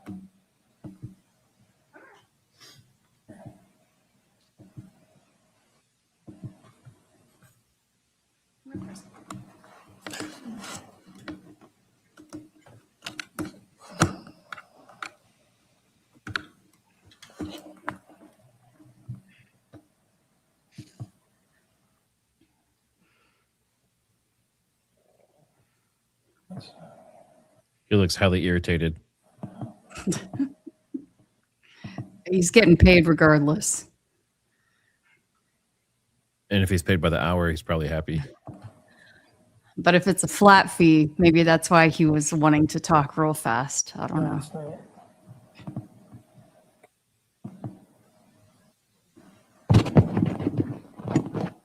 He is sitting on the mic.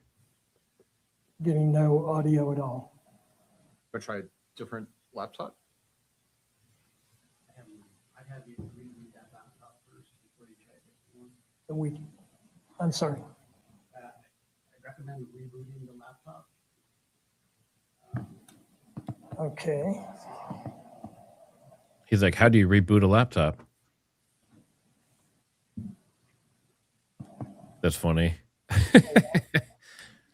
Iron Maiden Kill says tech must work for Baron also. Thought we had this set up. Let's do.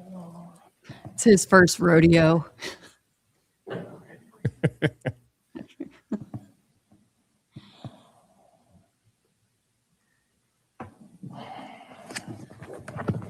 Brandy and Elizabeth Lane, if you can hear us, can you help them, please?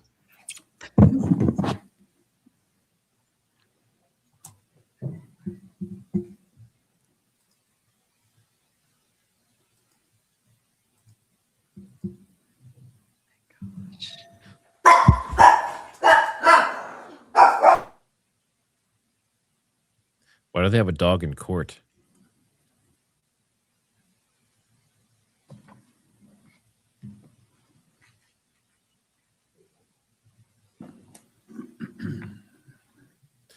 All right. Well, basically, this guy's saying that mainstream media, strong polarizing figures like President Trump and others, especially on the right, have been calling for public executions, death penalty, inflammatory statements, identifying him with lunatic left, the LGBTQ community or the trans community. Information about his character, credibility, reputation, and criminal record, saying that all that stuff is prejudicial and are possibly grounds to not have cameras and not allow like a public trial. And I'm sure he has a lot more. I think that's his slant based on what I've seen so far.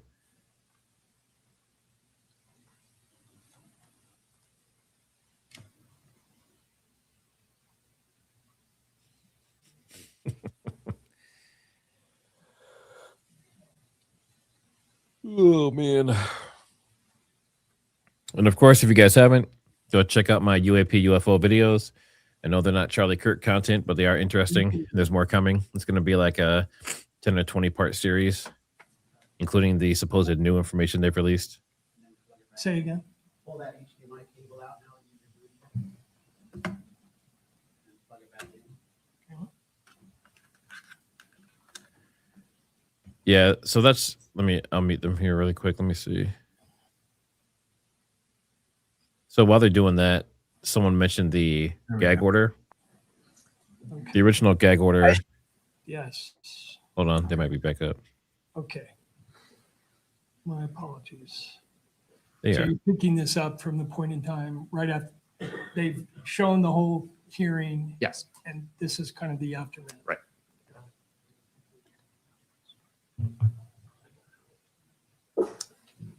You have been watching that court hearing for the man suspected of shooting and killing Charlie Kirk last week on a campus in Utah. You saw the suspected assassin, 22-year-old Tyler Robinson there, not speaking, wearing what appeared to be some kind of green vest, as the judge read out the 7 charges against him, including, of course, aggravated murder. The state making clear that they are seeking the death penalty and putting in place, the judge did, a protective order, apparently at the request of the state, for Erica Kirk, Charlie Kirk's widow. I want to bring in Danny Savalos. I want to bring back Steve Patterson, who's live for us in Utah.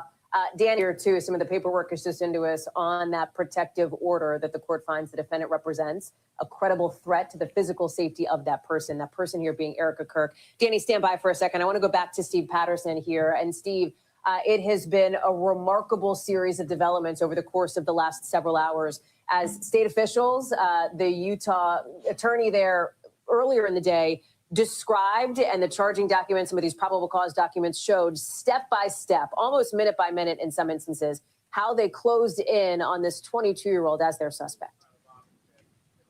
They did. And in doing so, we got the TikTok, we got the charges, also these, the exchange of text messages between Robinson and his roommate. These are details that we simply didn't have before. One thing that sort of gels with what we saw in the text messages, this exchange again before and after between Robinson and a roommate who believed to be romantically linked, is how cognizant and lucid Robinson appears. And I would say that for looking at this video, although unblinking, so unblinking and eerily at times that it almost appears like the video is frozen. Just want to comment a little bit more on the physical appearance of Robinson, appearing over WebEx on video. Appears to be wearing what is described to me as a safety smock. We know he's on a special hold, right? They're going to hold him there in a separate unit before they evaluate his mental health, before they put him in maybe a more different location, a more general location. They do that as a matter of procedure, right? But it is sort of interesting. He did say,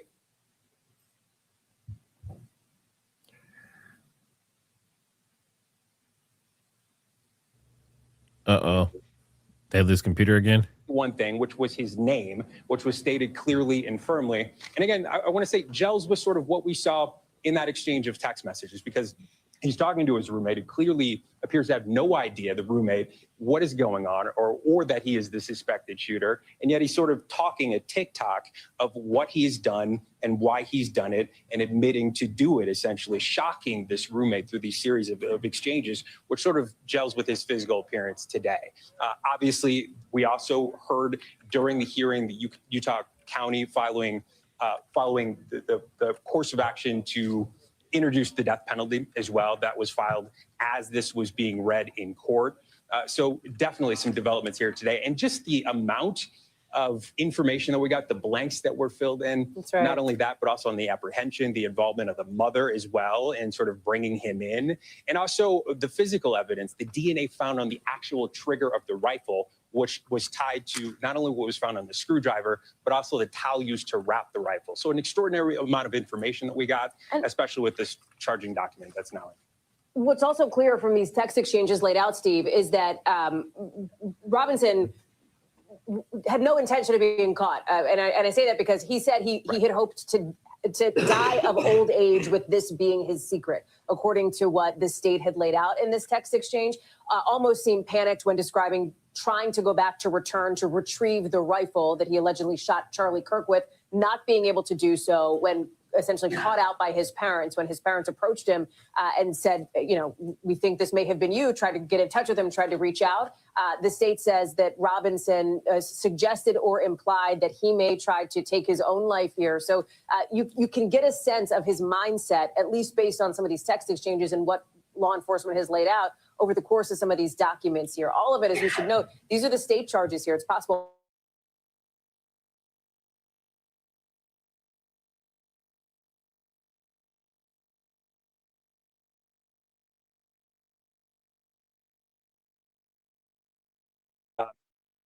So it's sort of the level of deceit, both with the parents. The father did something that sounded very clever. It was heard the description of the rifle that had been described by authorities, federal authorities, state authorities, and that he assumed, obviously with the pictures of Robinson himself on camera at the university, assuming this is his son, tried to get in contact with his son, trying to ask, hey, could you send me a picture of the rifle that I gave you?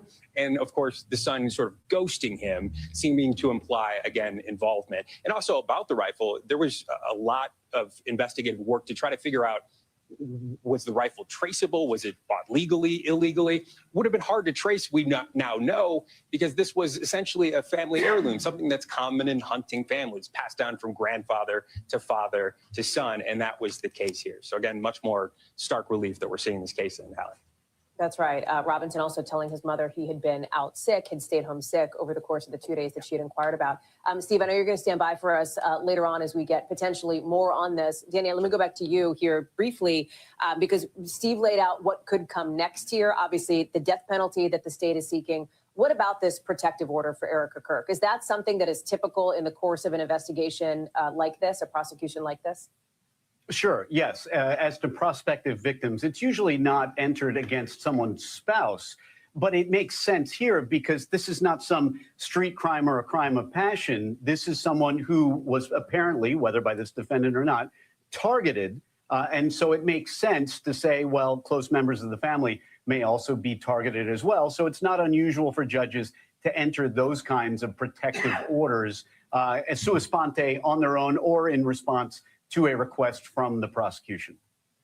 Danny Savalos, thank you very much for that. I appreciate that. We have been talking now about the developing news that has occurred over the course of the last several hours, with prosecutors laying out in detail how they say Tyler Robinson carried out this murder. We're going to play a big portion of that in case you missed it earlier. We want to basically roll that tape so you can hear for yourself how the state laid this out. Take a listen. These are the allegations. And let me stop it right here. At this point, does she play essentially the entire press conference by Mr. Gray? Yes. Okay. And we didn't include the entire 27, 30, or 45 minutes. At this rate, this could take all day long. What are they doing? 2025 at approximately 12:23 p.m. Charlie Kirk was shot and killed while speaking to a large crowd on the campus of Utah Valley University in Orem, Utah. Police found the suspected murder weapon, a bolt-action 30-06 rifle, nearby. Over the next approximately 33 hours, police conducted a manhunt for the shooter until the evening of September 11th, 2025, when Tyler James Robinson surrendered to police at the Washington County Sheriff's Office. You have been listening to Jeff Gray, the Utah County Attorney, earlier laying out those minute-by-minute details on how they caught the man accused of assassinating Charlie Kirk. You saw the court hearing for suspect Tyler Robinson live before that. That was that virtual hearing. As prosecutors say, they will seek the death penalty. Robinson will remain in jail, no possibility of bail. He'll be in court again in just about 2 weeks. And again, just to reiterate, we cut 27 minutes out of the press conference, right? Yes. So how does this coverage line up with what was happening in court? Well, I think, like we said, there's an implication that there was, like, the text messages were part of the court hearings, because he implies that was part of the hearing. And then it's bringing up all of this new information or old information that has nothing to do with the hearing. So it's just rehashing. Let's remind you about the text messages, DNA, the deceit of the dad because he was suspicious of him in terms of the gun, and all of these things have nothing to do with this hearing. I noticed the reporter when he put that graphic up of the text. By the way, was that graphic the actual phone of Mr. Robinson? Or? It's not.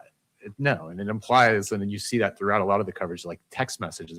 There's YouTube reels where somebody like creates a reel and reproduces text messaging, so it looks like it's the real text message. And when he's putting that up there, he says, as we heard in the hearing, words to that effect. Yes. But there was no mention in the hearing of text messages or anything else, was there? Correct.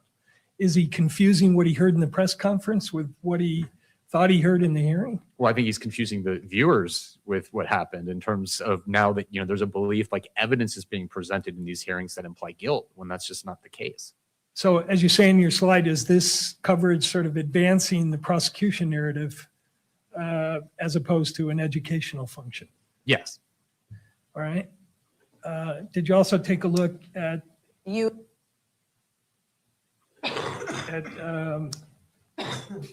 ABC's coverage? Yes. And by the way, the last slide was, I think, the longest slide, right? I think so. All right. So this is the same day. To thank all parties for being here, and this concludes this hearing at this time. Court is in recess.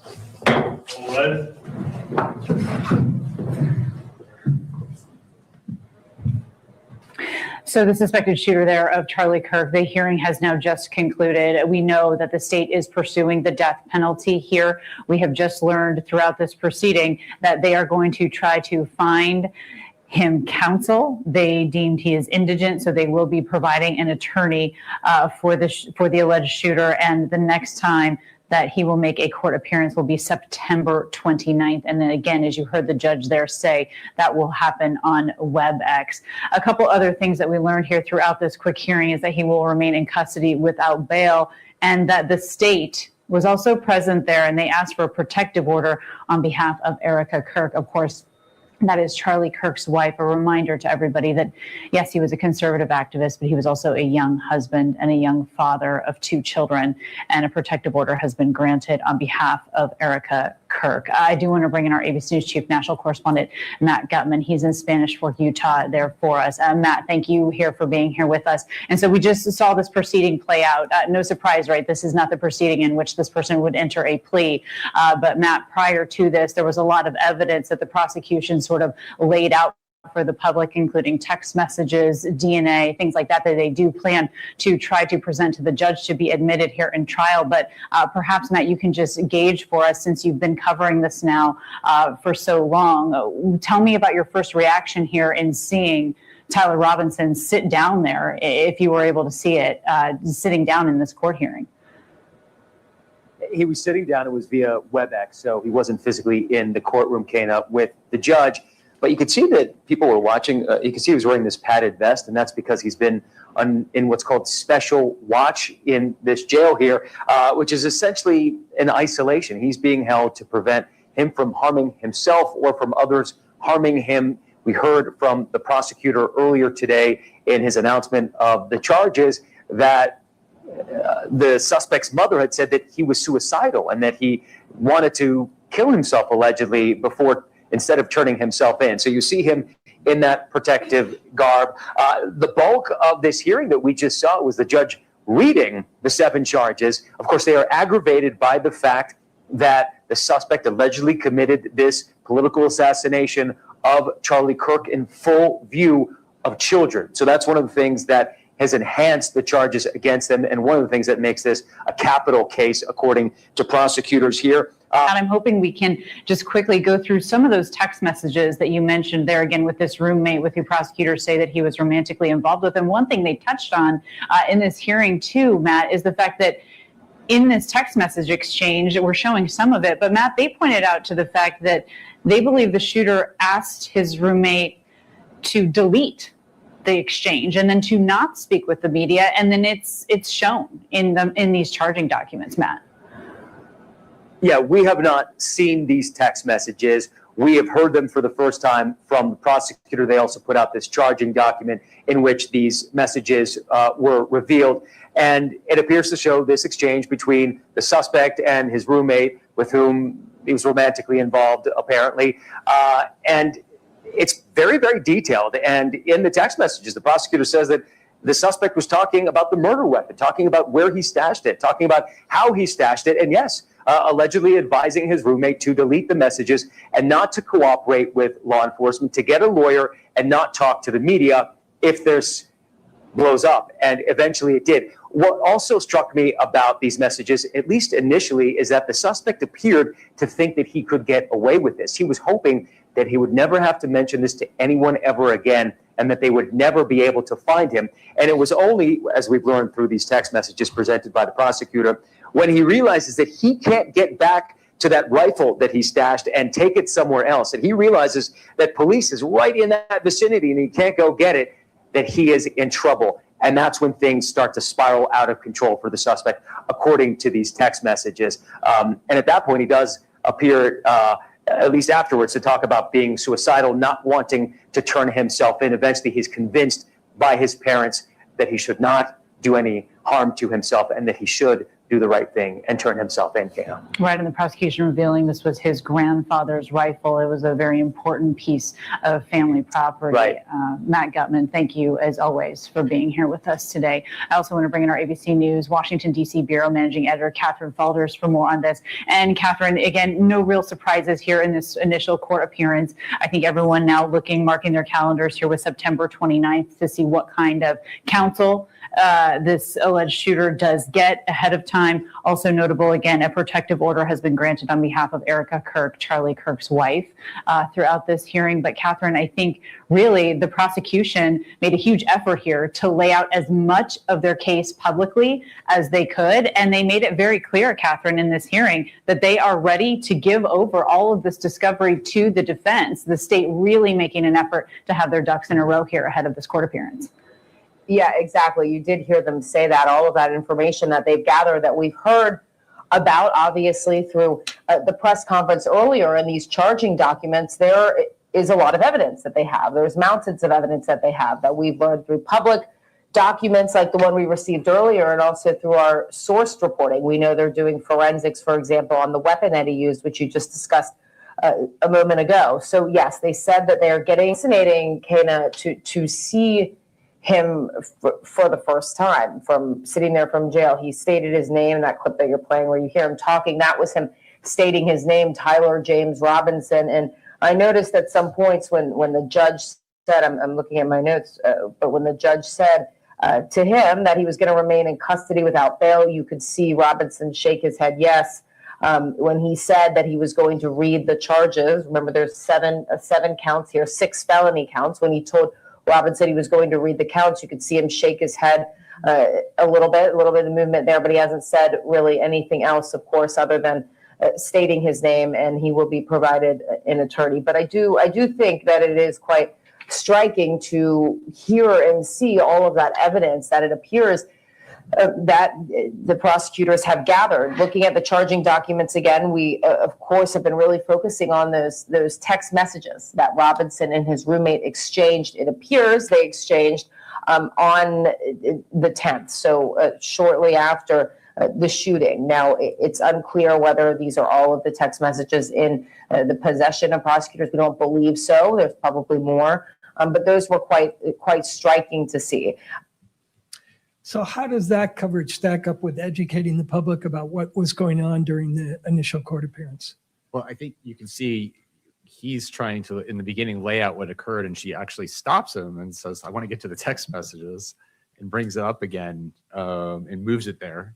Right. And implies again that stuff came out in the hearing. So it's kind of blended, that sometimes it's mentioned in the charging documents, sometimes it's, the prosecution made an effort and implies in the hearing again, in just focusing on the evidence. It's not focusing much. I mean, that's like a 5-minute clip, and there's very little about what happened. It does mention what happened. I don't want to act like they didn't talk about that at all, but they blend quite a bit of evidentiary information in there. And at the end of the day, And when you say evidentiary information, are you talking about incriminating evidentiary information? that has not been determined to be admissible or anything. So, right. It's just, here's the text messages and calling it a mountain of evidence and all that kind of stuff. Yeah. Okay. To thank all parties for being here. And But also, Did you you also have a look very at, stoic. How CNN was covering this initial appearance? Yeah, this is the same hearing. And your understanding is the person in the CNN clip is a former prosecutor who's CNN's chief, quote, legal analyst, right? Yes. Right. Okay. Let's take a look at that one. That's your next clip, 24, I believe. But also, you have a very stoic defendant who I was looking to see any emotion that he might be displaying. Hearing that the death penalty may be requested for you is a very monumental seismic moment. He had no reaction, nodding in essentially understanding alone. But then there was also a protective order that was asked for by the prosecution on behalf of Erica Kirk, now widow of Charlie Kirk, that entails that there might be an element of fear that she is experiencing, or the thought that she wants no contact either from him or anyone around him that would make her feel more secure. Of course, she is a mother of 2 young children. You understand that. But here you've got a speaking, essentially, indictment of sorts from the prosecutor earlier today, which laid out so much evidence. It's all allegations, the statements of counsel, not evidence in a court of law. But what can come in a court of law? Yeah. Statements of the defendant, including all these text messages. I have to agree with that, with the stoicness, lack of reaction from him and everything else. Some people were suspecting Ben gave Ultra or something similar. It's interesting how he has zero emotional reaction whatsoever in the courtroom, no matter what they're saying. Like, you're on trial for death penalty. We just keep staring like nothing's going on, maybe playing music in his head or something. So I'm not sure if he's all there. I'm not sure if he's always been that way, but very interesting. And I notice in all 3 of these nationally broadcast clips, there's a real focus on the protective order. Mm-hmm. And tying that to Mrs. Kirk's fears, correct? Yes. How is that furthering the prosecution's narrative? I mean, to me, it just goes to future dangerousness of impressions of the defendant. So we kind of talked about earlier, negative character evidence is prejudicial. And also we know from the research that pretrial publicity affects verdicts and the perceived credibility of the defendant, likability and sympathy. So it kind of goes to that. Okay. Did you also look on that for that court appearance on what the local media was doing? Yes. Right. And before we turn to that, did you also look at how Fox 13 captioned the importance of the hearing on the 16th? Right. So transcript reveals Robinson's alleged confession to shooting Kirk and messages to roommate with a screen capture of the court proceeding. So the gist of what happened in court, according to Fox, is the confession. That's what it implies. Yes. Yeah. Okay. Now at the local level, did you look at this clip from Following KUTV? Robinson's initial appearance in court today, we did speak with a body language expert who has been part of hundreds of high-profile criminal cases across the globe. And some of the most compelling cases include Brian Koberger, Lori Vallow-Daybell, Casey Anthony, Karen Reed, and Alec Baldwin, Scott Peterson, P. Diddy, Gypsy Rose Blanchard, Amber Heard, Prince Andrew, Nicholas Rossi, to prolific serial killers, Ted Bundy, John Wayne Gacy. Tonight, Chief Investigative Reporter Wendy Halloran talked to Scott Rouse, who helped break down Tyler Robinson's body language. Wendy. Well, Jamie and Mark, Scott Rouse dissected the nonverbal cues, analyzing gestures, expressions, and demeanor after Robinson learned prosecutors will seek the death penalty against him in the assassination of Charlie Kirk. Tyler James Robinson.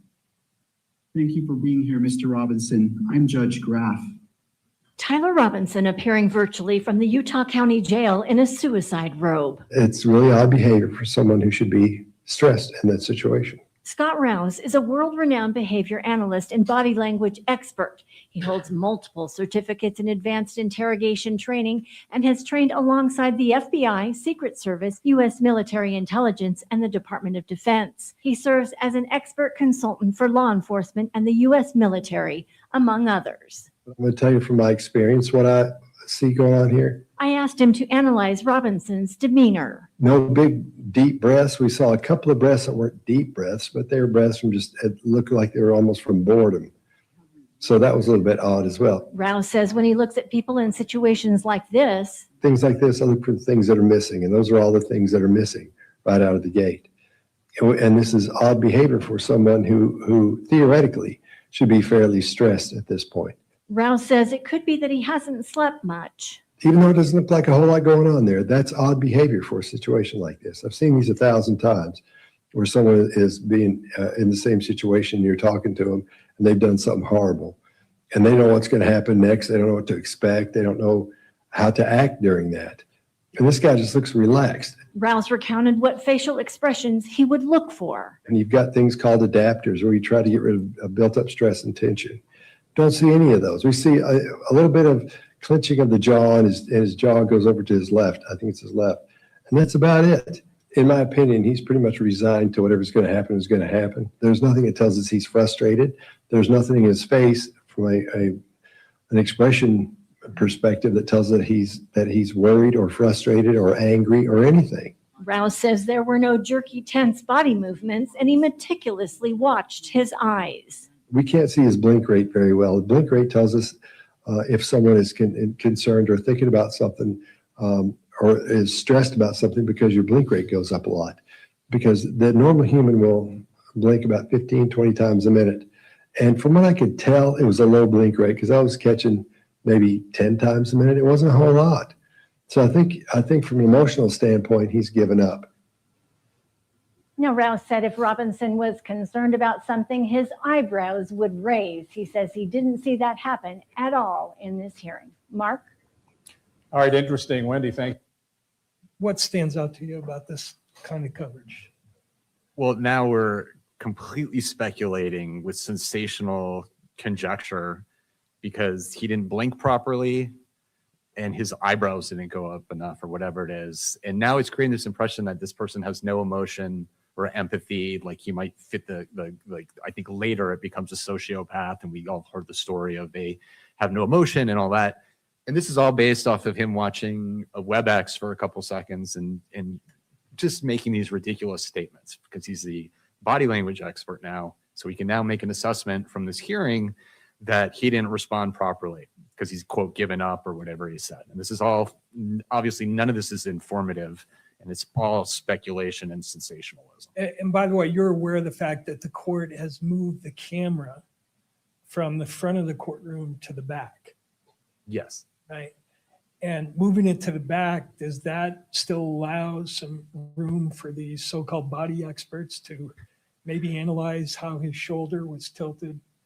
If his jaw doesn't move Too right much or controlling if somebody turns around for a second, I mean, it's a courtroom. Things happen over time. So the fact that anytime there's a movement, it might spur some ridiculous story about somebody's nonverbal language is incorrect is personally, I think is pretty sensational and ridiculous.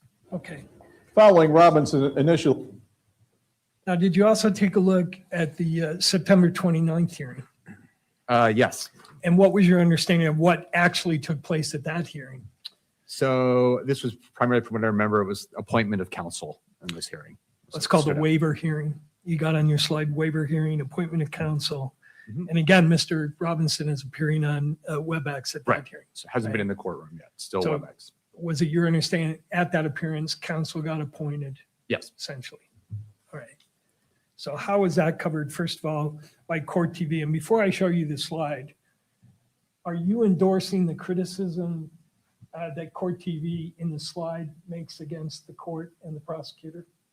I'm sorry, endorsing what? Are you endorsing the criticism that in the slide of the court and the prosecutor?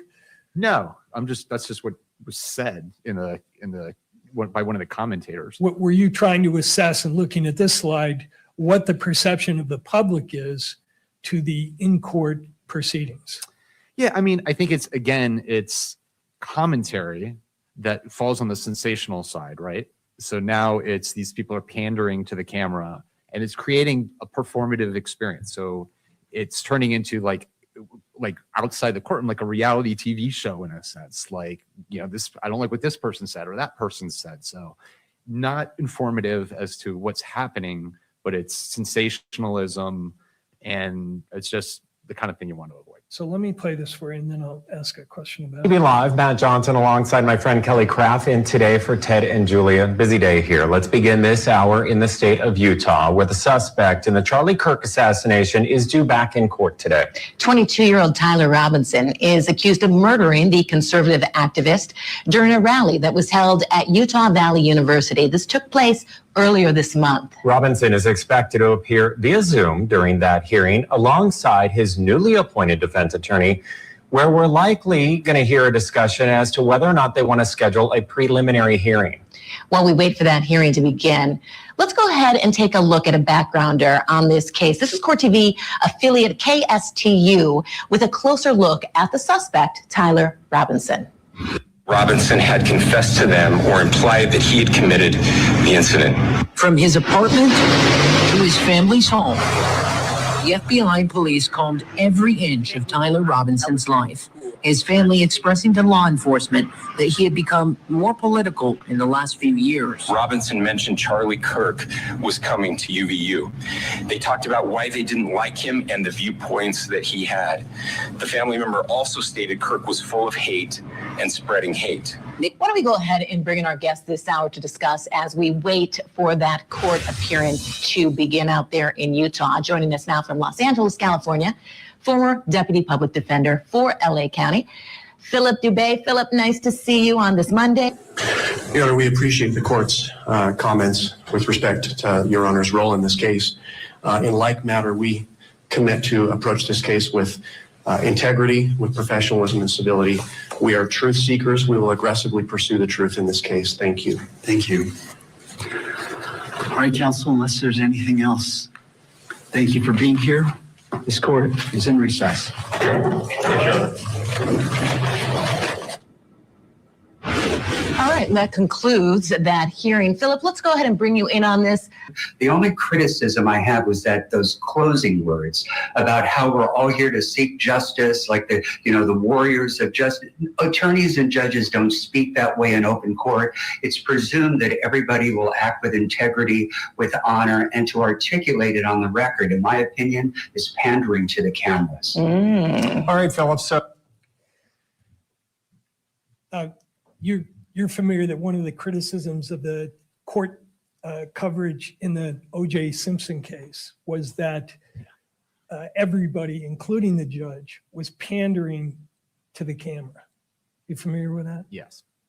And this guy from L.A., he's probably familiar with that case. He's accusing the court and the prosecutor of pandering to the camera. And then this first part of the video, where they refer to the backgrounder, are you familiar with what's referenced there? Yeah, again, it's kind of going into the background stuff again about evidence and then jumping in while they're waiting and so on, and then jumping into that. And who is giving the backgrounder there?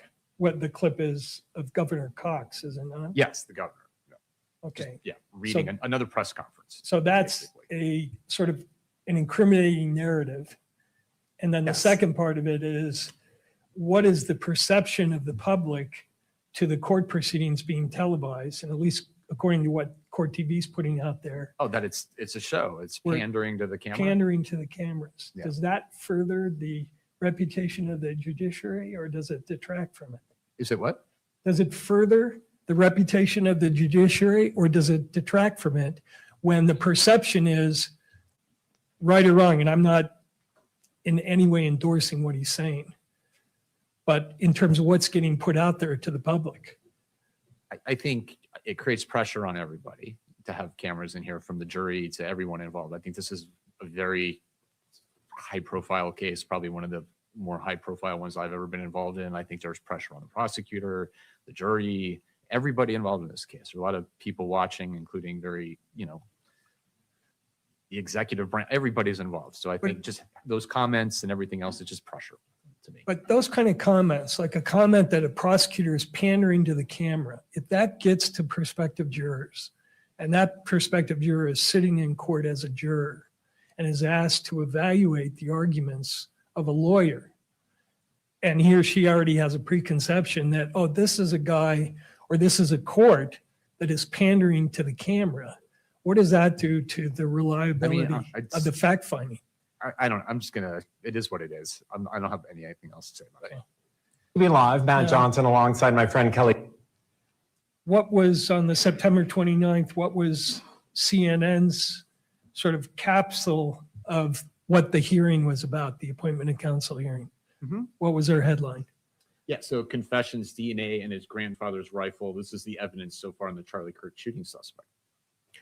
What did confessions and DNA have to do with what was happening in court on the 29th? And again, this is just in every hearing and everything you see, it triggers the same information and the implication that this stuff is part of the hearing. So people aren't necessarily watching the live stream. A lot of times in these courts, you're watching the coverage of the live stream, not the live stream itself. Like in the survey, not a lot of people, it's like 25% watch the live stream, but people are seeing this stuff on TV, and this is what the media coverage is. So it's not showing the live stream, it's screen captures, it's like a short summary of what happened, and then going into this information and the perception that this was evidence presented in the hearing when it was not.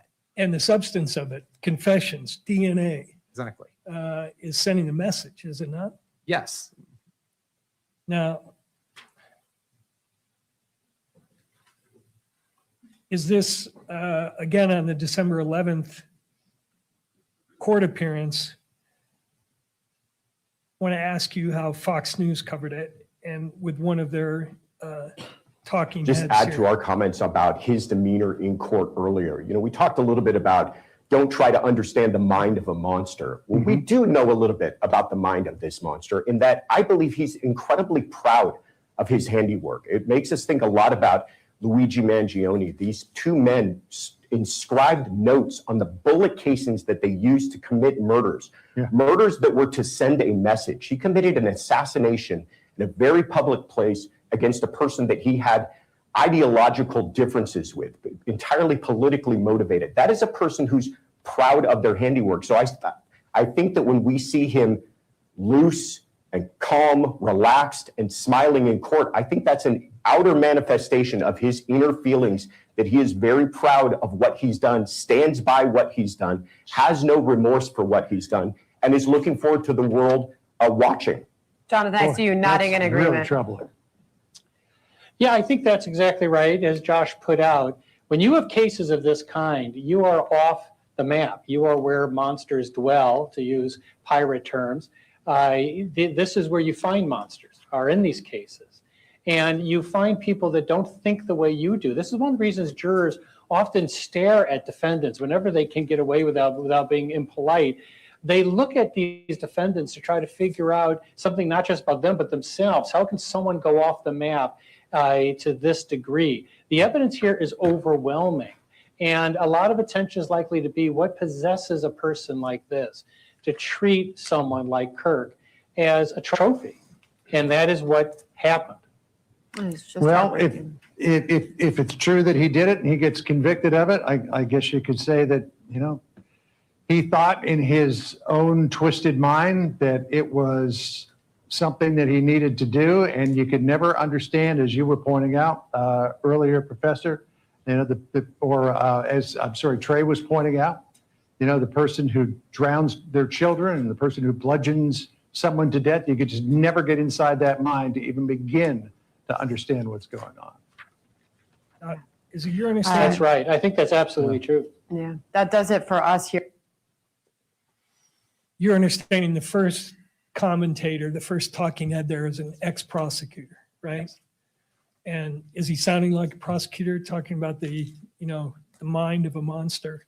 I mean, to me, it's more sensationalism.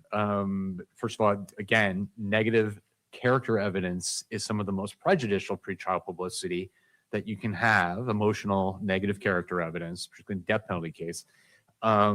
And you're hearing mind of a monster, he's a trophy. I mean, he's smiling. Like, what is the basis of any of this? Like, there's nothing from that hearing or anything that is relevant here. Like, this is just pure speculation and sensationalism. Now, the second speaker, the guy who chimes in and says, yeah, this is, the evidence is overwhelming. At this point in time, had any evidence been disclosed to anybody, either in the court hearing or, as far as you know, any place else? The only thing we've had is a press conference with the charging document. So the second guy, a law professor from Georgetown in Washington, what would have been the basis for him commenting that there's, all kinds of evidence here, agreeing that we're dealing with monsters? What is the factual basis for that? I guess from the charging document. Okay. Just add to our comments about. Now, did you also take a look on that same date of the Fox coverage? So it's pretty clear up to this point that this Dr. Brian Edelman really wants to get rid of cameras. So, and he said he's an independent, objective third party. So he's not necessarily, according to what he said when he first started, he's not like pro prosecution or pro defense. He's just a consultant overall. And so far, it looks like everything he's saying is basically get rid of the cameras because there's too much pressure on everyone. And there's already so much prejudicial information out there. But it's my understanding, though, that he was hired by the defense and he had been actually running surveys. I'm doing some research simultaneously, and that he'd actually been hired by the defense to do some surveys to potentially help them in their petition to change venue. And that was halted by the judge at the request of the prosecution. And then those surveys themselves have been controversial in the past because they can actually kind of taint people's perceptions of the case. So it's actually pretty interesting. It is. I'm tired of hearing them play other stuff, though. I know. I agree. Yeah. I agree. We could talk about all of that. But then also, I mean, we could even pull up if you wanted to. He's got his full website. I haven't had a chance to pull it up yet. I'm just trying to not open too many tabs at the risk of messing up the stream. Well, let's give them a little bit longer here to see if Okay. they're just about wrapping up. But Okay. yeah, hearing the same stuff played over and over again is kind of monotonous. That you're helping justice to be served, you are wrong. You are doing no favors for the prosecution team. There are solid law enforcement officers on these investigations. Trust that they are doing the right thing for the right reason. Look, I come from the FBI. I understand why people are in a position where they do not always trust the criminal justice system because of things that we have seen in our country. But rest assured, on this investigation, no stone will be left unturned. All eyes are on this, and there will be no mistakes made. And so please do not take the liberty to go and make up and fill in the gaps where you do not have answers. It is inappropriate. You are not helping things. You are making things worse. And if you want justice to be served, you need to let the process work the way that it should and stop putting these lies into people's minds, because you are hurting people. And most of all, you are hurting Erica Kirk, her family, and her loved ones. It is unacceptable. It cannot be tolerated. And anyone that has a clear conscience about making money and creating clickbait, that is sick. Yeah. Now, what about that segment educates the public about what was happening in court on December 11th? Yeah, clearly it's not, and it's in the backdrop of you see just, in the corner, the courtroom, but it's just, again, an opinion and a diatribe basically about, no, there will be no mistakes, no stone will be left unturned, and that the prosecutor's doing everything correctly and so on. So Does the literature tell us anything about what impact it has in terms of who the person speaking is? Like, this is an FBI agent, ex-FBI agent. So do people listen? Does research say anything about that? It's just like a source credibility question. Law enforcement, people know who she is. It's not always the case that a stranger is seen as credible, but definitely when you hear more prominent people saying it, absolutely. And just you think about how people passively consume information. So you're not really, when you have this on, you're not necessarily highly critical of what's being said. It's passive consumption of news. So you're not questioning the source per se or thinking, well, this is maybe not appropriate. None of the evidence has been presented yet. It's editorial masked as news, basically. I notice in this clip, she's critiquing the conspiracy folks from trying to profit from their commercial ventures. Yeah. And as she's making this critique, you notice the advertisements running on the side of the video. You get a loan for a car loan. Yeah. 4.99%. It's an ad because it's online. Yeah, there's an ad there for sure. So they're monetized. Is that the point? That they're monetizing it? Sure. Right. Is that typical of the coverage you're seeing here? In other words, especially on the social media, if you go to social media and try and pull up these clips, you get the clips, but you get a lot more, don't you? Yeah, you're always going to get ads on social media. That's how they make money. Are you asking about more like in terms of how, like what surfaces and what becomes viral, or? Well, we'll get to that. Okay. That's a separate issue. Okay.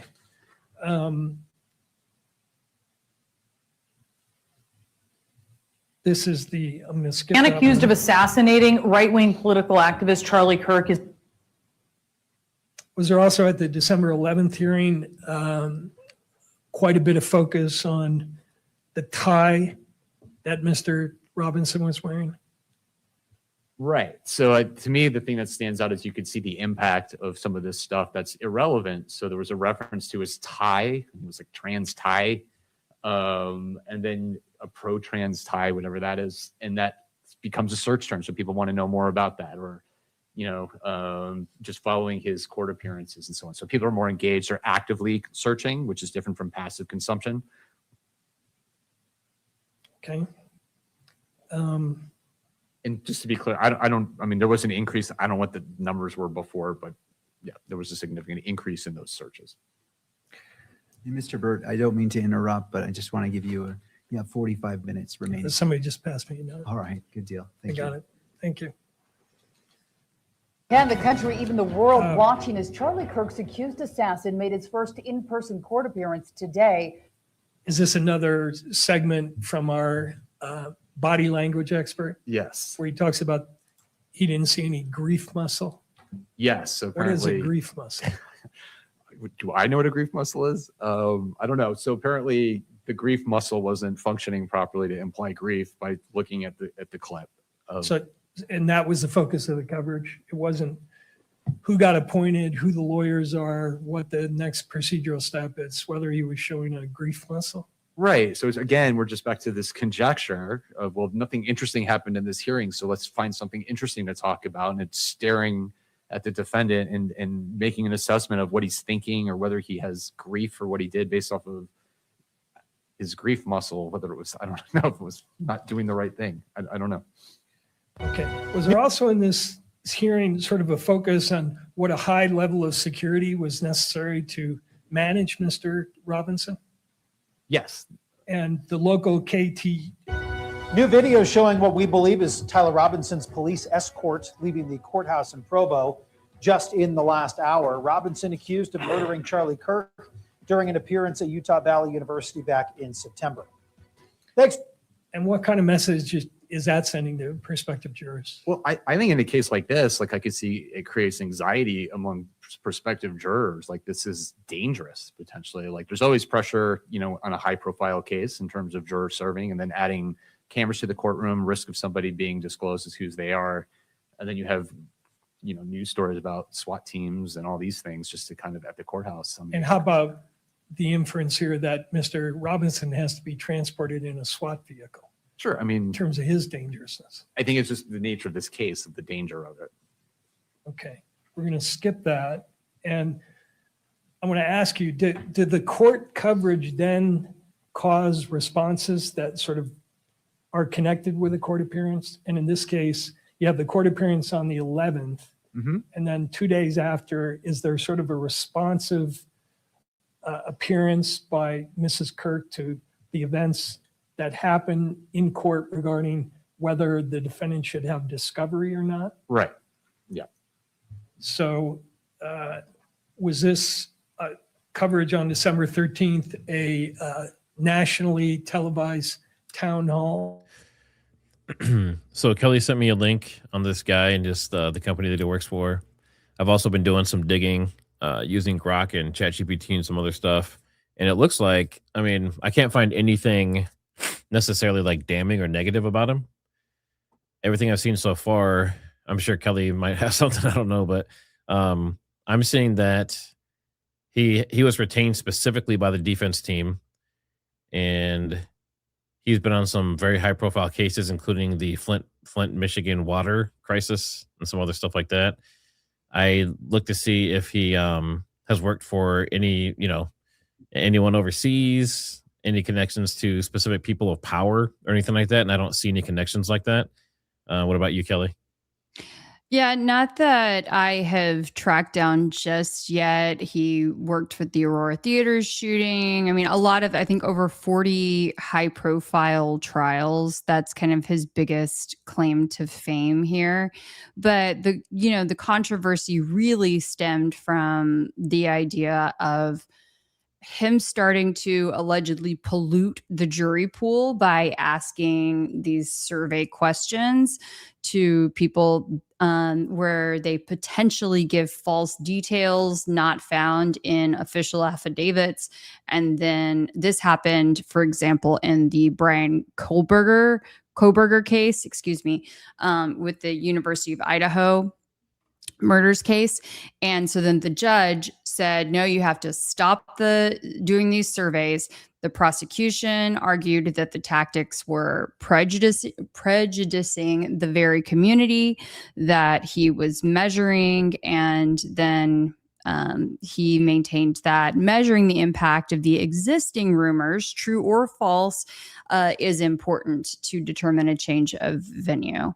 So I guess you could say in some ways he evaluates the perception of things, but could he also kind of be a chaos agent in his own right?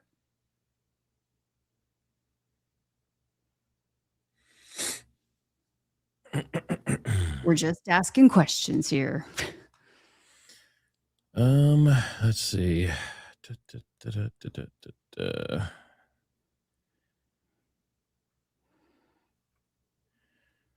I'm just hoping they wrap this up with this dude. They said 45 more minutes. That was like 35 minutes ago. That's how much time they have available. Hopefully they don't take all of it.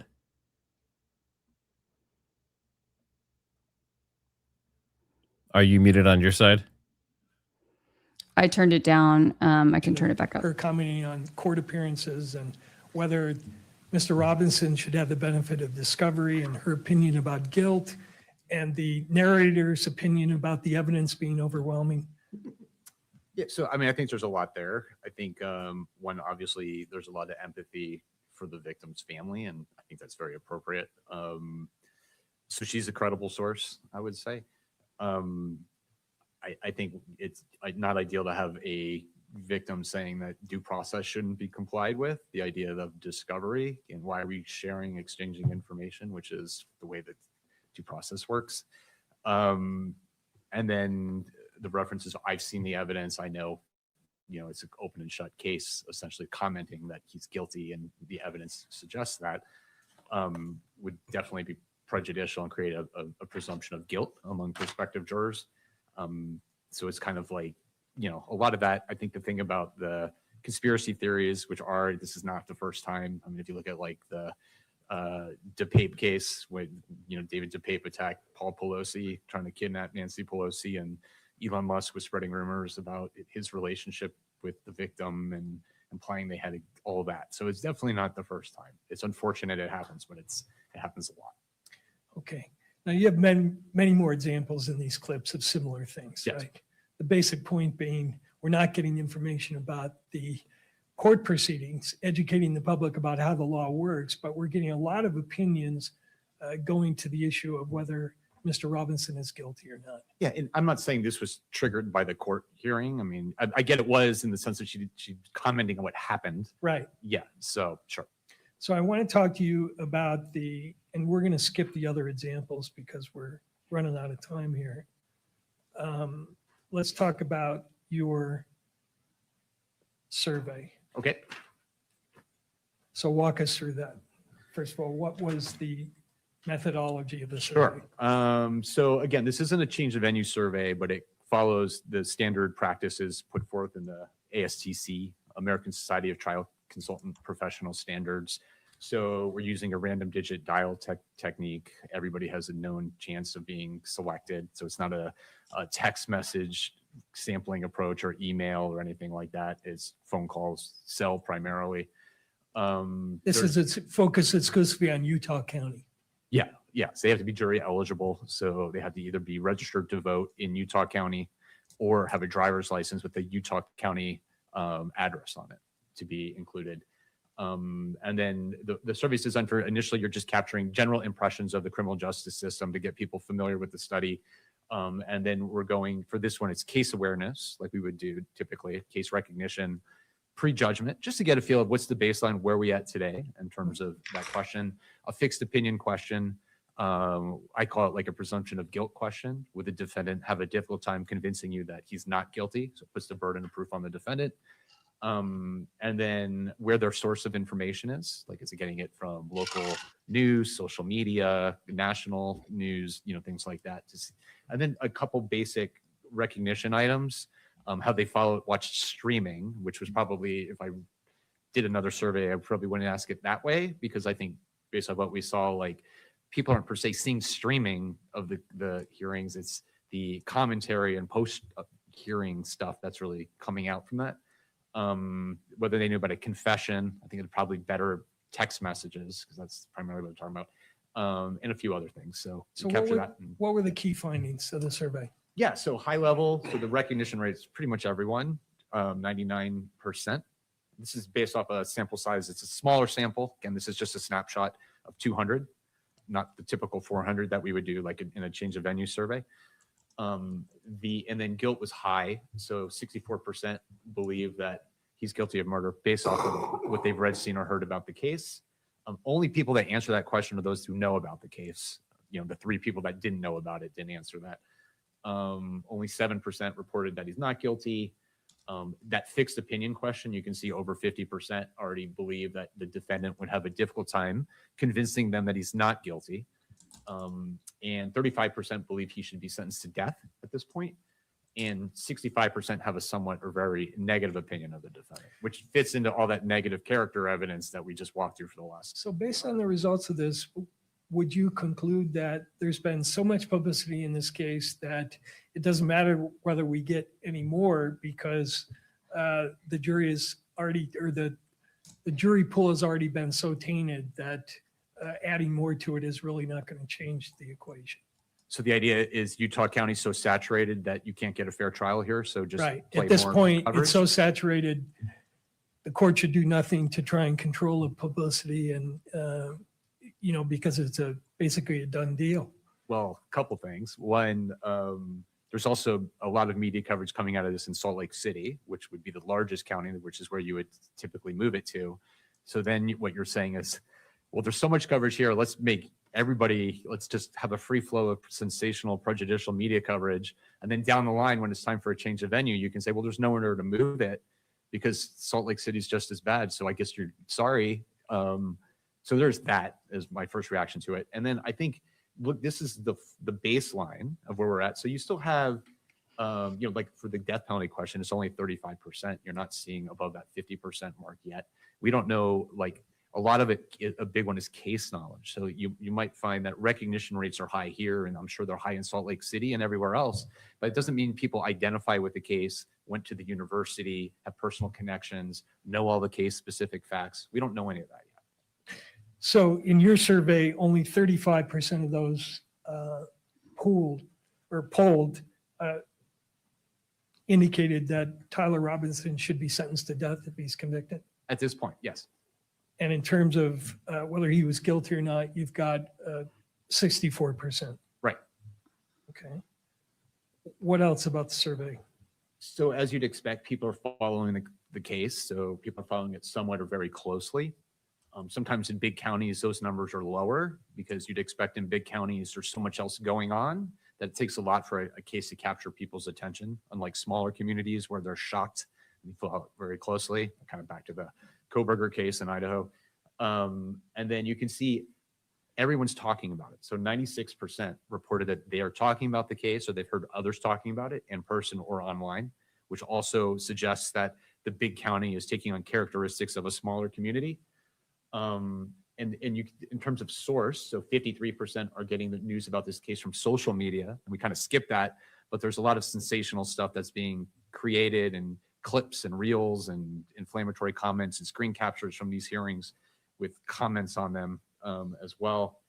And then people have seen something on social media about this case, 69%. And then they've seen something on YouTube, 34%. And then 45% have seen something about the case on local television as well. Okay. What does this slide show? Yeah, so just high level, again, this case is capturing this community's attention. Despite the size of the county, 99% recognition rate. That's very, very, very high. I don't see that very often. And they're following it somewhat or very closely already, and nothing's really happened yet. We haven't had a preliminary hearing. We haven't had the big things happen. We've had pretty procedural-esque hearings about, counsel in terms of gag orders and things like that, and they're already following it closely before the really sensational stuff starts coming out. Okay. I think this is summary of what you've already said, correct? Yeah. So you mentioned this before, but in terms of where people are getting their information from, are they picking this case up from watching live stream or through other sources? They are not. So if you go back to the prior slide, which is from the survey, this is specifically about the case. They're picking it up from social media, local television. Those are the big ones. They're not watching live streams. I think it was like 25% said they've seen like a clip or part of the live stream, but they're seeing news footage on local TV, which we already went through, that has prejudicial commentary about these hearings, whether it's the body language expert or the lip reader or any of this stuff. All that stuff is coming out in those sources, and that's what they're saying. Okay, I'm afraid I'm going to have to stop here. I hate to do it, but I have to. So. That was weird. So he just cut him off and says, "You have to stop here. I'm sorry, hate to do it, but I have to." That wasn't 45 minutes yet, was it? Awkward. That was strange. Okay. All right, prosecution, what do you got? Good afternoon, Dr. Edelman. Good afternoon. You mentioned that in your employment, you work as a trial consultant. I do. And with respect to that, it's more of an advocacy-related position. When I'm wearing that hat, yes. When you're wearing that hat. And this hat, you're more of an objective witness. Absolutely. Correct. We've talked a lot about today, you've talked a lot about today, we've seen some slides about the negative pretrial publicity towards the defendant. Mm-hmm. Did you research negative pretrial publicity towards Charlie Kirk? I'm part of your familiar with analysis? it. Yes. Did you research it as part of this assignment? No. This employee. Did you do any research with respect to negative pretrial publicity towards Erica Kirk? Towards who? Erica Kirk. I did not. Are you aware of the negative publicity that's out there? I'm aware of the awful conspiracy theory stuff. Okay. What about, did you research negative trial publicity towards the prosecution's case? I've seen what that stuff is, and most of it is not from what would be considered mainstream sources. You're talking about people who support conspiracies all the time about windmills killing whales, and that Winston Churchill was the true villain in World War II. So I don't put much stock in that kind of stuff. I know it's out there. I don't think it's comparable. Okay. What about pretrial publicity, positive pretrial publicity towards Mr. Robinson? Did you look into that? No, and I don't think there's much of that. But you didn't specifically look into it? No, and there's social science literature on that positive pretrial publicity does not mitigate or eliminate the effects of negative pretrial publicity. Are you familiar with Professor Christine Ruva? That's her research? Her research? Yeah. Because she would say otherwise, wouldn't she? That Well, positive pretrial publicity towards a defendant would tend to mitigate? Positive mitigates? You're saying she says that? Sure. That positive pretrial publicity towards a defendant would tend to mitigate guilty verdicts. There is very little pretrial publicity that tends to be positive, and from my experience and what I've seen, no, it does not. You have a mountain of negative pretrial publicity, and you might have 3 stories that are positive. That does not mitigate a mountain of negative pretrial publicity. Okay. But it would depend on what that juror was exposed to, correct? What he or she paid attention most to. of the pretrial publicity in cases like this is negative. So if you're implying that it's balanced, I would say absolutely not. Okay. In your survey, I'm going to turn to a few of these questions. I believe it's number 2 in the binder there that you have. Yeah.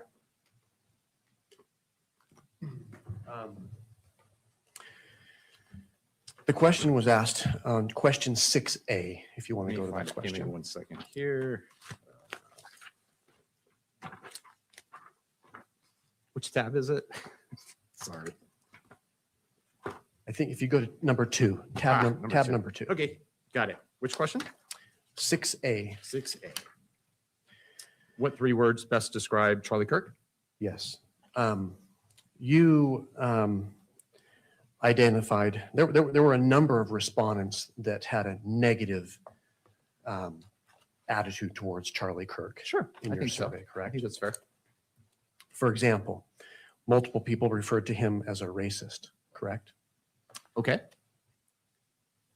This is your survey. Yeah. Again, the question above that is 64% or so have positive opinions of Charlie Kirk. So you can cherry pick comments in there, but in general, overall, people have positive opinions of him in this community. But there are people within this community that have a negative attitude towards Charlie Kirk. Yes, I'm correct? sure, and nationally. Okay. He was called inflammatory in your survey, correct? Inflammatory? Uh-huh. Which comment? Oh, that's what someone said? Yes. Okay. As a misogynist. I'm not disagreeing with you. You could cherry pick as many as you'd like. Asshole. Harmful. Mm-hmm.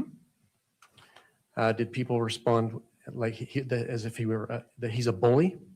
Did you see Okay. that? A bigot. Okay. homophobe or homophobic, multiple people put that. Okay. Divisive, prejudice, Sure. evil. On the other hand, you asked what 3 words best describe Tyler Robinson, correct? And that was question 5A. Yes. And isn't it true that a number of people responded with not guilty or innocent until proven guilty? Sure. Okay. We would like people to respond that way, correct? I what? You would like someone to respond that way. They can say whatever they want. Again, this isn't a change of venue survey. This is just measuring awareness of the case in where we're at today. Okay. Multiple people responded with respect to what 3 words best describe Mr. Robinson as scapegoat, correct?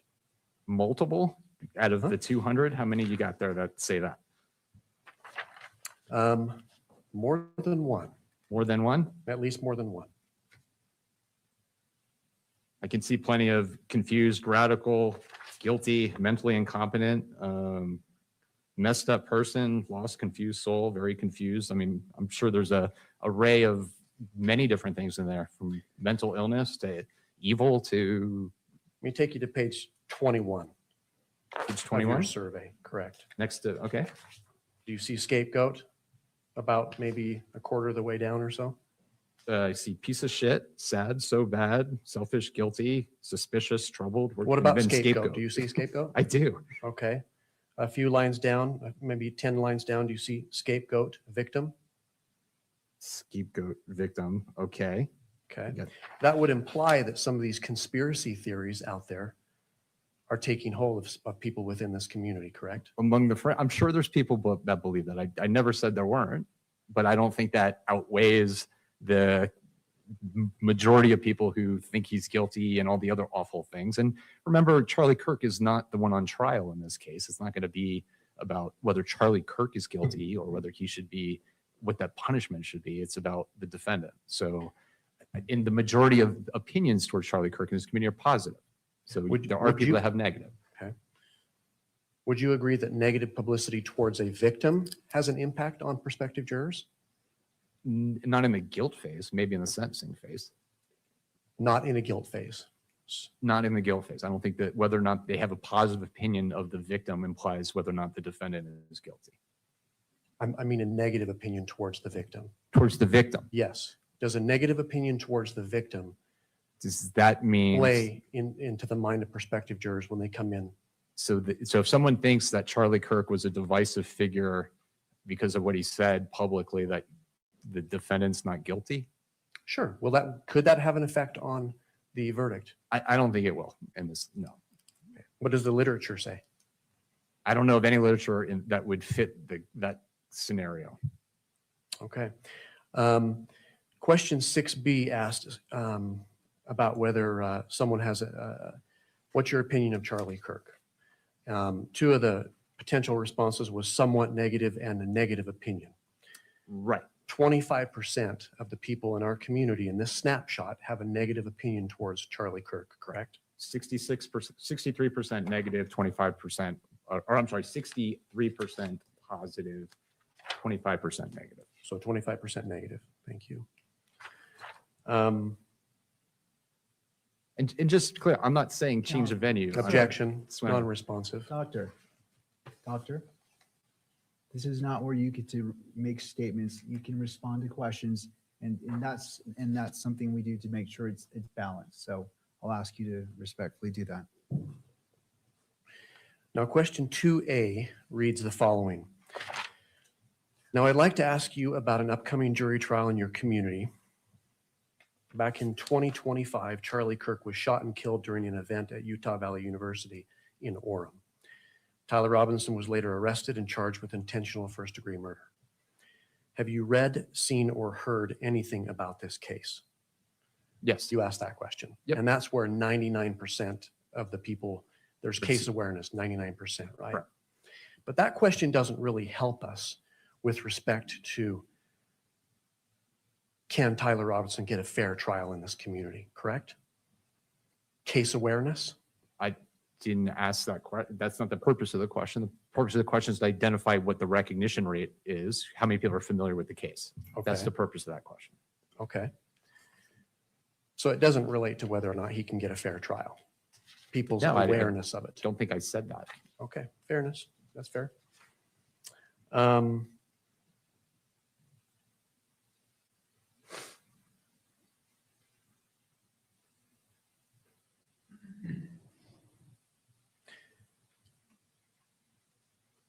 Dr. Edelman, what is your understanding of the purpose of this hearing, of the motion in question here today? To the question being towards whether or not there should be television cameras in the courtroom. And why does it matter if there are televisions in the courtroom or there's pre-trial publicity?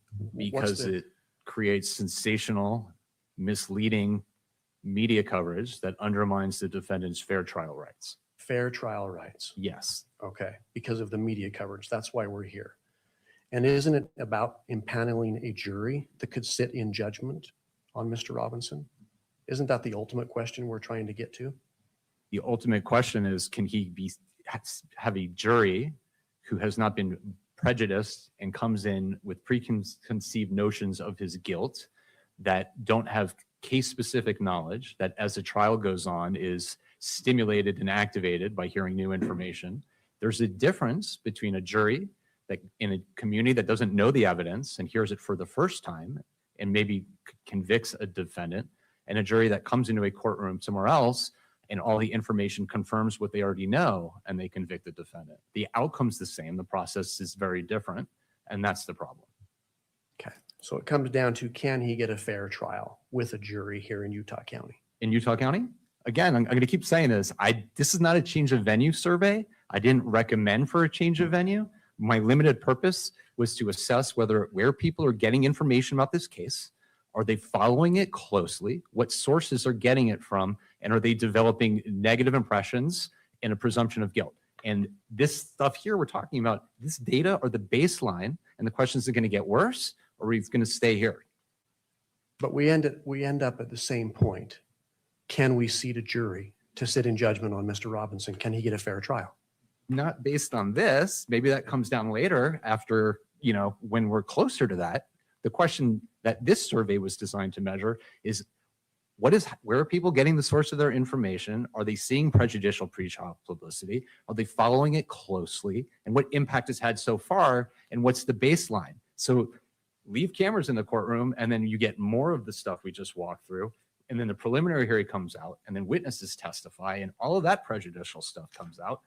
And then there's more negative pretrial publicity. And now we're back here in 6 months or a year, whatever it is. And we are talking about change of venue because everybody in this community has been saturated. And the numbers you see in the survey, like guilt, is now 70-80%, and prejudgment on sentence is over 50%. And everybody knows prejudicial details. That's what we're trying to avoid. Fair enough. Fair enough. But the ultimate risk that we're getting to is whether or not we can seat a jury here.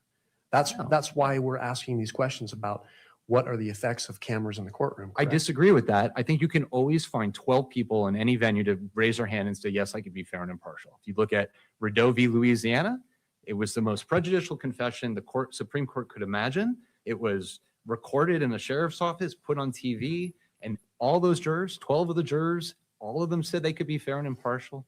3 of them had seen that confession, and the Supreme Court said no.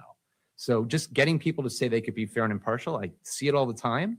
I do it as an advocate when I do jury selection.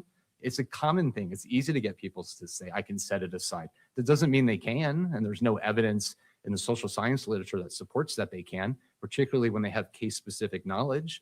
But you can definitely explain to them the law requires you to be fair. Can you set it aside? Yes. So yes, you can find 12 people here or anywhere else to do that. Thank you. Question 3AI, if you could take a look at that. Sure. This is the question about, you referred to this earlier on direct. Given what you have read, seen, or heard about this case, would Tyler Robinson have a difficult time convincing you that he is not guilty of intentional first-degree murder? You asked that question, correct? Right. So it's based on what, yes. Now, you would acknowledge that this question shifts the burden to Mr. Robinson that he has to prove his innocence. Oh, I'm sorry. Which one? Oh, you're talking about, yes, I'm sorry, 3AI. Yes. So that is a question that a judge in Tennessee came up with. Yes. And it was a measure because people would say they could be fair and impartial in the jury selection. They expressed bias and said they could be fair. And then he said, well, could you put the media out of your mind, or would the defendant have to prove that he's innocent? They go, oh yeah, he couldn't change my mind, but yes.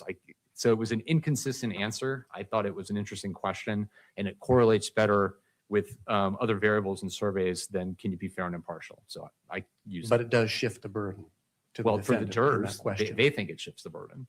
It's not telling them the burden is shifting. I don't think the question shifts the burden. I think the question is, would people already hold the defendant to that burden? Okay. And it's your experience that that question was asked in Tennessee? That question correlates with things like case knowledge, strength of opinion, and all these factors that you would expect the question to correlate with if it's a valid, reliable question. In contrast to, can you be fair and impartial, does not correlate with any of those things. So people with a lot of case knowledge are just as likely they could be fair and impartial as people who don't know anything about the case. So that is would be considered a questionable, like the validity of that question is problematic. Okay. Take you to question 7A. 7. Yes. The prosecution is seeking the death penalty for Tyler Robinson. If Tyler Robinson is found guilty of first-degree intentional murder, which sentence do you believe he should receive, the death penalty or life without the possibility of parole? Are you familiar that before, if Tyler Robinson is found guilty of aggravated murder, which is the actual name of the charge here, sure, it would then go to a sentencing phase, right? On a question familiar with that. of death, correct? And you're familiar that the jury would be instructed that they would be required to weigh both mitigating and aggravating circumstances. Is this a weighing state? So it's weighing the two? Okay. Before deciding on the question of death or life without possibility of parole, correct? Is there a reason why you left that fact out, that the jury would be told that they would have to weigh mitigating and aggravating circumstances? Yeah, so again, this is a snapshot. This is not, it's, for example, I wouldn't read an instruction in a survey about the presumption of innocence, and there's like, if you look at the ASTC standards, you're not supposed to do that. This is where people are at today. It's a snapshot of their bias. It's not, oh, I think you should get the death penalty, but you'd now explain the entire system to me, so I've changed my mind. I don't think you should get the death penalty. So well, isn't it true that if you were to explain to them that there's mitigating and aggravating factors to be weighed, that the number of people who would support the death penalty that would respond yes on this question would go down? Why do you say that? Because you would have explained further process. So explaining the process means that they change their opinion? Do I then have to? If they were instructed in this question that they are to weigh mitigating and aggravating circumstances before coming to a conclusion, the question wouldn't that tend to depress the number of people voting for death penalty in this snapshot? I think you'd get invalid data potentially. First of all, you'd then have to explain how to do that. You'd have to explain, well, they don't know what the mitigators are. Then you'd have to ask like death qualification questions. Well, I think I could consider mitigation. Okay, under what circumstances? Oh, if it's self-defense. Okay, well, now let me ask you another question. What about a case of intentional first-degree murder? Could you consider life then? But well, no, now I can't. So all of that stuff you'd have to include, which creates complexity, and that's not the purpose of this survey. This is not jury selection. Survey is not designed to be jury selection. It's not designed to be death qualification. It's where are people at today? And people have opinions, and that's what this is capturing. This person has an opinion that he should get a life sentence. This person has an opinion that he should get a death sentence. That's based on what they've read, seen, or heard about the case. That's what I'm measuring. Understood. But important critical details are being left out before someone would be charged with making that decision, death or life without the possibility of parole, correct? I mean, that again, if this was a change of venue survey, maybe I would say like, here's an important mitigator that's coming out. And then when the juror says like, I think he should get a life or death sentence, ask a question about a mitigating factor and see if they could consider that or if they could weigh that. But that's not the purpose of the survey. And maybe if it comes to that, those are things that you would typically put in those kinds of surveys. But that's not the purpose of this. Are you familiar that in the state of Utah, if someone is convicted of aggravated murder, that there is certainly the possibility of death, life without the possibility of parole, but also 25 years to life with the possibility of parole? Are you aware of that third option? I wasn't, but sure. Okay. Should you have put that, had you been aware of it in your questionnaire, in your survey? I mean, I think most people would be, from my experience of doing these and getting, the bigger thing is people are fearful that life without the possibility of parole is not actually life. And they're worried that that person will get out. So giving them an option to have a shorter sentence, I don't think is going to reduce death penalty numbers. It might take the life without the possibility of parole, and some of those people might say life for 25 years. But I don't think someone with death is going to say, no, I think I would just give them life, 25 years. Okay, but it's another option that it would probably be an should have option. been included. You can, sure. I don't know if I would, knowing it. I still, maybe I would just say life, or life without possibility of parole, or perhaps. Okay. So you've talked about how surveys like yours, they're snapshots in time, right? And surveys can't predict future conduct. Is that fair?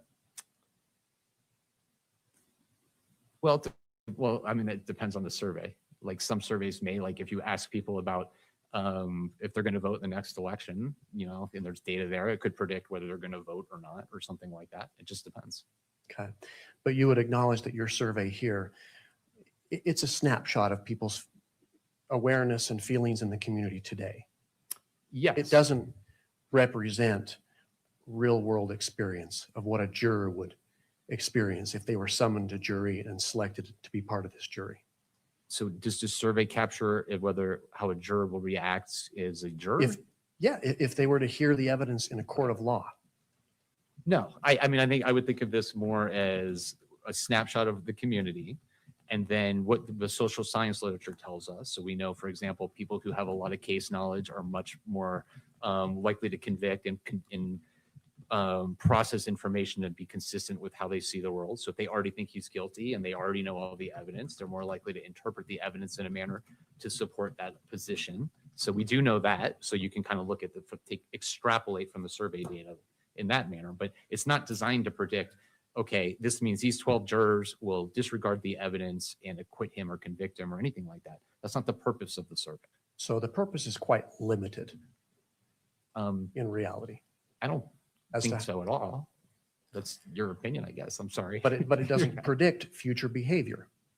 The survey is designed to see where people are at today and make an assessment of whether or not cameras should be in the courtroom or not. And you're talking about like a change of venue survey and whether jurors will be fair and impartial in a year from now or what have you. I don't quite get the connection of how that question is tied to whether there should be cameras filming things and then making speculative conjecture about whether someone's grief muscle is flexing in the right way. So let me ask a question. I've asked this various ways. What's the risk of cameras being in the courtroom if it doesn't ultimately turn on seating a fair and impartial jury to sit in judgment on Mr. Robinson? So what is the risk of inundating the jury pool with highly prejudicial, sensational media coverage that characterizes the defendant as guilty, a monster, a psychopath, a sociopath, and so on? What's the risk of that? I think it undermines that juror's fair trial rights. And I think there's plenty of case law where even when juries have been sat and they've served and there's been a conviction, those have been overturned based off of the pretrial publicity. So obviously there were 12 people in that trial that went through jury selection, were determined that they could be fair and impartial, were able to listen to the evidence and reach a decision, and then state Supreme Courts, United States Supreme Courts have thrown those convictions out based on prejudicial media coverage. So clearly there is an issue, and the question isn't, can you find 12 people somewhere in the county that will raise their hand and say, I can be fair and impartial? I don't think that's the standard. Thank you, Doctor. You mentioned that these were randomly selected. Yes. Respondents. Digit dial, I believe you said.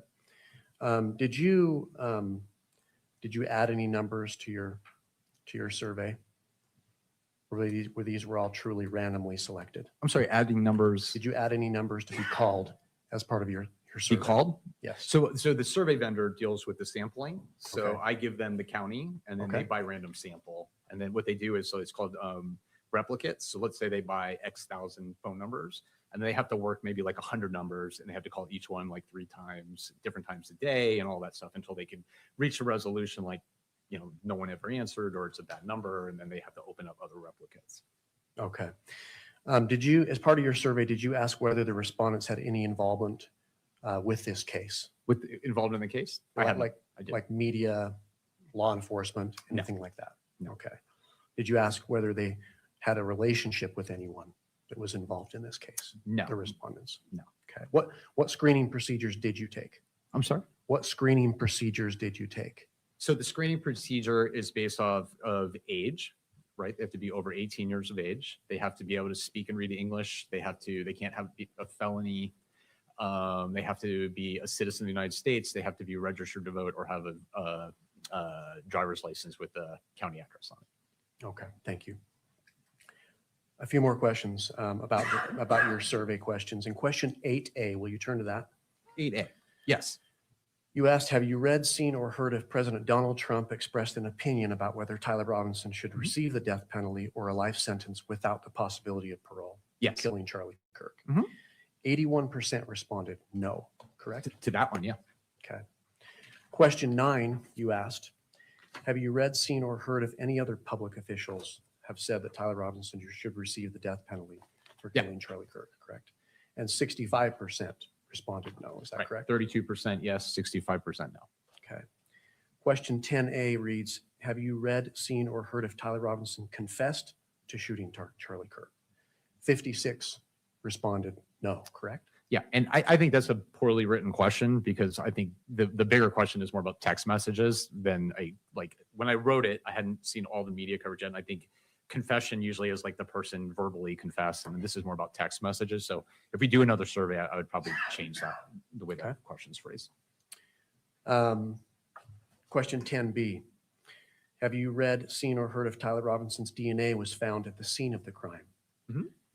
65% responded no, correct? Yeah, I mean, I think your point is great in that we're not at a point where everybody knows all these prejudicial details, and we haven't started yet. These are the numbers, the baseline, and the idea is to prevent these numbers from going up. I think that's ideal for you and the defense and everyone, is for jurors to be not aware of all the details and facts, and that they base their decision on the evidence, not what they've heard in the media. So having low numbers on these things is a good thing. Okay. The media that we watched on your direct examination, almost none of it was live streaming from the court proceedings, correct? Correct. It was third parties' commentary on the case. Correct? Which is what worries me, not the live stream where very few people are watching. Sure. But that's correct, right?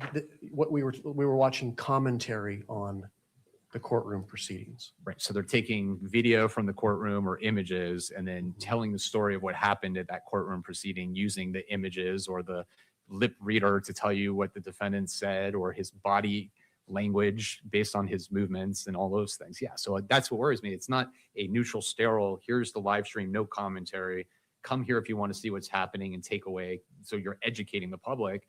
Here's an opportunity to create sensational media coverage out of all this stuff.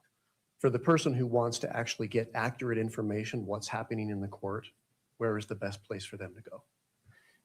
I mean, to me, it's like we got accurate information for decades without live streaming. They're called journalists, and they would come and they would write stories, and we'd read about them and hear what happened. We don't need to create a circus-like atmosphere or a reality show out of a trial. What's the primary source that they would go to for accurate? To accurately see what's happening in the court, where would they go? For who? What are you asking? For the average citizen who wants to follow the case. Well, I mean, that's complicated. So like a lot of people get their news on social media, right? Or podcasts, but that social media is also sharing information and content from traditional networks that now have to create more sensational content instead of maybe more quality content, because you have to get clicks and based on an algorithm that's like focused on sensationalism and reactions. So you're trying to create content to get attention there. So, but that person that wanted the most accurate depiction of what's going on in court would be to come to court, correct? To come to court? That would be great. And watch the proceedings. I guess. Sure. Yeah. Well, yeah, that's where it's happening, correct? Yeah. And short of that, a live stream would also provide that if someone tunes into the live stream. if it was live streamed with nothing else, because you basically have about 25% or so or less watching the live stream. So, and the other interesting thing, if you look at the live stream, it's a forum. All these people are coming to it and just spreading misinformation and conjecture about conspiracy theories and you should get the firing squad and all these things. And those are third parties that this court can't control, correct? That's on the live stream. That's not on third parties. That's just, if you looked at, like, I guess, it was like Court TV, just the live stream of it, and you watch waiting for the stream to start or during it. It's just a forum of just spreading information that is not accurate, I would say. I'm sure we'd all agree if you looked at it, it's not accurate. But again, like, it's not like the majority of people are coming. If you balance it and you said, okay, well, 80% of the people are getting their information from the live stream. That's great. And very few people are watching all the sensational stuff. So the costs outweigh the benefits. But that's just not the reality. The reality is most of it is sensational media coverage that's being created from the live stream video. And then you get what we saw. It's not like people are coming to the courtroom or watching neutral live stream and then, wow, I learned so much about the courtroom process today. That's just not what's happening. But it's not the live stream video that's causing this content by third parties. Well, how are pushing it out, correct? How would the content exist otherwise? The video of it. That is the source of the information. It's take the live stream video, and then rather than reporting on what happened, we'll say, like, all this evidence was introduced in the hearing today, which is false. It wasn't. And it creates the impression that there's all of this prejudicial evidence, which is not evidence, and no one's ruled on any of that stuff in these hearings, when that's not what's happening. So people are being misled. They're not being given accurate information. Okay, but that's created by third parties, not this camera that is behind me live streaming this proceeding today, correct? I guess. I mean, I don't really get the point. What do you mean you guess? I don't quite understand the point. So you're saying, yes, there's all this prejudicial stuff is coming from the live stream, and it's creating all this prejudicial media content, but it's not from the live stream. It's not that guy over there. A third party is taking the live stream, which is the accurate recording of what's happening today, and then they're taking that and creating something of it, correct? So they're taking accurate information and then distributing widely misinformation. So a small percentage. That's what you're suggesting. That's okay. I mean, again, yes. I think if you just watched the live stream and there was no commentary on it, and in a perfect world, none of those things happen, then yes. But that's not the world we live in. And if you say there's no limit on the third parties using it, then that kind of defeats the purpose of the idea of just having a neutral live stream. Okay. And to your question, have you seen any video footage or video clips of the courtroom proceedings from Tyler Robinson's case, for example, on Court TV, YouTube, or social media? 74% of the people responded no. Well, that's my point, is they're not watching the live stream. They're watching the news reporting on the live stream, like on TV, like all the stuff we just walked through. Exactly. That's the stuff they're seeing about what's happening. They're not watching the neutral live stream. They're not just saying, here's a sterile live stream of what happened today. They're watching this stuff. That's the stuff they're seeing. Okay. But again, it's not the live stream that's creating that negative content. I feel like I'm just going to keep saying the same thing. So, okay. Yeah. Okay. Just one moment, Your Honor. Yes, counsel. Nothing more from the state judge. Oh my God. Mr. Bridges. No further questions, Your Honor. All right. And this witness. That was a masterful takedown of that guy by the prosecution, I must admit. You want me to leave this, sir? Yes, please. I was waiting for your sound effects. Well, I don't want to interrupt what you're saying, but basically the takeaway is that guy's information is irrelevant because it's not the cameras that are causing the issue. It's what people do with the video from the camera later on that's the issue. Interesting. But who really has time for 8 hours of court? Of course, people need a recap. Apparently we do. Well, yeah, I said that in the chat. Other witness. The exhibits have been submitted. I believe that the doctors, she had a 36-page report in your original motion. Is that correct? That's right. All right. Well, I want to provide both parties the equal amount of time. So What I'm proposing is that we turn to the state to their presentation of evidence, and if there is time remaining, returning to defense to call the witness as well, and see what time we have and take it from there. I still think I have some time left on my 2 hours or no? Well, including cross-examination, we're about 5 minutes over. Oh, But that's from my accounting of time. But we can proceed in that matter, returning to the state, allowing them to present evidence. And if there's time remaining, certainly we return to you. thank you. All right, thank you, Mr. Burt. To the state.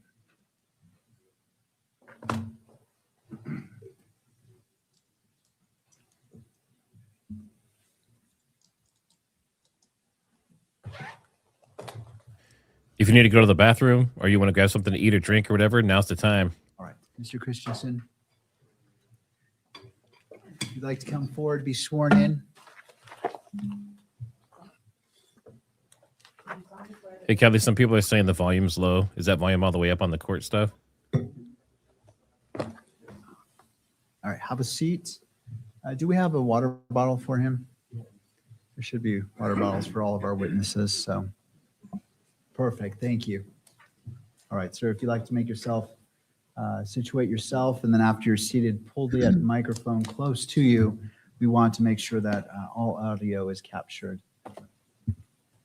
All right, counsel. If you could state your name and spell your last name for the record. Cole Christensen, Christensen. Where are you currently employed? I'm currently employed with the Utah County Attorney's Office, Bureau of Investigation. How long have you been employed with that office? About 7 years.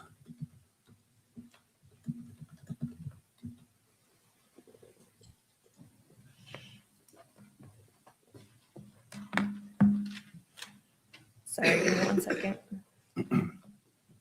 Have you been specifically assigned to this case, the Tyler Robinson case, in your capacity with that office? Yes, I have. Were you asked to conduct research related to media coverage in the Tyler Robinson case? Yes, I was. And who made that request? Prosecutors assigned to the case. Did you complete that task? Yes, I did. Did you write a report about your findings? I did. Your Honor, permission to approach the witness? You may. I'm going to hand you what will mark as State's Exhibit 1. Okay. Do you recognize that? Yes, I do. What is that? That's the report that I created from the assignment that I had. Your Honor, pursuant to a stipulation by defense, the state would move to admit State's Exhibit 1. Defense, that's my understanding. Is that correct? That is correct. Thank you. It is so admitted and may be published. And we have nothing further. All right. Mr. to defense.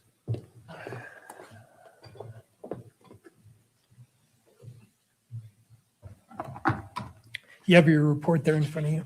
Yes, sir. Part of your report says that you were trying to, your primary focus was identifying negative pretrial publicity toward the prosecution, right? And Erica Kirk and Charlie Kirk. Correct. And how did you define negative publicity toward the prosecution, Erica Kirk and Charlie Kirk? How do I define that? How did you define that when you were doing your search? I just defined that by the media coverage that was out there. Right, but how did you determine, well, this is negative or positive? Based on the way the media slanted, or the way the article or the interview went. How the interview went. Uh-huh. And what did you look at? Did you look at newspaper articles? I looked at newspaper article, traditional media sources, local, national newspaper articles, social media, podcasts, online platforms, that type of thing. Did you look at any of the coverage by the major networks, the electronic media coverage sites? Yes. And what did you look at in that regard? What did I What look did at? you look at? I looked at, for one example, I looked at KUTV 2 News, I think is a CBS affiliate. Mhm. I found negative pretrial publicity there toward the defendant. Toward the defendant. Correct. And was that generally true of the other major electronic media outlets, that the focus was on negative publicity toward Mr. Robinson? I'm sorry, I'm not sure I understand the question. Was when you were looking at the electronic media coverage and specifically the national network coverage, was the tone of that in general negative toward Mr. Robinson? No, I think the tone of it went both ways. I think some of the tone of it was negative toward the prosecution, and some of it was negative toward the defense as well. And Some of it was negative toward Erica Kirk, and some of it was negative toward Charlie Kirk. Negative in the sense of making some derogatory comment about Charlie Kirk? Correct. I did find that, yes, sir. Okay. And did you do some sort of quantitative analysis in terms of how much there was in each category you were looking at? No, I just took a sample size. So as far as I could tell you, there's a lot out there, but as far as like a comprehensive review or to quantify it, I didn't do that. I just took a sample size. How big was your sample size? Well, I looked at trending high-profile media articles, whether they be in social media or traditional media sources from when Mr. Kirk was shot and killed up until the present time. You cite in your report a study that says that 86% of U.S. adults say they get their news from smartphones or computers, correct? Correct, yes. What was the source of that number? Do you mind if I refer to my report? Yeah, sure. I think it's on page 1. And the question was? Question was, do you cite in your report a source which indicates that 86% of U.S. adults get their news information primarily from smartphones or computers or tablets? Yes. That's according to a study that was conducted by the Pew Research Center. Okay. And is it true that a lot of the what you refer to as negative publicity toward the prosecution, I think you list on page 2, was coming from podcast sources? Yeah. Candace Owens, for instance, you list? Correct. That's one that I had found.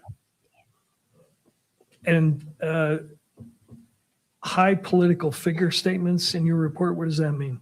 That would be, for example, some of the information we just heard, high-profile political figures that can be national or local here. Okay, Israel theories, what does that mean? Correct. Theories such as Israel or Mossad was involved in the assassination of Charlie Kirk. You saw a lot of that on the national media? I did see some of that, yes. And where did you see it, say, on ABC or CNN, where they were advocating that somehow Israel was? No, I apologize. That was on social. That was on social media. Right. Most of the wackier theories are coming from fringe groups, right? Correct. There are a lot of social media conspiracy theories out there. And you were not making any attempt in your report here to compare how much weight someone would give to sort of a fringe report versus a national media report, correct? No, I couldn't. I couldn't determine that. Great. That's all I have. Thanks. Thank you, Mr. Bird. To the state. Nothing further. Thank you. May this witness be excused. Yes. Thank you, sir.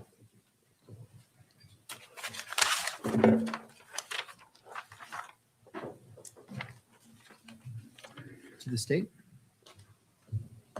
Judge, for this hearing, this is all we had as far as state's evidence. Right. Do you cede your time to defense? Yes, so long as we are able to wrap this up today with argument as well. All right. So just to provide some guidance, it is 3:20.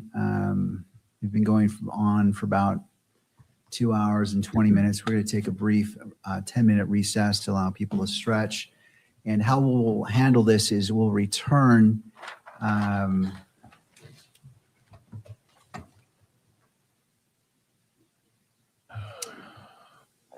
So we'll start oral arguments at, so we'll come back at 3:30 and we will go till 4:10 and allow each side 15 minutes for closing arguments. And then I have some matters that I need to address with the parties as it relates to scheduling a ruling from the court. So we need to coordinate our schedules because we need to end at 5 o'clock.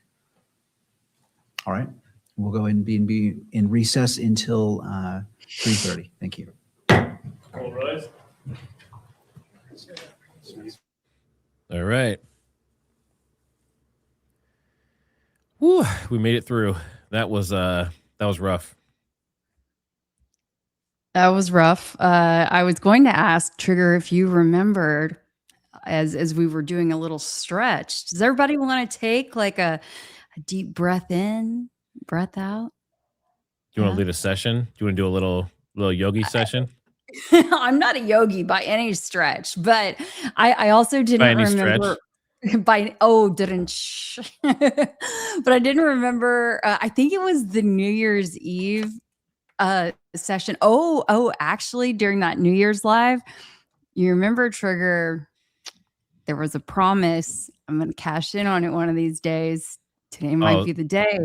For you to sing? Is that what it was? Oh, sorry. Gold.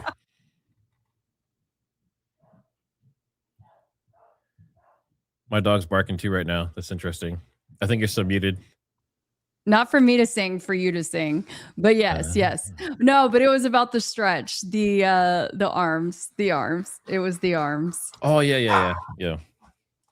The double jointedness or whatever it was. So it looks like we have about 10 minutes until they come back. So if anyone wants to get food, if you want to stretch, if you want to do all that stuff, then now's a good time. And we will be right back as well.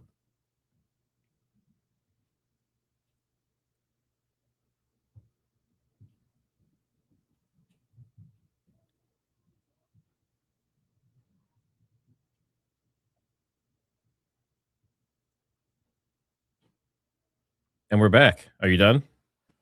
Huh? Are you slow? Are you too slow? No, I'm just kidding. I feel ornery today. I don't know what's going on with me. You're feisty. I am a little feisty today. Feisty. I'm trying to watch X and see if there's any like new information coming out that based on everyone's opinions. I've posted a lot of information. I've taken a lot of this information and screenshots and put it up on X.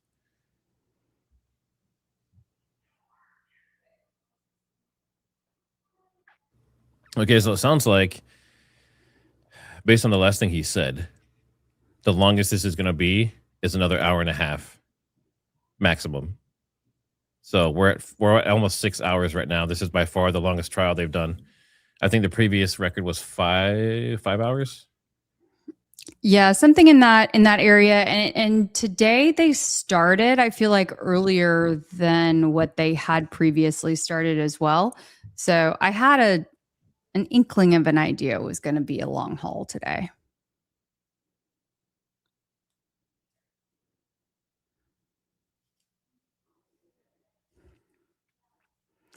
Thanks, guys, for y'all being patient with the dogs having the outbursts and the kids coming in and saying hello. They were excited.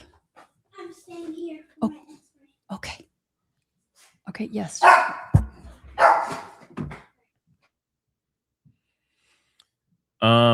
I would highly recommend that no one eats me, please.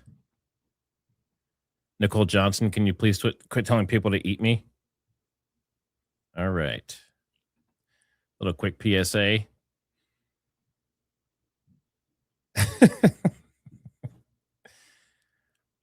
Yeah, I think after this, we're either going to do pizza or Chinese. One of those two. Seems like one of those days. All right, let me check. I think we had one poll that was still open, didn't we? Yes. Is prosecution tearing that dude down? Basically making, I mean, he was making it seem like a survey only had one purpose. And I think that might have been part of his downfall. That's how prosecution was able to kind of get in there and knock them around a little bit. So, yeah. Let's see. Pizza, like pizza or real pizza? Like real homemade pizza, like homemade crust and everything. So it would be from scratch, basically. And my backup is Papa John's.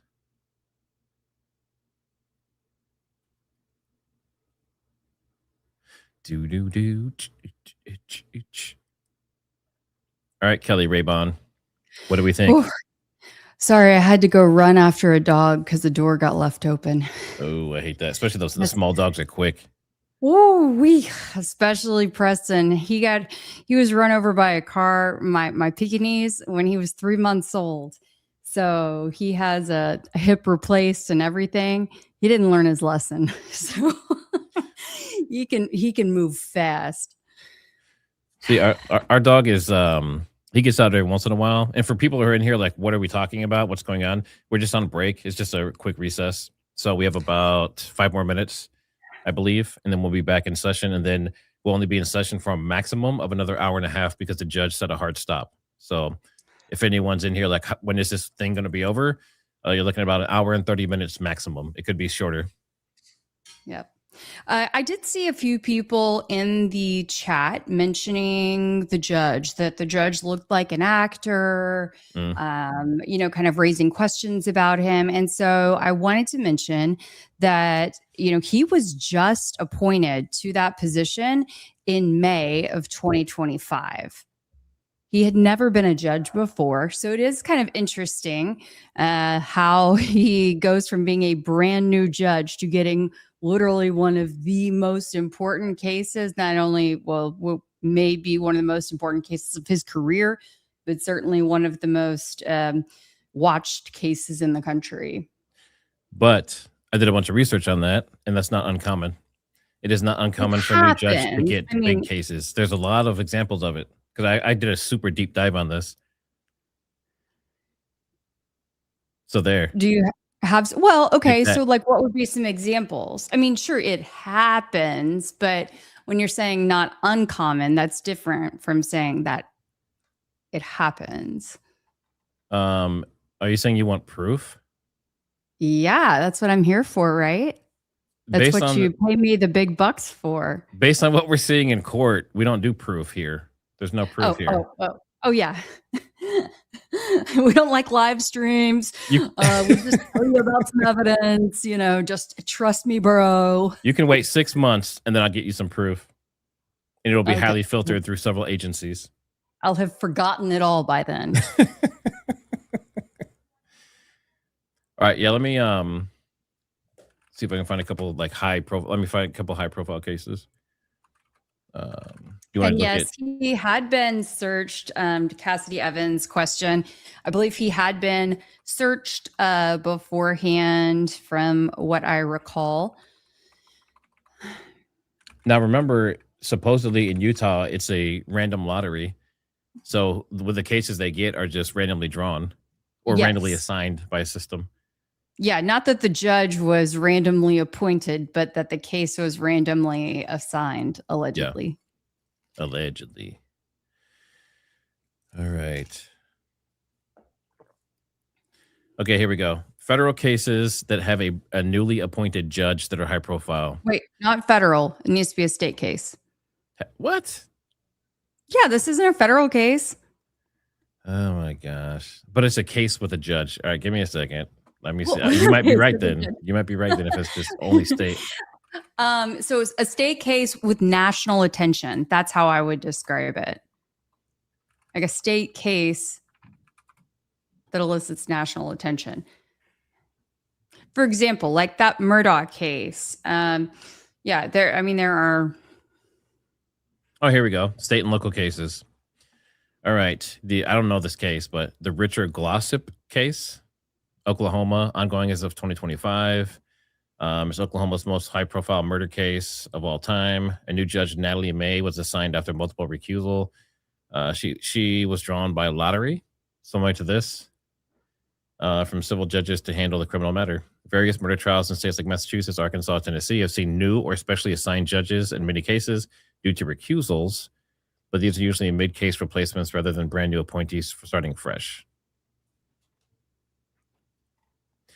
Let's see. More prominent examples. Guess who popped up? Tyler Robinson case, Judge Tony Graff Jr., the Richard Glossop case we just talked about. There's the Aaron Spencer trial in Arkansas. Early 2026, Circuit Judge Ralph Wilson was specially assigned Lindsay Whiteside battery case, DeSoto County, Mississippi. Multiple judge recusals leading to the appointment of a special judge, Jeff Wheel, in this high-profile case. So it has happened. I don't know. I mean, I used to cover DeSoto County, Mississippi, and I'm not familiar with that case off the top of my head, but I'm not sure that yeah, apparently I've been too focused on this one, I guess. But I just think like to the extent that this case has received such massive attention. I mean, let's remember the body of CK was flown on Air Force Two. That's something that is entirely unprecedented. No civilian's deceased body has ever flown on Air Force Two before, you guys. All right. No, we're not quite back yet. No, almost though. Okay. Is that true? No Air Force. Let me see. Hold on. Yeah, no, that's true. No civilian's body has ever flown on Air Force Two before.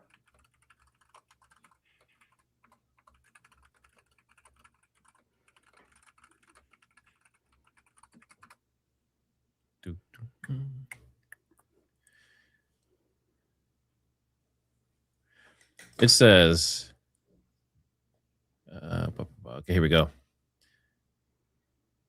Like there's been some like people who've died in combat, I believe, a couple of times maybe, who've served the country in some aspect or the other, but not civilian. I'm not sure if this understood my question. It's saying like civilian bodies, not civilian dead bodies. Yeah, well then, yeah, you should specify deceased. Don't use fancy words around me. I'm on fire. Don't worry. This is my specialty. These are some of the facts I have down. When Goddess says, how many that don't have any experience as a judge? Most of them were newly appointed judges. There were a few that were like newer, but not brand new. But Judge Graff is like brand new. Like this is, I don't know if this is his first case, but it's not his first case, but he's very, very new, as in like since 2025. Okay, Jordan Henshaw says that Beau Biden's body was flown on Air Force Two. I'm not sure. I haven't looked into that, but he would be the he would have been the son of the vice president. So that's still like a different, slightly different situation. It's a civilian. Oh, well, okay, let's look into it. But still, it's that's different when it's the first family. It's a civilian. First family, come on. Nature's Nectar says, you're hilarious, Matt Love. Thank you, much appreciated. Thanks for the super chat. Tammy Hill, we saw that. Some love for you, Kelly. Thank you. Yes. Cassidy Evans, thanks for the super chat. I'm not sure if you purposefully didn't put a message in there, but you can put messages in there with those if you didn't know that. Thank you for that. And we are in the final runs of this court case, or this trial, this pre-trial, I should say. So it's been a long road. We're at 6 hours right now, and we have roughly about an hour and maybe an hour up to an hour and a half-ish left, according to the judge. He has a hard stop, so we'll see what comes out of this. I'm kind of interested to see what the state has. We've already seen the defense's witnesses and stuff, so. But basically, the takeaway from them is all the publicity so far has been negative and prejudicial against Tyler Robinson. That's basically the takeaway. And it's hard to disagree with that, you know? I know early on, everything I heard was he should get the death penalty. He's a trans Tifa type guy with a furry boyfriend. or girlfriend, however that you're supposed to say that. And that just made it seem really bad. And just for what it's worth, I'm always quick to say I don't think that it's fair that we assume anything about the furry part, because that's just fed slop, the same as the rest of the narrative that we've been given. I personally haven't seen anything that would lead me to believe there's some full-blown furry lifestyle. Just given the fact that I've known a couple of people in my life who have that lifestyle, and like they never said anything about going in there and finding all these costumes and stuff. And I'm just telling you guys, like, they would have loved to have made hay with that. Okay. If that's what they went in there and found. So you've known and dated furries? And been Nobody shopping? said that I dated furries. I knew. I didn't say that. You just said. It was That's a what you just question. said. It was a question. Okay, then you said it. You said it. You asked it.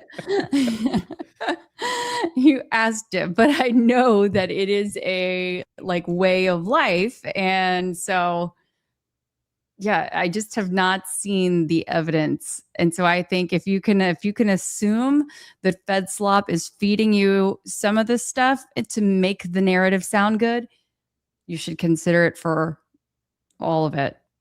Now, did you see the Lance Twiggs images that came out from Texas or wherever he's at? Have you seen those, like with the long hair pumping gas? That doesn't look like a tranny to me. I mean, there's long hair, but I don't know. Typically, when they're that type of person, they do it all the time, not just when it's convenient, or not just when they're like dating someone or something. So it's kind of strange, and I don't know how they can confirm that. Obviously, there's a couple images, but yeah, strange. Yeah.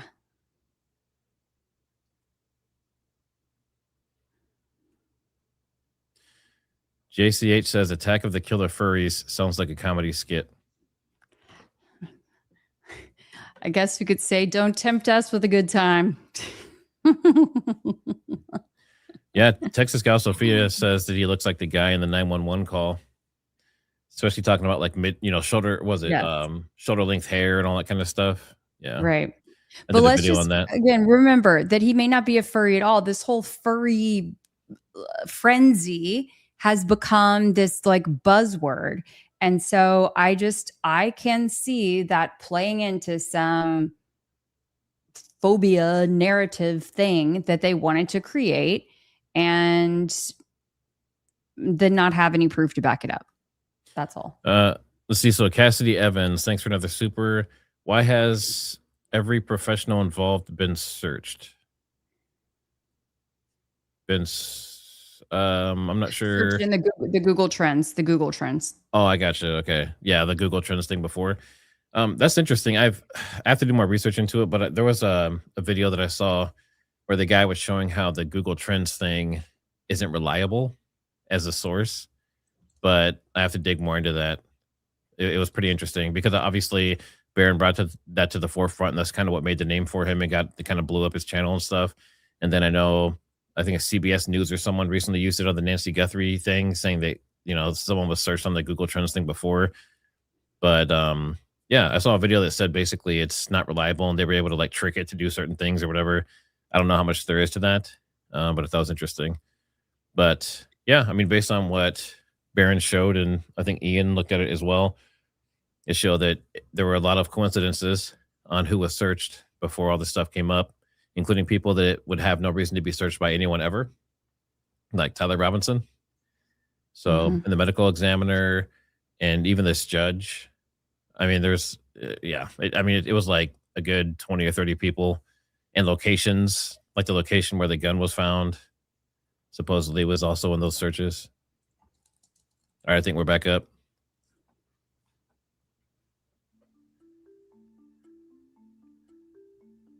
I have my volume on.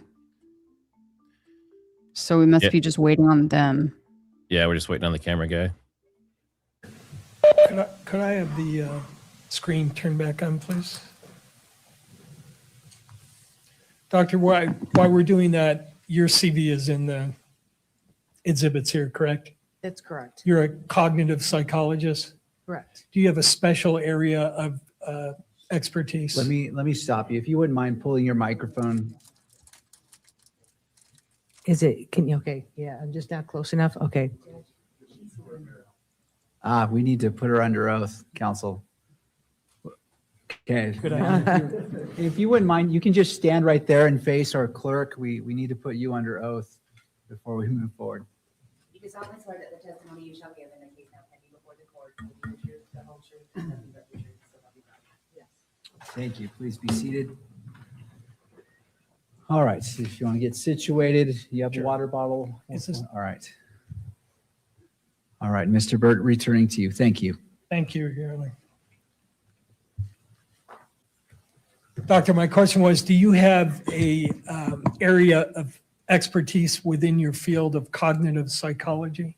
Yes, my expertise is in decision-making, judgment and decision-making, memory, and perception, and I apply that basic research to the legal system. So studying juror decision-making, specifically, I've spent a lot of time looking at the effects of pretrial publicity on jurors' decision, their memory, and how they interpret evidence. So a bunch of different things, how they deliberate. So that's what I spent predominant time doing. When did you get your PhD degree?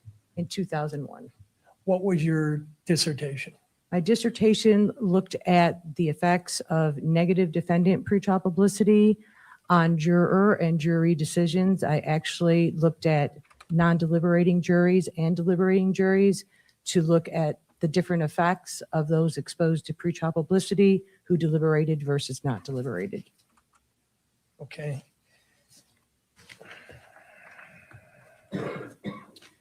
And was your dissertation published?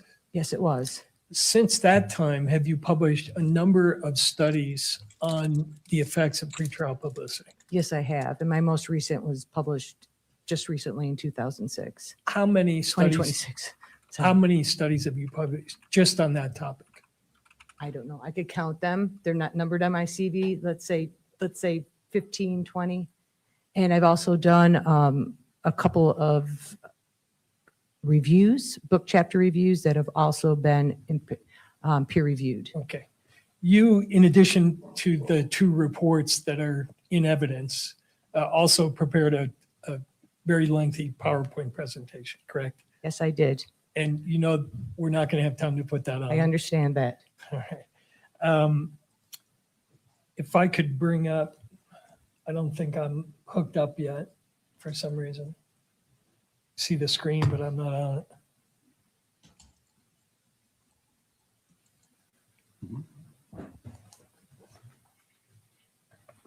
While we're doing that, let's answer the question that my opponent raised, which is, does positive pretrial publicity mitigate the effects of negative pretrial publicity?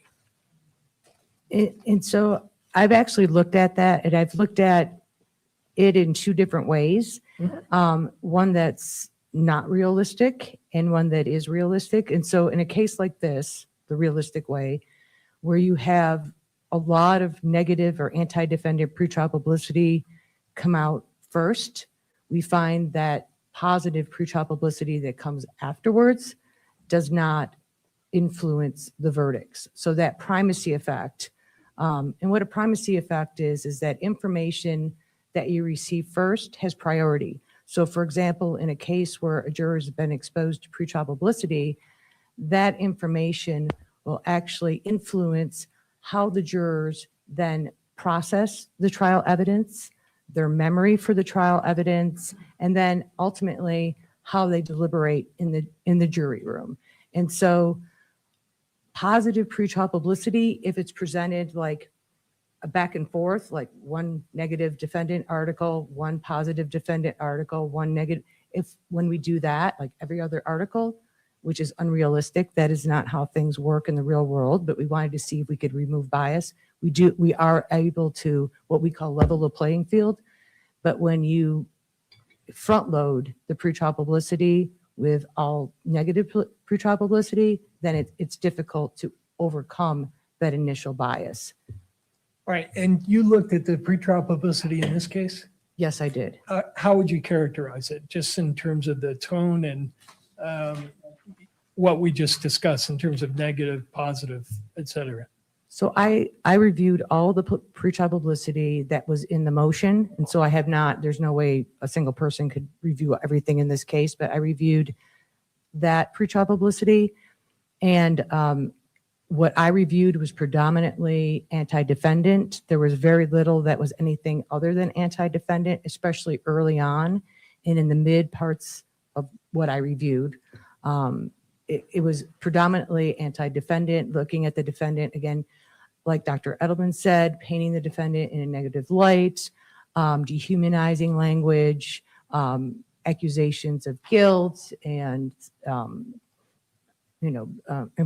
basically giving your opinions upon what kind of sentence he could get. So there was a lot of anti-defendant that went to the credibility of the defendant, which is really important, but also publicity that is likely to engage the public in moral outrage, okay? Because something morally wrong has happened, it's horrible, and again, we have high-profile individuals like the president, the past attorney general, the FBI director, the governor, so a lot of people that have a lot of power and influence coming forth and saying these things about the defendant. What does the research show when you have a situation where high authority figures, the president, the vice president, the governor, the attorney general, the head of the FBI, are putting out anti-negative publicity on the one hand, and on the other, you get these wild conspiracy theories from fringe podcasters? How does that balance out? Does the podcaster conspiracy stuff swamp or overcome all the negative publicity coming from the authority figures? And so now you're getting into more of the conspiracy theory research, which I am somewhat familiar with, and I've looked at it, and it is pretrial publicity tangent, correct? Because in this case, we can call these conspiracy theories pretrial publicity, right? Because they are a form of pretrial publicity. And the credibility of the source of conspiracy theories definitely has an effect.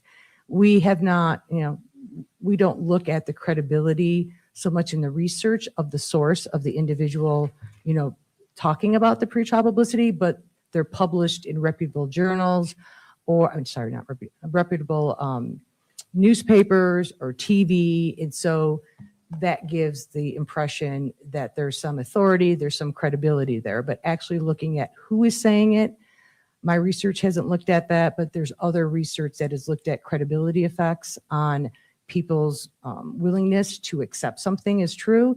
And definitely in the social psychology and conspiracy theory research, they do find credibility matters. So how does prejudicial pretrial publicity influence jurors? What is the mechanism? And that really is what I looked at from the beginning, because it was already established, and I don't think anyone today would say it doesn't affect jurors, at least not in the research community. But I wanted to know how. So the first way that I looked at was how it influenced basically their memory for the trial. And so what we call source memory. So when a juror is exposed to pretrial publicity, they have two sources of information. They have the pretrial publicity that they get prior to trial, and then they have the trial evidence.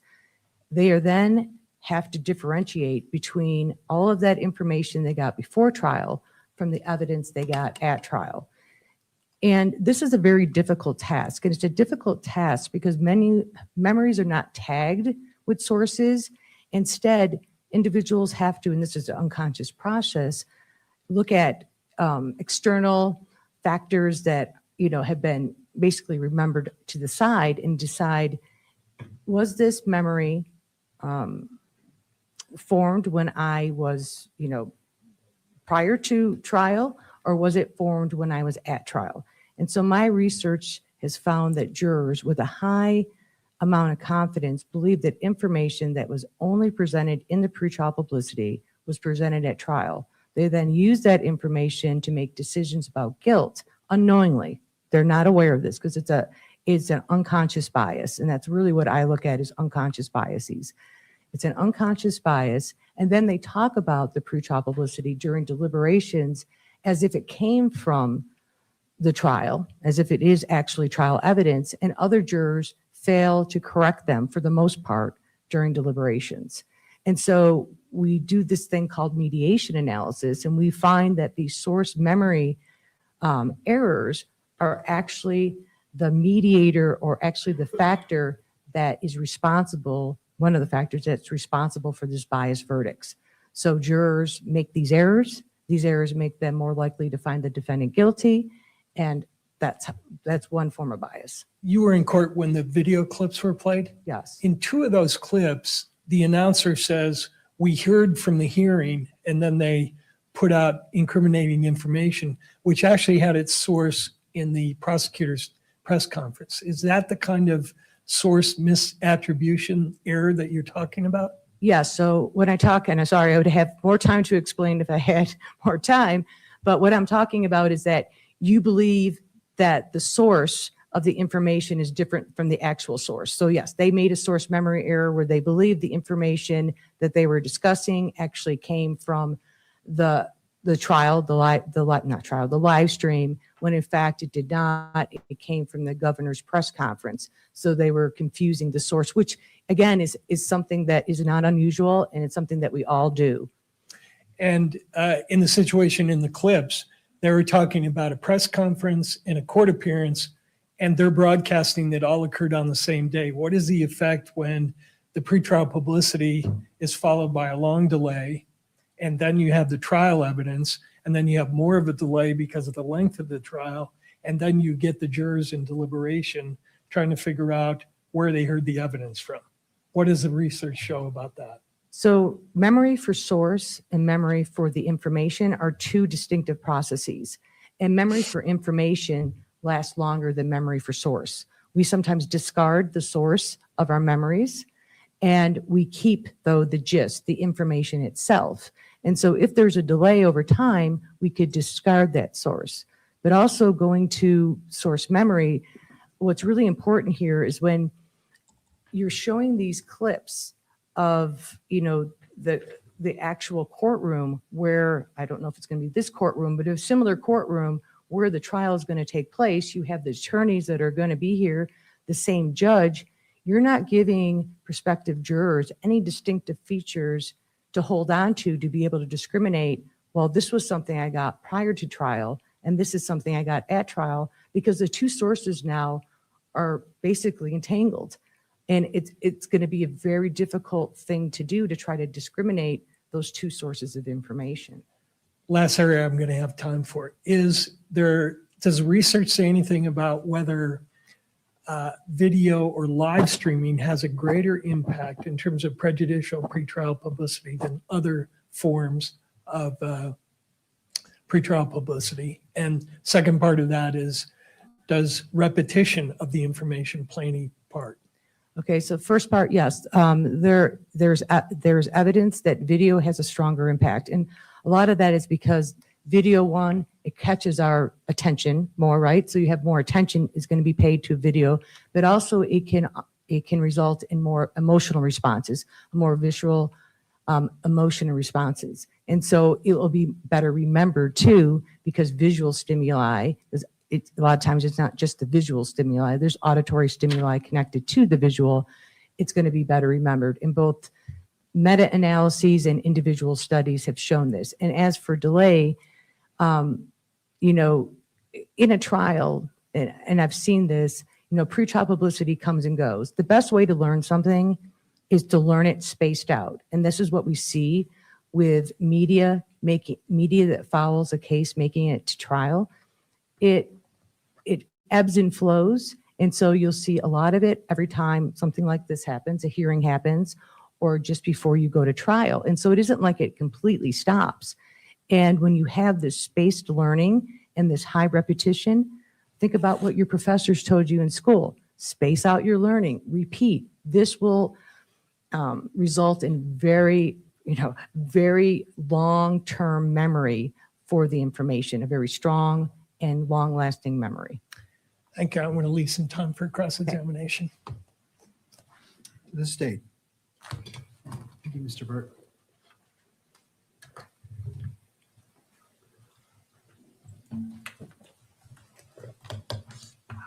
Good afternoon, Professor. Good afternoon. We're talking a lot about the effects of pretrial publicity Correct. on jurors, Correct. prospective jurors, correct? Is it true that the effects of pretrial publicity goes both ways, meaning it can negatively impact the defendant, correct? Correct. And it can negatively impact the state? Correct. Okay.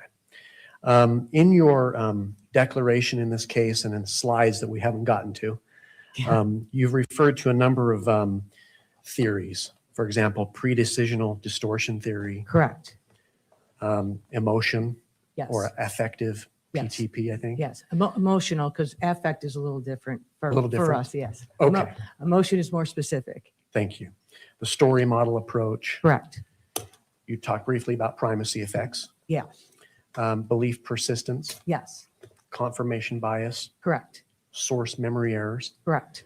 And group polarization or polarization effects. Yes. Are those one and the same? Yes, they are. They are the same. And I know on a slide sometimes it gets truncated, but they are group polarization. Yes. Okay. All of those theories, as applied to pretrial publicity, can affect both sides, correct? That is correct. Negatively or even positively. It's not positive for justice, maybe, but positive for the side that, yes. Fair enough. Thank you very much. If I could have you turn, do you have a binder there? Yes, I do. In your declaration, I believe this is tab number 6. I can have you turn to page, it looks like it starts on page. This would be my supplemental material because my I think declaration. it's your original declaration. Okay, so that, yeah, I have it as 5 here. Okay, tab 5. You could go to page 6, paragraph 10.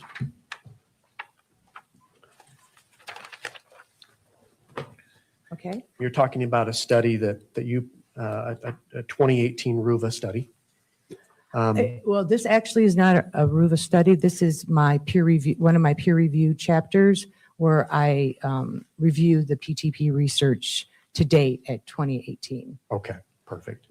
The second sentence in that paragraph reads, DeLuca, 1979, found that mock jurors exposed to 3 pieces of anti-defendant information were more likely to convict than those exposed to only 1 or 2 pieces. That's correct.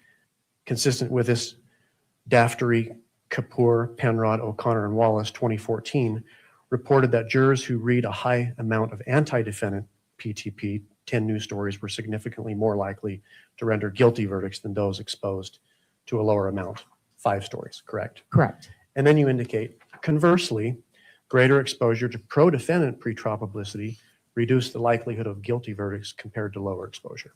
Correct. And so if they're only exposed to, one type of pretrial publicity in these cases, correct. Okay, thank you.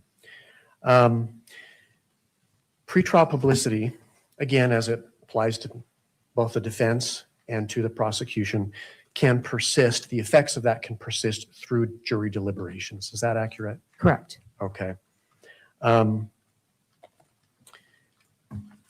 And negative victim pretrial publicity can hurt the prosecution's case. Is that accurate? That's correct. Okay. If I could have you turn to your slides, which I think is tab, I thought it was tab 7, but it might be tab 8. Okay. Can I have you turn to slide 58?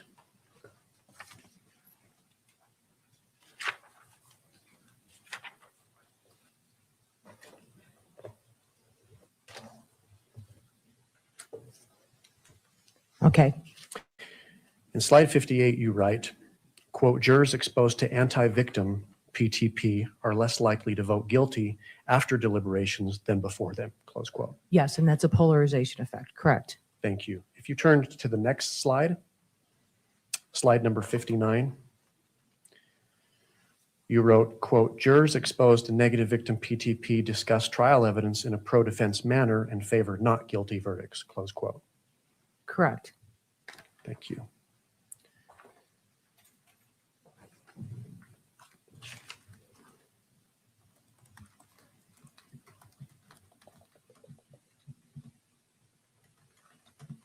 And then if I could have you turn back to your declaration in the previous tab. Page 34 of that declaration, it's paragraph 59.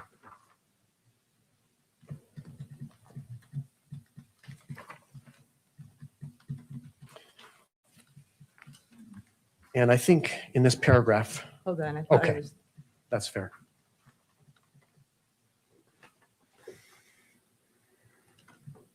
oh, again, I think I'm on the supplement. I'm sorry. There's too much stuff in here. What was the page again? Page 34. Thank you. 34. I'm there now. And what, Paragraph 59. okay, I think you're sort of, this is page 34 of 36. So I think you're sort of summarizing some of the Yes, conclusions yes. of your research. It states, these findings collectively indicate that victim PTP or pretrial publicity can significantly distort jurors' verdicts, perceptions of credibility, interpretation of evidence, and memory accuracy, and that deliberations are not a reliable corrective mechanism. Instead, deliberations may perpetuate or spread bias, undermining the fairness of trial outcomes. that's correct. Okay. And again, it applies to both sides. Yes. Okay. I noticed that in most of the conclusions or your findings in your declaration and on the slides, which again, that we haven't referred to specifically today, you couch your findings or conclusions in conditional language. For example, information processing can be biased by information that comes before the to be remembered event. Yes. In another, in your declaration, you stated live streaming of all proceedings can lead to deep-seated bias. Is that Yes. correct? Why the conditional language, Professor? So as a scientist, we never prove anything, right? It's probable, there's a high likelihood, it's reliable finding, but we never say that something's definitive. We always, there could be other factors, and so we always say can, but there's an overwhelming evidence. And again, we find this over and over again, it's reliable finding that, pretrial publicity does bias how jurors interpret information, and is actually a mechanism through which, this primacy effect, this pre-decisional distortion, the story model, which they're different, but it's not important the differences. They all basically lead to the same results. They result in biased verdicts. But again, as a scientist, I would never say that I proved something, but there's a good likelihood that this will happen. Okay.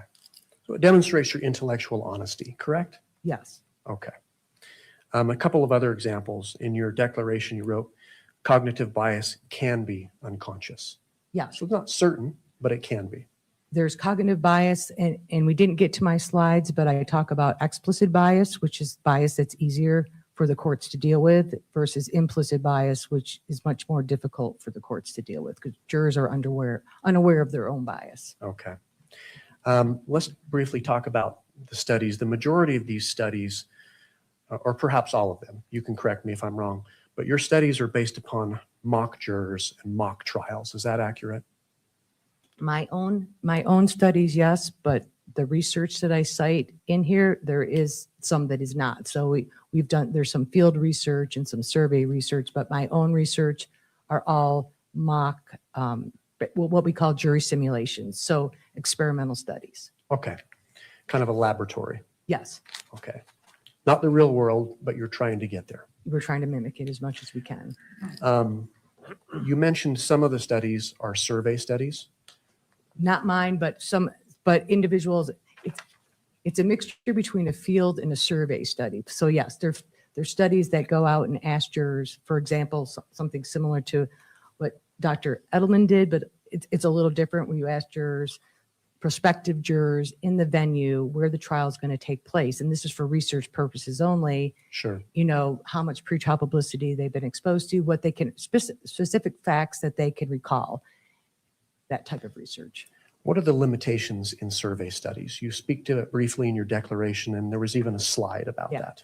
And so the problem with survey research is that although it might be high in realism, because you're talking to people who might actually be a juror in that venue. The problem with survey, that particular type of survey research, is that we can't infer causation because nothing is controlled. We can't say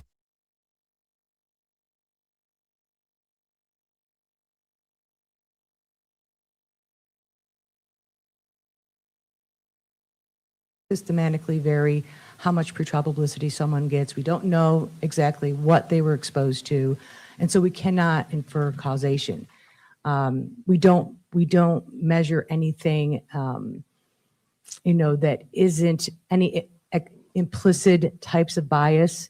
Instead, we look at explicit bias. We can measure, explicit, but we can't measure the implicit bias, the things that I measure in my study. And so that's some of the weakness there.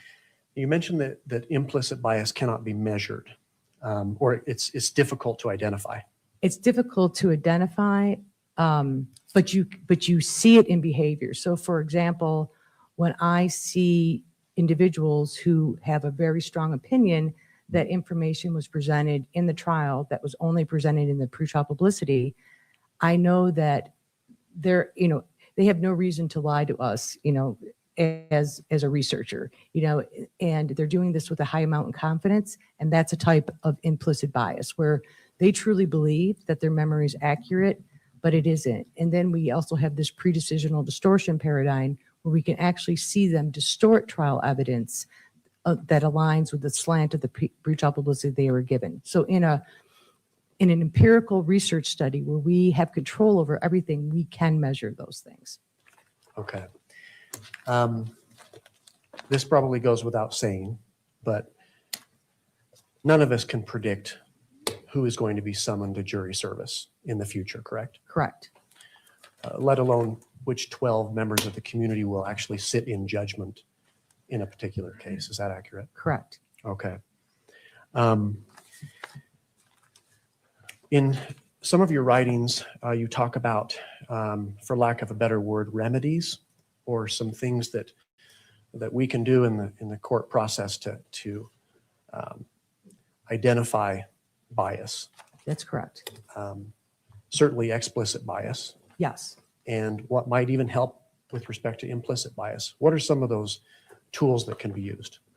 So for implicit bias, the bad news is I really can't say that any of the tools that I discussed are really, I've done research on it too. Implicit bias is something that's really hard to remedy because jurors are not aware they have it. It's unconscious bias. So how do you correct something that you're not aware of?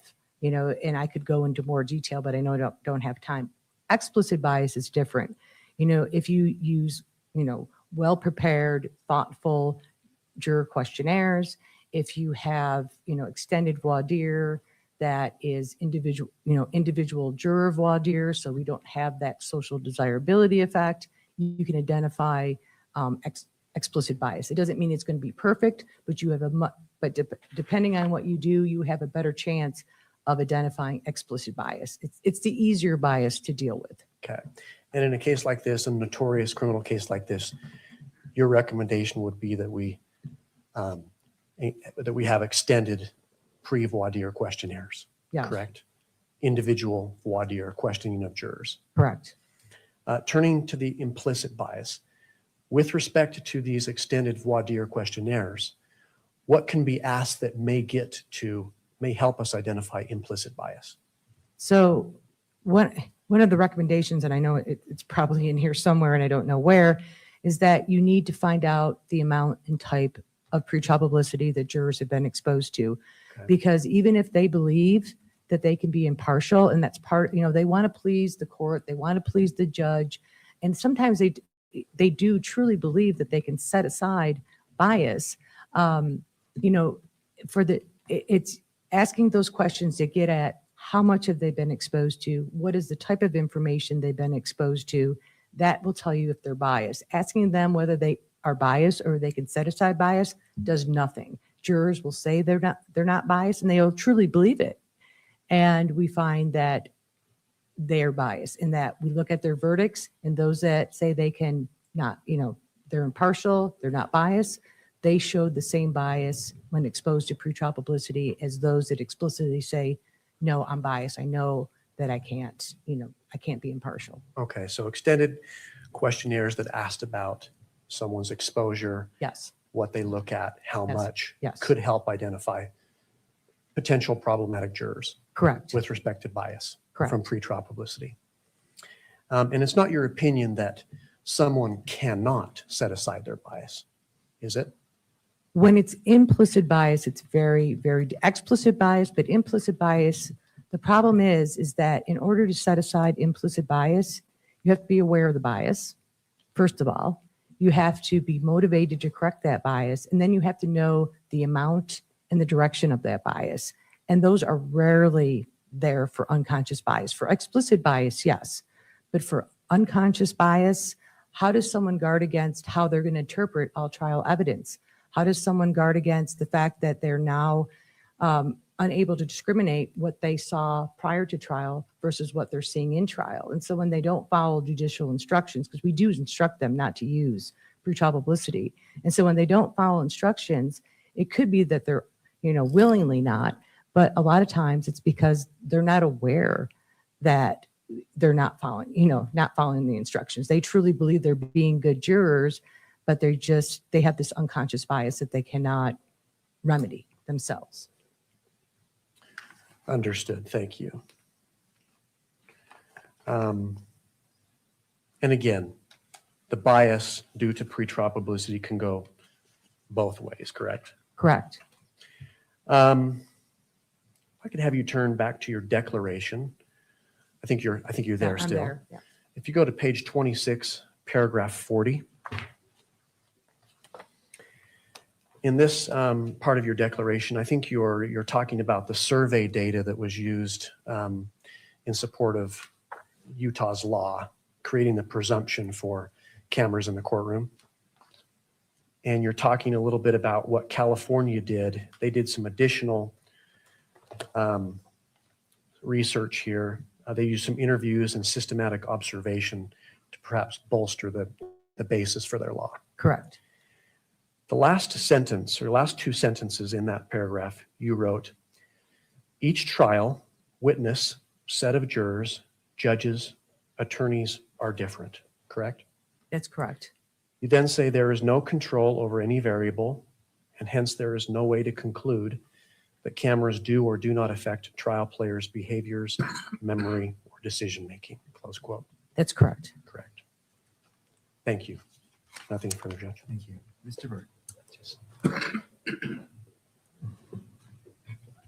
In your PowerPoint presentation, you kind of summarized that there are three methodologies. One is survey research for studying effects of pretrial publicity. One was survey research, right? Yes. Second Correct. was jury simulation research. Yes. And the third was meta-analysis. Correct. And do those three areas of research kind of come together with some common understandings about the effect of pretrial publicity? Yes, they all converge on the same finding that pretrial publicity influences jurors' decisions, and that there's also another that I don't explicitly list there. There's a shadow jury paradigm, which I believe the prosecutor, he alluded to, where we looked at, I didn't look at it, it was Charlie Kirk. They looked at it where it's kind of both a field research and an experimental study. And in their study, they found that the findings, once again, converged, depending on what the jurors were exposed to, regardless of how they were exposed to it in the real world, out, in the venue, or, experimentally, they were biased towards the side that the pretrial publicity was against. So if it was negative defendant pretrial publicity, they're more likely to find the defendant guilty. And this is, again, converges over all of the methodologies.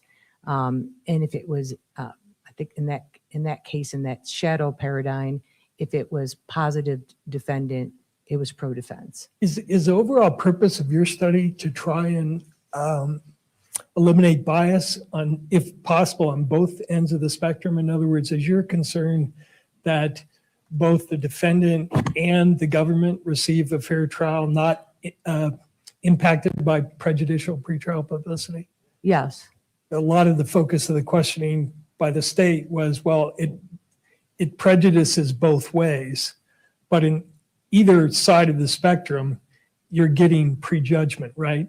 That's the correct. effect of the pretrial publicity. One is prejudicing the defense, the other prejudicing the state. That's correct. And neither, like I say, neither is acceptable in my opinion. And, obviously I think in probably the court's opinion, you don't want that bias prior to trial. You would like jurors to come in that really can be impartial and not have a favored side. And that's, when they come to trial favoring the defense or favoring the prosecution, that is going to just result in a biased outcome. I want to be clear on one point. Were you suggesting that there is a way to eliminate implicit bias by using jury questionnaires or doing open-ended questions or any other method that we know of? It's not a way to eliminate, but it's a way to better identify jurors that might have bias. You're not going to eliminate the bias, but it might allow you to identify individuals that have bias. And so again, it's not asking, you find out that someone has been exposed to something at that point, and you find out how much they've been exposed to, what they've been exposed to. There's no sense in asking them if they can be impartial. If they've been exposed to a significant amount of pretrial publicity from one side or the other, then we can just assume that they're going to be biased. Last question. Based on your review of the publicity in this case, do you believe that the negative publicity, and negative, I mean negative toward Mr. Robinson, has mitigated the anti-Charlie Kirk publicity, has somehow remedied the negative publicity, given the nature and the timing in particular of the publicity? No, and again, I think because predominantly early on, and there's just a lot more by credible sources that is anti-defendant than is, anti-Charlie Kirk or anti-Erica Kirk or any, and you have to remember when we look at anti-victim pretrial publicity, especially when it comes to murder, in murder cases, because we do look at different types of cases. In those cases, the anti-victim pretrial publicity kind of points that the victim somehow was responsible for their own death because they did something they weren't supposed to do. And I'll just give you an example. For example, they came into their ex-wife's house with a gun, and the ex-wife thought that they were an intruder in the house and shot and killed them, versus, the ex-wife or the estranged wife, in this case, called her husband over so that she could. So it gives an ulterior view of what happened to the crime. So it isn't just credibility of the defendant, of the victim, or we don't like the victim. That is not what we manipulate in these anti-victims. It makes them look like some way they maybe could be culpable for their own victimology. Like myths about rape victims, for instance. Yes. A lot of the studies Yes. have been done in Yes. that area. And that has been done too, yes. Is the publicity in this case easily characterized as pro-defendant or anti-defendant? For instance, there's some articles about suggesting, Mr. Robinson allegedly was involved in a conspiracy with others, Israel or whatever. Does that exonerate Mr. Robinson, that kind of conspiracy theory? No, it still points to the belief that he was guilty. He was just, someone else was also involved too. And so it doesn't absolve the guilt, and it doesn't point away from the guilt of Mr. Robinson. Instead, it says there might be other actors too that are involved in this. That's the same thing as the sort of rape victim myth. Yes. Kind of things that are studied in the literature. Okay, thank you. Thank you. Anything further? Judge, I have two quick areas of questioning. All right, Mr. Gernander. In turning to your last slide that you prepared, it was slide number 82. The title to this slide is Expert Conclusions. And number one reads, Based on my review of the empirical research literature, the pretrial publicity identified in the defense motions and the Utah County Public Opinion Survey, it is my expert opinion to a reasonable degree of psychological certainty that this case is situated within a highly prejudicial pretrial environment that presents a substantial risk to juror impartiality. Correct. You wrote that, right? So with respect to pretrial publicity, you reviewed the defense motions pretrial publicity. That is correct. You did not do your own deep dive into publicity. No, I was not asked to do that. Okay. If respondents to a survey were responding with words to describe Tyler Robinson as a scapegoat or cover up or fall guy, would that indicate that conspiracy theories that or theories that he was not the guy who did this are taking hold in the community? I mean, I don't know how widespread that is, but, and again, I would need to, maybe look more at what else was said, but it could. I mean, there's a possibility. There are some stories out there, but as I stated, there's just overwhelming anti-defendant pretrial publicity. And what happens with pre-decisional distortion is that we actually throw away things that don't fit our initial story. So if we don't think it fits our story, I'm going to think that that's just crazy. The story model approach. Yes, the story model approach. But if people were listening to conspiracy theories that were advanced starting the day of the charges, yeah, that's different. Yeah, that could affect their Yes. story model. Yes, correct. Okay, thank you. All right. Anything further for this witness? No, Your Honor. All right. Thank you, doctor. You may step down. All right.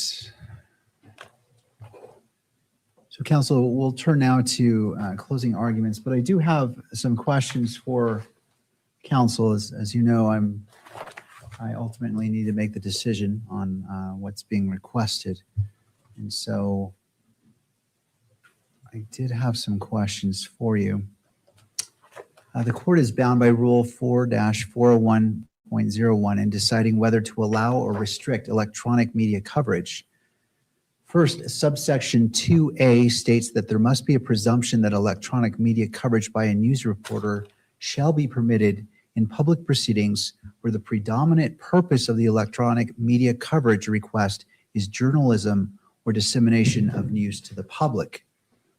In assessing the predominant purpose, is the court required to consider the purpose of the requesting news media organization? For example, for today's hearing, the requesting media organization is ABC4. The court form does not require the media to represent the purpose for the coverage. So what criteria should the court apply in determining the predominant purpose of the electronic media coverage?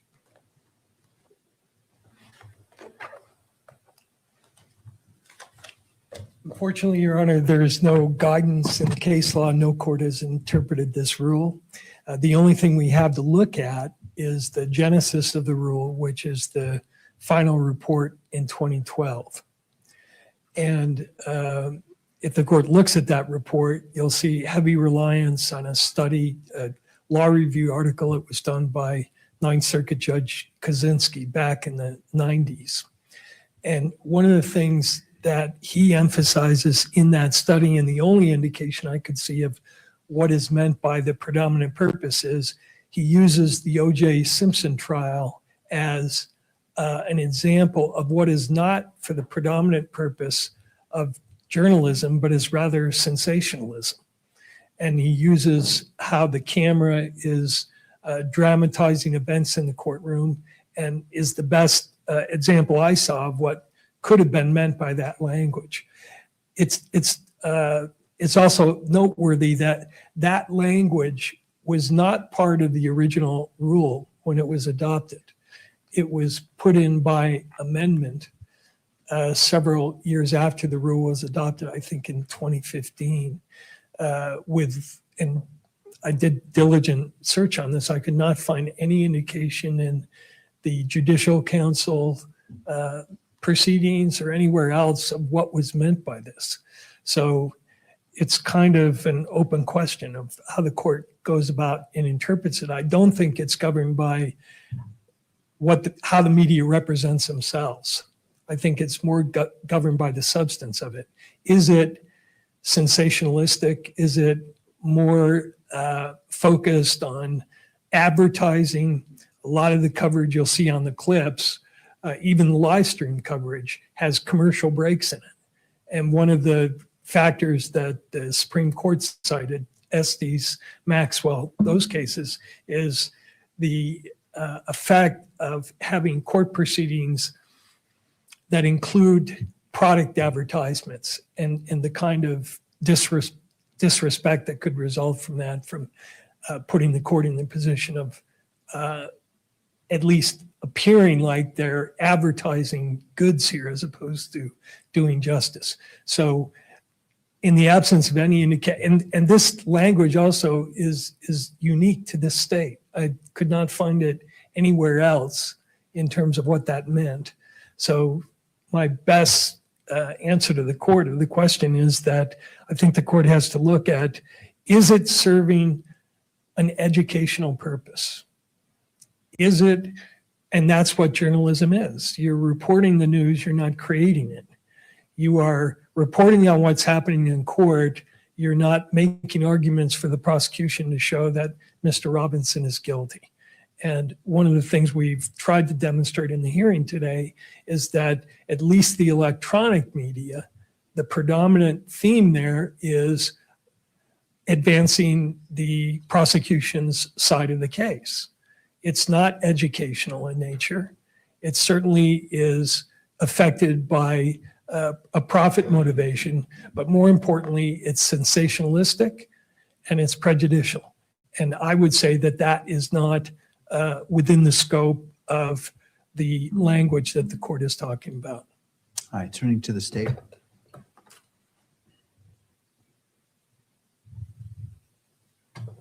Judge, I don't know that I have a whole lot to respond to because these are unknowns. But the language of this, so there is a presumption that electronic media coverage by a news reporter shall be permitted in public proceedings where the predominant purpose of the coverage request is journalism or dissemination of news to the public. So when I first think of that, I mean, we have all kinds of media coverage that is probably not journalistic in nature.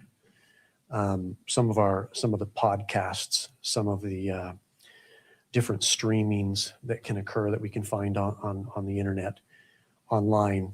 I don't know that you would couch those individuals as journalists so much, but ABC4, KSL News, these are journalists that are live streaming these proceedings. The difficulty here that we're confronted with is what is being done with that coverage by third parties, which can't really be controlled. But a news organization that comes in to actually live stream these proceedings, they're then streaming those proceedings to the public. It's very educational. It's very newsworthy. It's disseminating the news. And so I think if the request from the court was from a YouTuber, some sort of broadcaster, or some sort of podcaster, there may be problems there. But when it's coming from a traditional news organization, they are in fact disseminating this news. But it's about the best I can give you right now, Judge. All right, and just two more questions and I'll ask you first. Subsection 2D of the rule states that any reasons found sufficient to prohibit or restrict electronic media coverage shall relate to the specific circumstances of the proceeding rather than merely reflect generalized views or preferences. The court reads this as requiring individualized findings for each proceeding rather than permitting a blanket order prohibiting coverage. Is that your understanding? I believe that is accurate, Judge. That is my understanding, and that's why I think a request to just simply eliminate electronic media coverage in this case is premature. It's not warranted. There are going to be times, probably throughout these proceedings, where a hearing should be closed for safety purposes, or if there's some sort of controversy that could prejudice one side or the other. But just a blanket exclusion of the media, I think, would go well beyond what this allows for. All right, and so is this what the court must undertake this process for each hearing? Well, I think the court has sort of a foundation of the issues before it, has an idea about what the effects of pretrial publicity can be for or against either side, possibly even both. We didn't discuss what happens to people who look at both sides of the slanted coverage, what the effect on that individual is. But I would suggest that the court can take what it's learned through these hearings, the evidence presented here, and apply that to the proceedings moving forward. And if we have to reconvene or if there has to be further argument, we can make those arguments, and the court has a basis to draw from now. Thank you, Mr. Commander. Mr. Burt, the same question posed to you. Subsequent 2D of the rules states that any reasons found sufficient to prohibit or restrict electronic media coverage shall relate to the specific circumstances of the proceeding rather than merely reflect generalized views or preferences. So the court reads this as requiring individualized findings for each proceeding rather than permitting a blanket order prohibiting coverage. Is that your understanding? No, it isn't, Your Honor, because I think what that section is referring to is you can't base a finding under the rule based on general concerns. It's got to be related to the specific publicity in this case. And the reason I read it that way is if the court looks at 2A, it says the judge may prohibit or restrict electronic coverage in those cases. It doesn't say in those proceedings. It says in those cases, as if the court can make a ruling regarding the entire case. And that reading, I think, makes sense in terms of the practicality of having the court have to revisit this issue every time we have a court proceeding.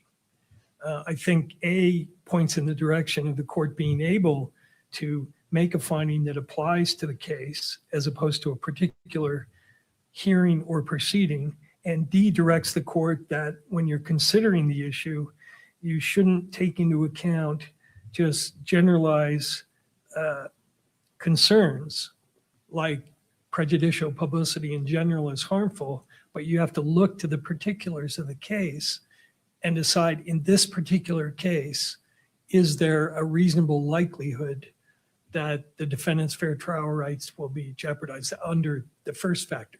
There are other factors, of course, but I think that is, or for instance, on the privacy concerns, I think D is calling you to look at not in general, well, juror privacy or witness privacy may be jeopardized. That's a general concern or a general view.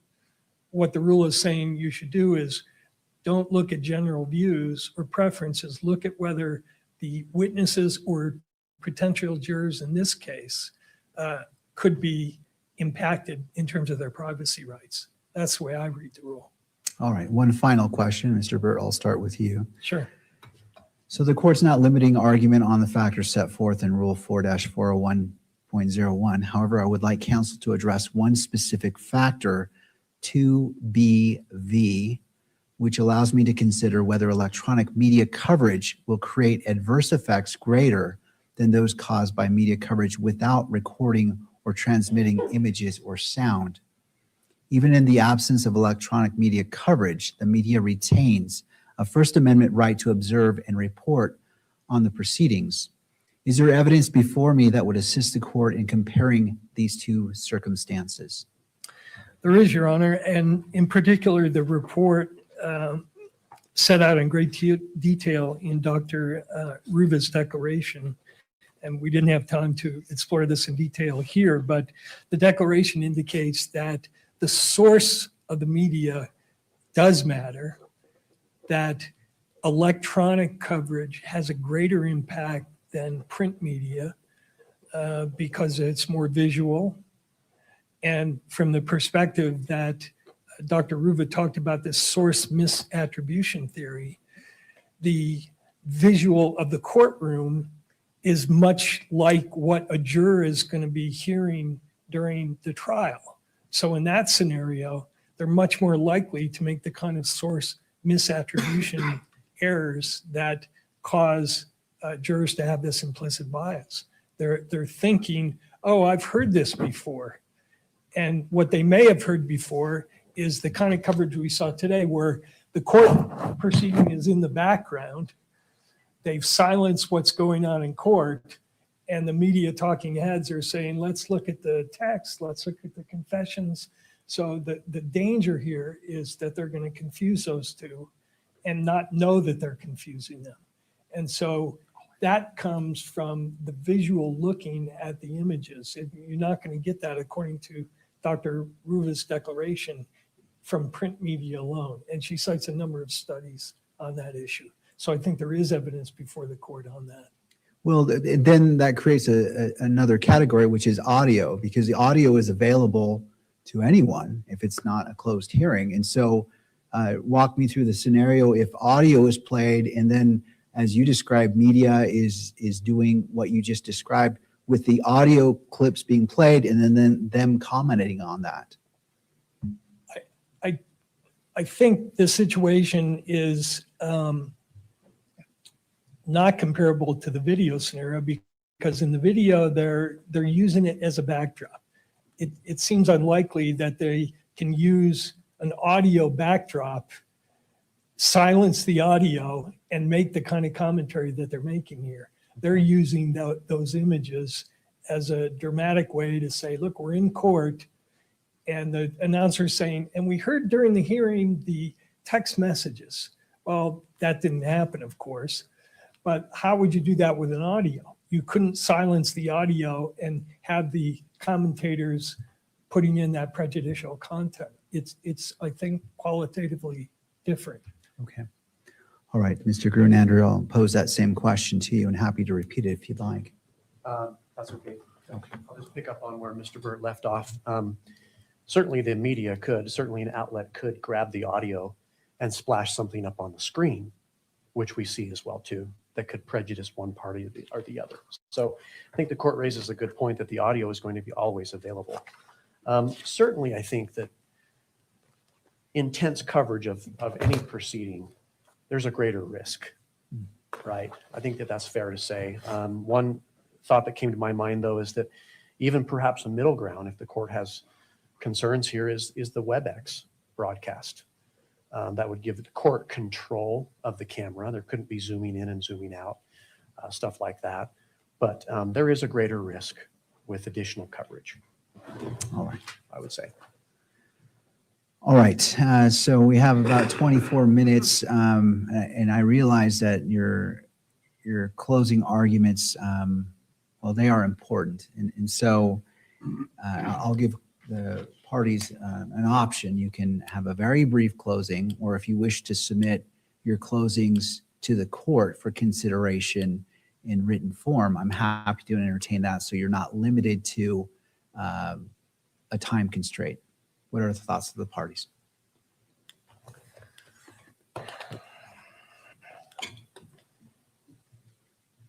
I have submitted to the court, I think it's getting near the 200-page limit of written arguments in front of the court. And Sure.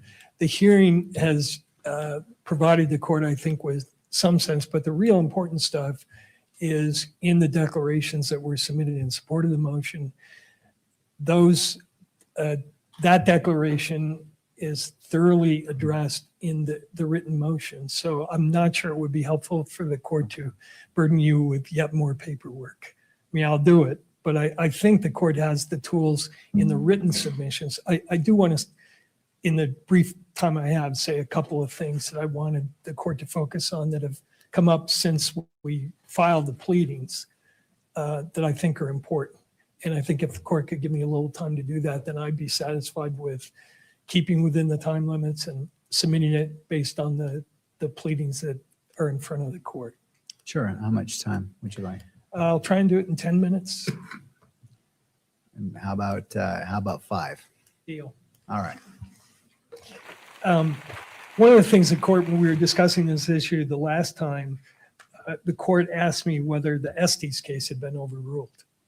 And I've been thinking a lot about that after that. And I'm not sure I answered it satisfactorily. I said no, that there is still this notion of prejudicial pretrial publicity in high profile cases, which this is. I stand by that argument, but I went back and took a look at Utah Supreme Court cases since Chandler was decided in 1981 to see whether there was any sort of hint in Utah cases suggesting that Estes was no longer good law. And I also looked just in general at how many times that case has been cited. It's been cited as of yesterday about 4,200 times, which is not generally how overruled cases are treated. It's not listed in Westlaw as overruled. It's cited a lot. And the Utah Supreme Court, after Chandler was decided, cited it 3 times. Or they either cited Chandler or they cited Estes in 3 opinions. One of them was when they were considering modifying the rule in Utah, which back in the 80s prohibited in-court coverage. And in 1981, the Utah Supreme Court published a brief memorandum of opinion about that proposed modification. And the court cited Chandler in its discussion. And the proposal was that the prohibition be eliminated. And the Supreme Court says the members of this court are unanimously of the view that Canon 3's prohibition against televising, broadcasting, or recording of judicial proceedings should be reaffirmed, and that the petition for modification of those provisions should be denied. We are not satisfied that the balance between the interests of news reporting and the interests of a fair trial represented by Canon 3 would be improved by the proposed changes. Experiments underway in other states may yet suggest appropriate modification to the canon on the subject, but for the present, we remain unconvinced that change is warranted. And they note that Chandler was decided before they published this opinion. So they recognized that Chandler was on the books. They did not go down that path. And so that's the first time they cited it. They cited it again in a case called State versus Vasquez, 1983, 672 Pacific 2nd, 1254, where they discuss it in the context of a juror misconduct claim for jurors who had, despite the court's instructions, had read the pretrial publicity. And it's cited for the, Estes is cited for the proposition in Vasquez that it is axiomatic that a defendant is entitled to a fair and impartial trial based on the evidence presented to the jury without the jury being influenced by information from outside sources. See Shepard, Estes, and State versus Pierce. And then the Supreme Court decided, reference Estes again in a state called State versus Bishop, 753 Pacific 2nd, 438, decided 8 years after Chandler. And they cited it again in Estes in a case decided the same year, Lafferty, 749 Pacific 2nd, 1239. So I don't think Estes has been overruled. And the one thing I wanted to stress to the court, I know the court from past rulings is inclined to keep these proceedings as open as possible. I know the court's frame of reference has been the rule that you just referenced. But as I tried to stress in the motion, there are federal constitutional rights involved. And the federal courts take a much different view of cameras in the courtroom than the state courts, both in Utah and everywhere else. And the general trend of the federal decisions has always been they don't want cameras in the courtroom. And so sooner or later, if there's a conviction in this case, this case is going to end up in federal court. And one of the issues that'll be raised if this motion is denied is, was that a proper denial? And I cited to the court in the original motion a case from the 10th Circuit that says in a clash between the First Amendment and the defendant's fair trial rights, the defendant's fair trial rights must always prevail. So this case will be litigated if there is a conviction in the 10th Circuit. You have 10th Circuit authority saying if there's a clash, and there certainly is, between two constitutional rights, then you always have to opt in favor of the defendant's right to a fair trial. Now, in this case, we don't have a clash of constitutional rights because the federal courts have said and been clear for years that there is no constitutional right to have cameras in the courtroom in televised trials. So we're not talking about the clash between two constitutional rights. We're talking about the clash between a federal constitutional right and a state rule presumption that applies only if the nature of the publicity is news and not sensationalism. And the other factors that the court has to consider under the rule are not met. So however the court balances those factors under the state rule, the court still has to contend with the federal constitutional issues here. And those issues and the rules there are much different, and they argue strongly in favor of granting this motion. The last thing I want to say to the court, and I know I'm close to 5, if not over it, is one of the factors under the rule, if the court just is going to balance under the rule, is privacy concerns. And we have privacy concerns of witnesses who have expressed to the court that they do not want to be televised. We do not know the privacy position of the vast majority of witnesses who will testify in this case. So whatever the court does here, I don't think the court can make a blanket ruling that says you will never reconsider whether to take cameras out of the courtroom for witnesses who don't want to be televised. I think that may have to be something the court's going to have to deal with down the line. And similarly, I don't think the court in ruling here is excluding the possibility that certain hearings would also have to be subject to possible closure, most relevantly the preliminary hearing, because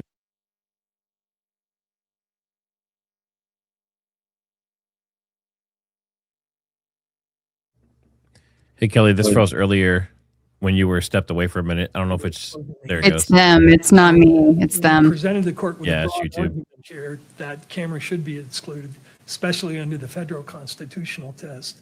But however the court rules, I don't think this issue is going to go away unless the court just says, I've looked at the publicity, I've balanced the interests at stake and all things considered, and given the fact that we still have a chance to keep this case in this county, because the survey shows that we don't have overwhelming prejudice here.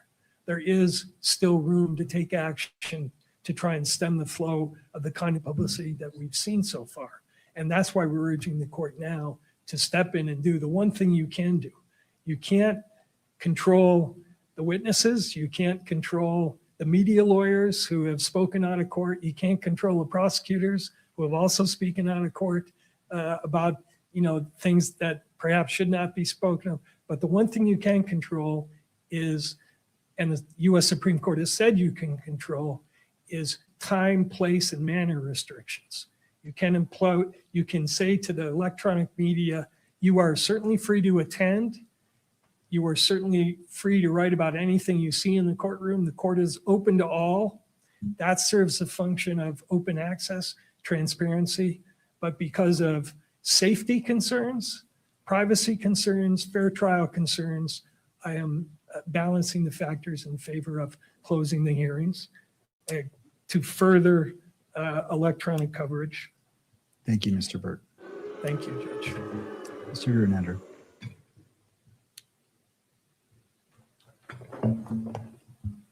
Thank you, Judge. Your Honor, mischief lurks in the dark or in secret.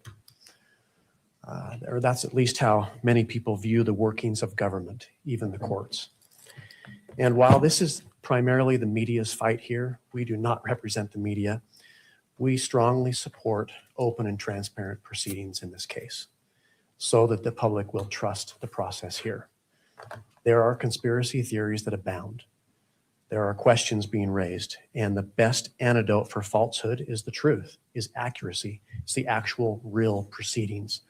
And that's why we favor opening this court and allowing the cameras in the courtroom. Again, as I said before, an option the court could undertake is broadcasting these proceedings via WebEx. In 1981, the Supreme Court squarely held in Chandler that states may permit cameras in courtrooms, and that doing so does not, without more, violate due process. The court explained that the mere presence of broadcast media does not inherently render a trial unfair.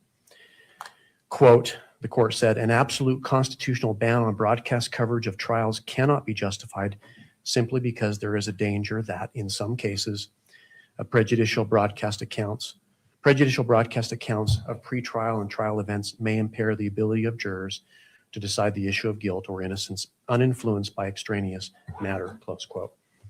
It is a challenge. It will be a challenge in this case because of the pretrial publicity in part, for and against the defendant, for and against the state in identifying impartial jurors. But it can happen, Judge. And I don't believe that prejudice has been shown. Irvin v. Dowd, a 1961 Supreme Court case, gives the standard for impartiality with respect to jurors who've been exposed to pretrial publicity. That court said, it is not required, however, that the jurors be totally ignorant of the facts and issues involved.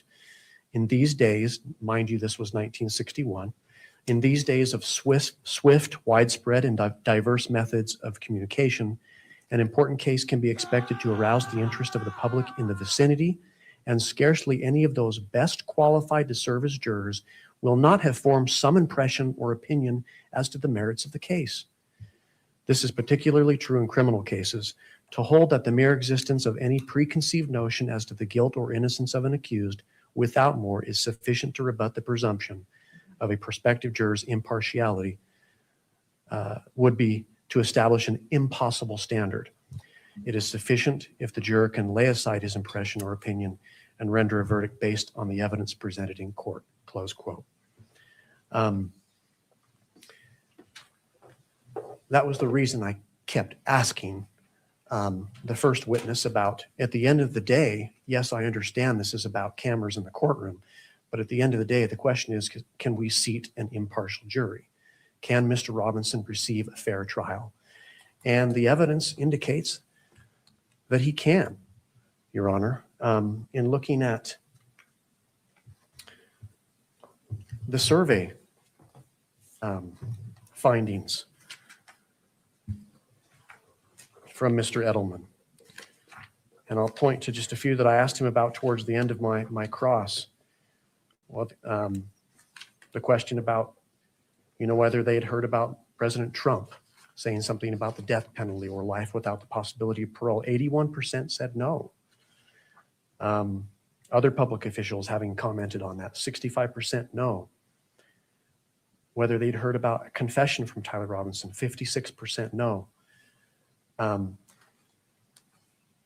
question of DNA, 65% no. And ultimately the question of, have you seen any video footage or video clips of the courtroom proceedings from Tyler Robinson's case, for example, on Court TV, YouTube, or social media? So all these large different media mediums, and 74, I believe it was, 74 responded no. That is significant, Judge, because for argument's sake, if we forecast picking a jury in this case, and we were to choose 1,500 prospective jurors to summon into court, 1,110 of them would not have viewed courtroom proceedings because of the live streaming in this case on YouTube or social media or elsewhere. So That's the ultimate question before the court. Today, the question before the court is whether or not the defendant can receive a fair trial with the current coverage that's going on. Whether his right now is compromised and it's going to be compromised in the future, we can't predict that with any certainty, but there has been a substantial amount of coverage to this point. And it goes both ways, Judge. It's clear from this survey that there are negative feelings towards the defendant, which can help negative feelings towards the victim, which can help the defendant. 25% of the public responded negatively about Charlie Kirk. So at the end of the day, again, mischief lurks in the dark or in secret. Let's shine a light on these proceedings, a bright light, so the public can have confidence in what happens in this courtroom. Thank you. Thank you. Thank you, counsel. I appreciate the arguments and the evidence presented today. I do want to read a brief statement, and then we'll go to scheduling when the court will make its ruling. The court takes this opportunity to remind all counsel that if any counsel is found to be in contempt of the court's pretrial and trial publicity, it's order docket number 23, and as amended in docket 242, that attorney faces possible sanctions ranging from orders to attend CLEs, public admonishments, and fines up into include jail time, removal from the case, and in the most serious instances, dismissal of that case. These sanctions do not address the consequential nature, the natural consequences that arise when the court must take time away from the regular course of case matters to determine if an order to show cause is appropriate and possibly hold an evidentiary hearing to determine whether contempt has occurred. That being said, counsel would do well to carefully consider their decision to make extrajudicial statements that have a substantial likelihood of heightening public condemnation of the accused, and should consider this before doing so. With that, let's turn to scheduling. Counsel, it looks like the next availability of this court to do a WebEx ruling would be May 8th at 3 p.m. And what is the availability of counsel?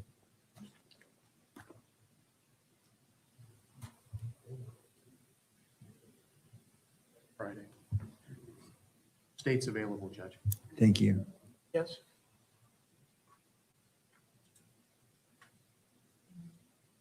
That was 3 p.m., Your Honor. 3 p.m. on May 8th And that would be WebEx. on WebEx. We're all available on that date and time. Thank you. And counsel, before we adjourn, I encourage you to keep your foot on the accelerator in regards to this case. I acknowledge the hard work you're doing. I encourage you not to let up. And the court will issue its ruling on the two issues in regards to a continuance of the preliminary hearing and the motion before the court today. Ms. Nestor. Your Honor, with respect to the hearing on May 8th, we would again request that our client appear via WebEx with no video. Thank you, Ms. Nestor. I appreciate that clarification, and that will be the case. All right. Anything further before we adjourn today? That's all from the state. All right. Thank you to all parties. Court is now in recess. Holy hell. All right. Well, that was a long one. We appreciate everyone sticking in there with us. And wow, this is crazy. So, I mean, I don't know which way he's going to go. It does seem like he kind of leans towards keeping cameras, or at least keeping them most of the time. And he said that in the past, in previous court pre-trials, he said the same thing. He felt like cameras needed to be there for transparency. So I have a feeling, I'm like 75% chance he's going to keep them, at least for maybe with like individual cases here and there that may be closed. But overall, I think it is going the direction that most people want. So I would say with that, make sure you follow Kelly Raybon. She is on X, Instagram, and YouTube. It's down there at the bottom, KELIRABON. And if you aren't already a subscriber and following, this guy off there. Huh? Can you tell? Okay, there we go. Thank you. Sorry. My screen was still playing while it was on the big screen. Thank you. I gotcha. Yeah, if you want to contact me, Trigger Smart HQ on X or engcwarrior@gmail.com. And make sure you guys hit that like if you haven't already on the way out. We appreciate you being here. And we plan on covering all these. So as long as this keeps going and we have a way to stream, we'll probably be covering it as long as they have cameras, right? Absolutely. Well, and even if they, God forbid, knock on wood, all the things, but even if for some crazy reason that they don't, you know that we will still be covering it in some way, shape, or form. Have no fear. But yeah, please be sure to sub to our channels, drop some comments on our streams, helps to push it out as other people are, getting caught up on the events of the day. Thank you. All right. Thanks, everyone. Have a good day.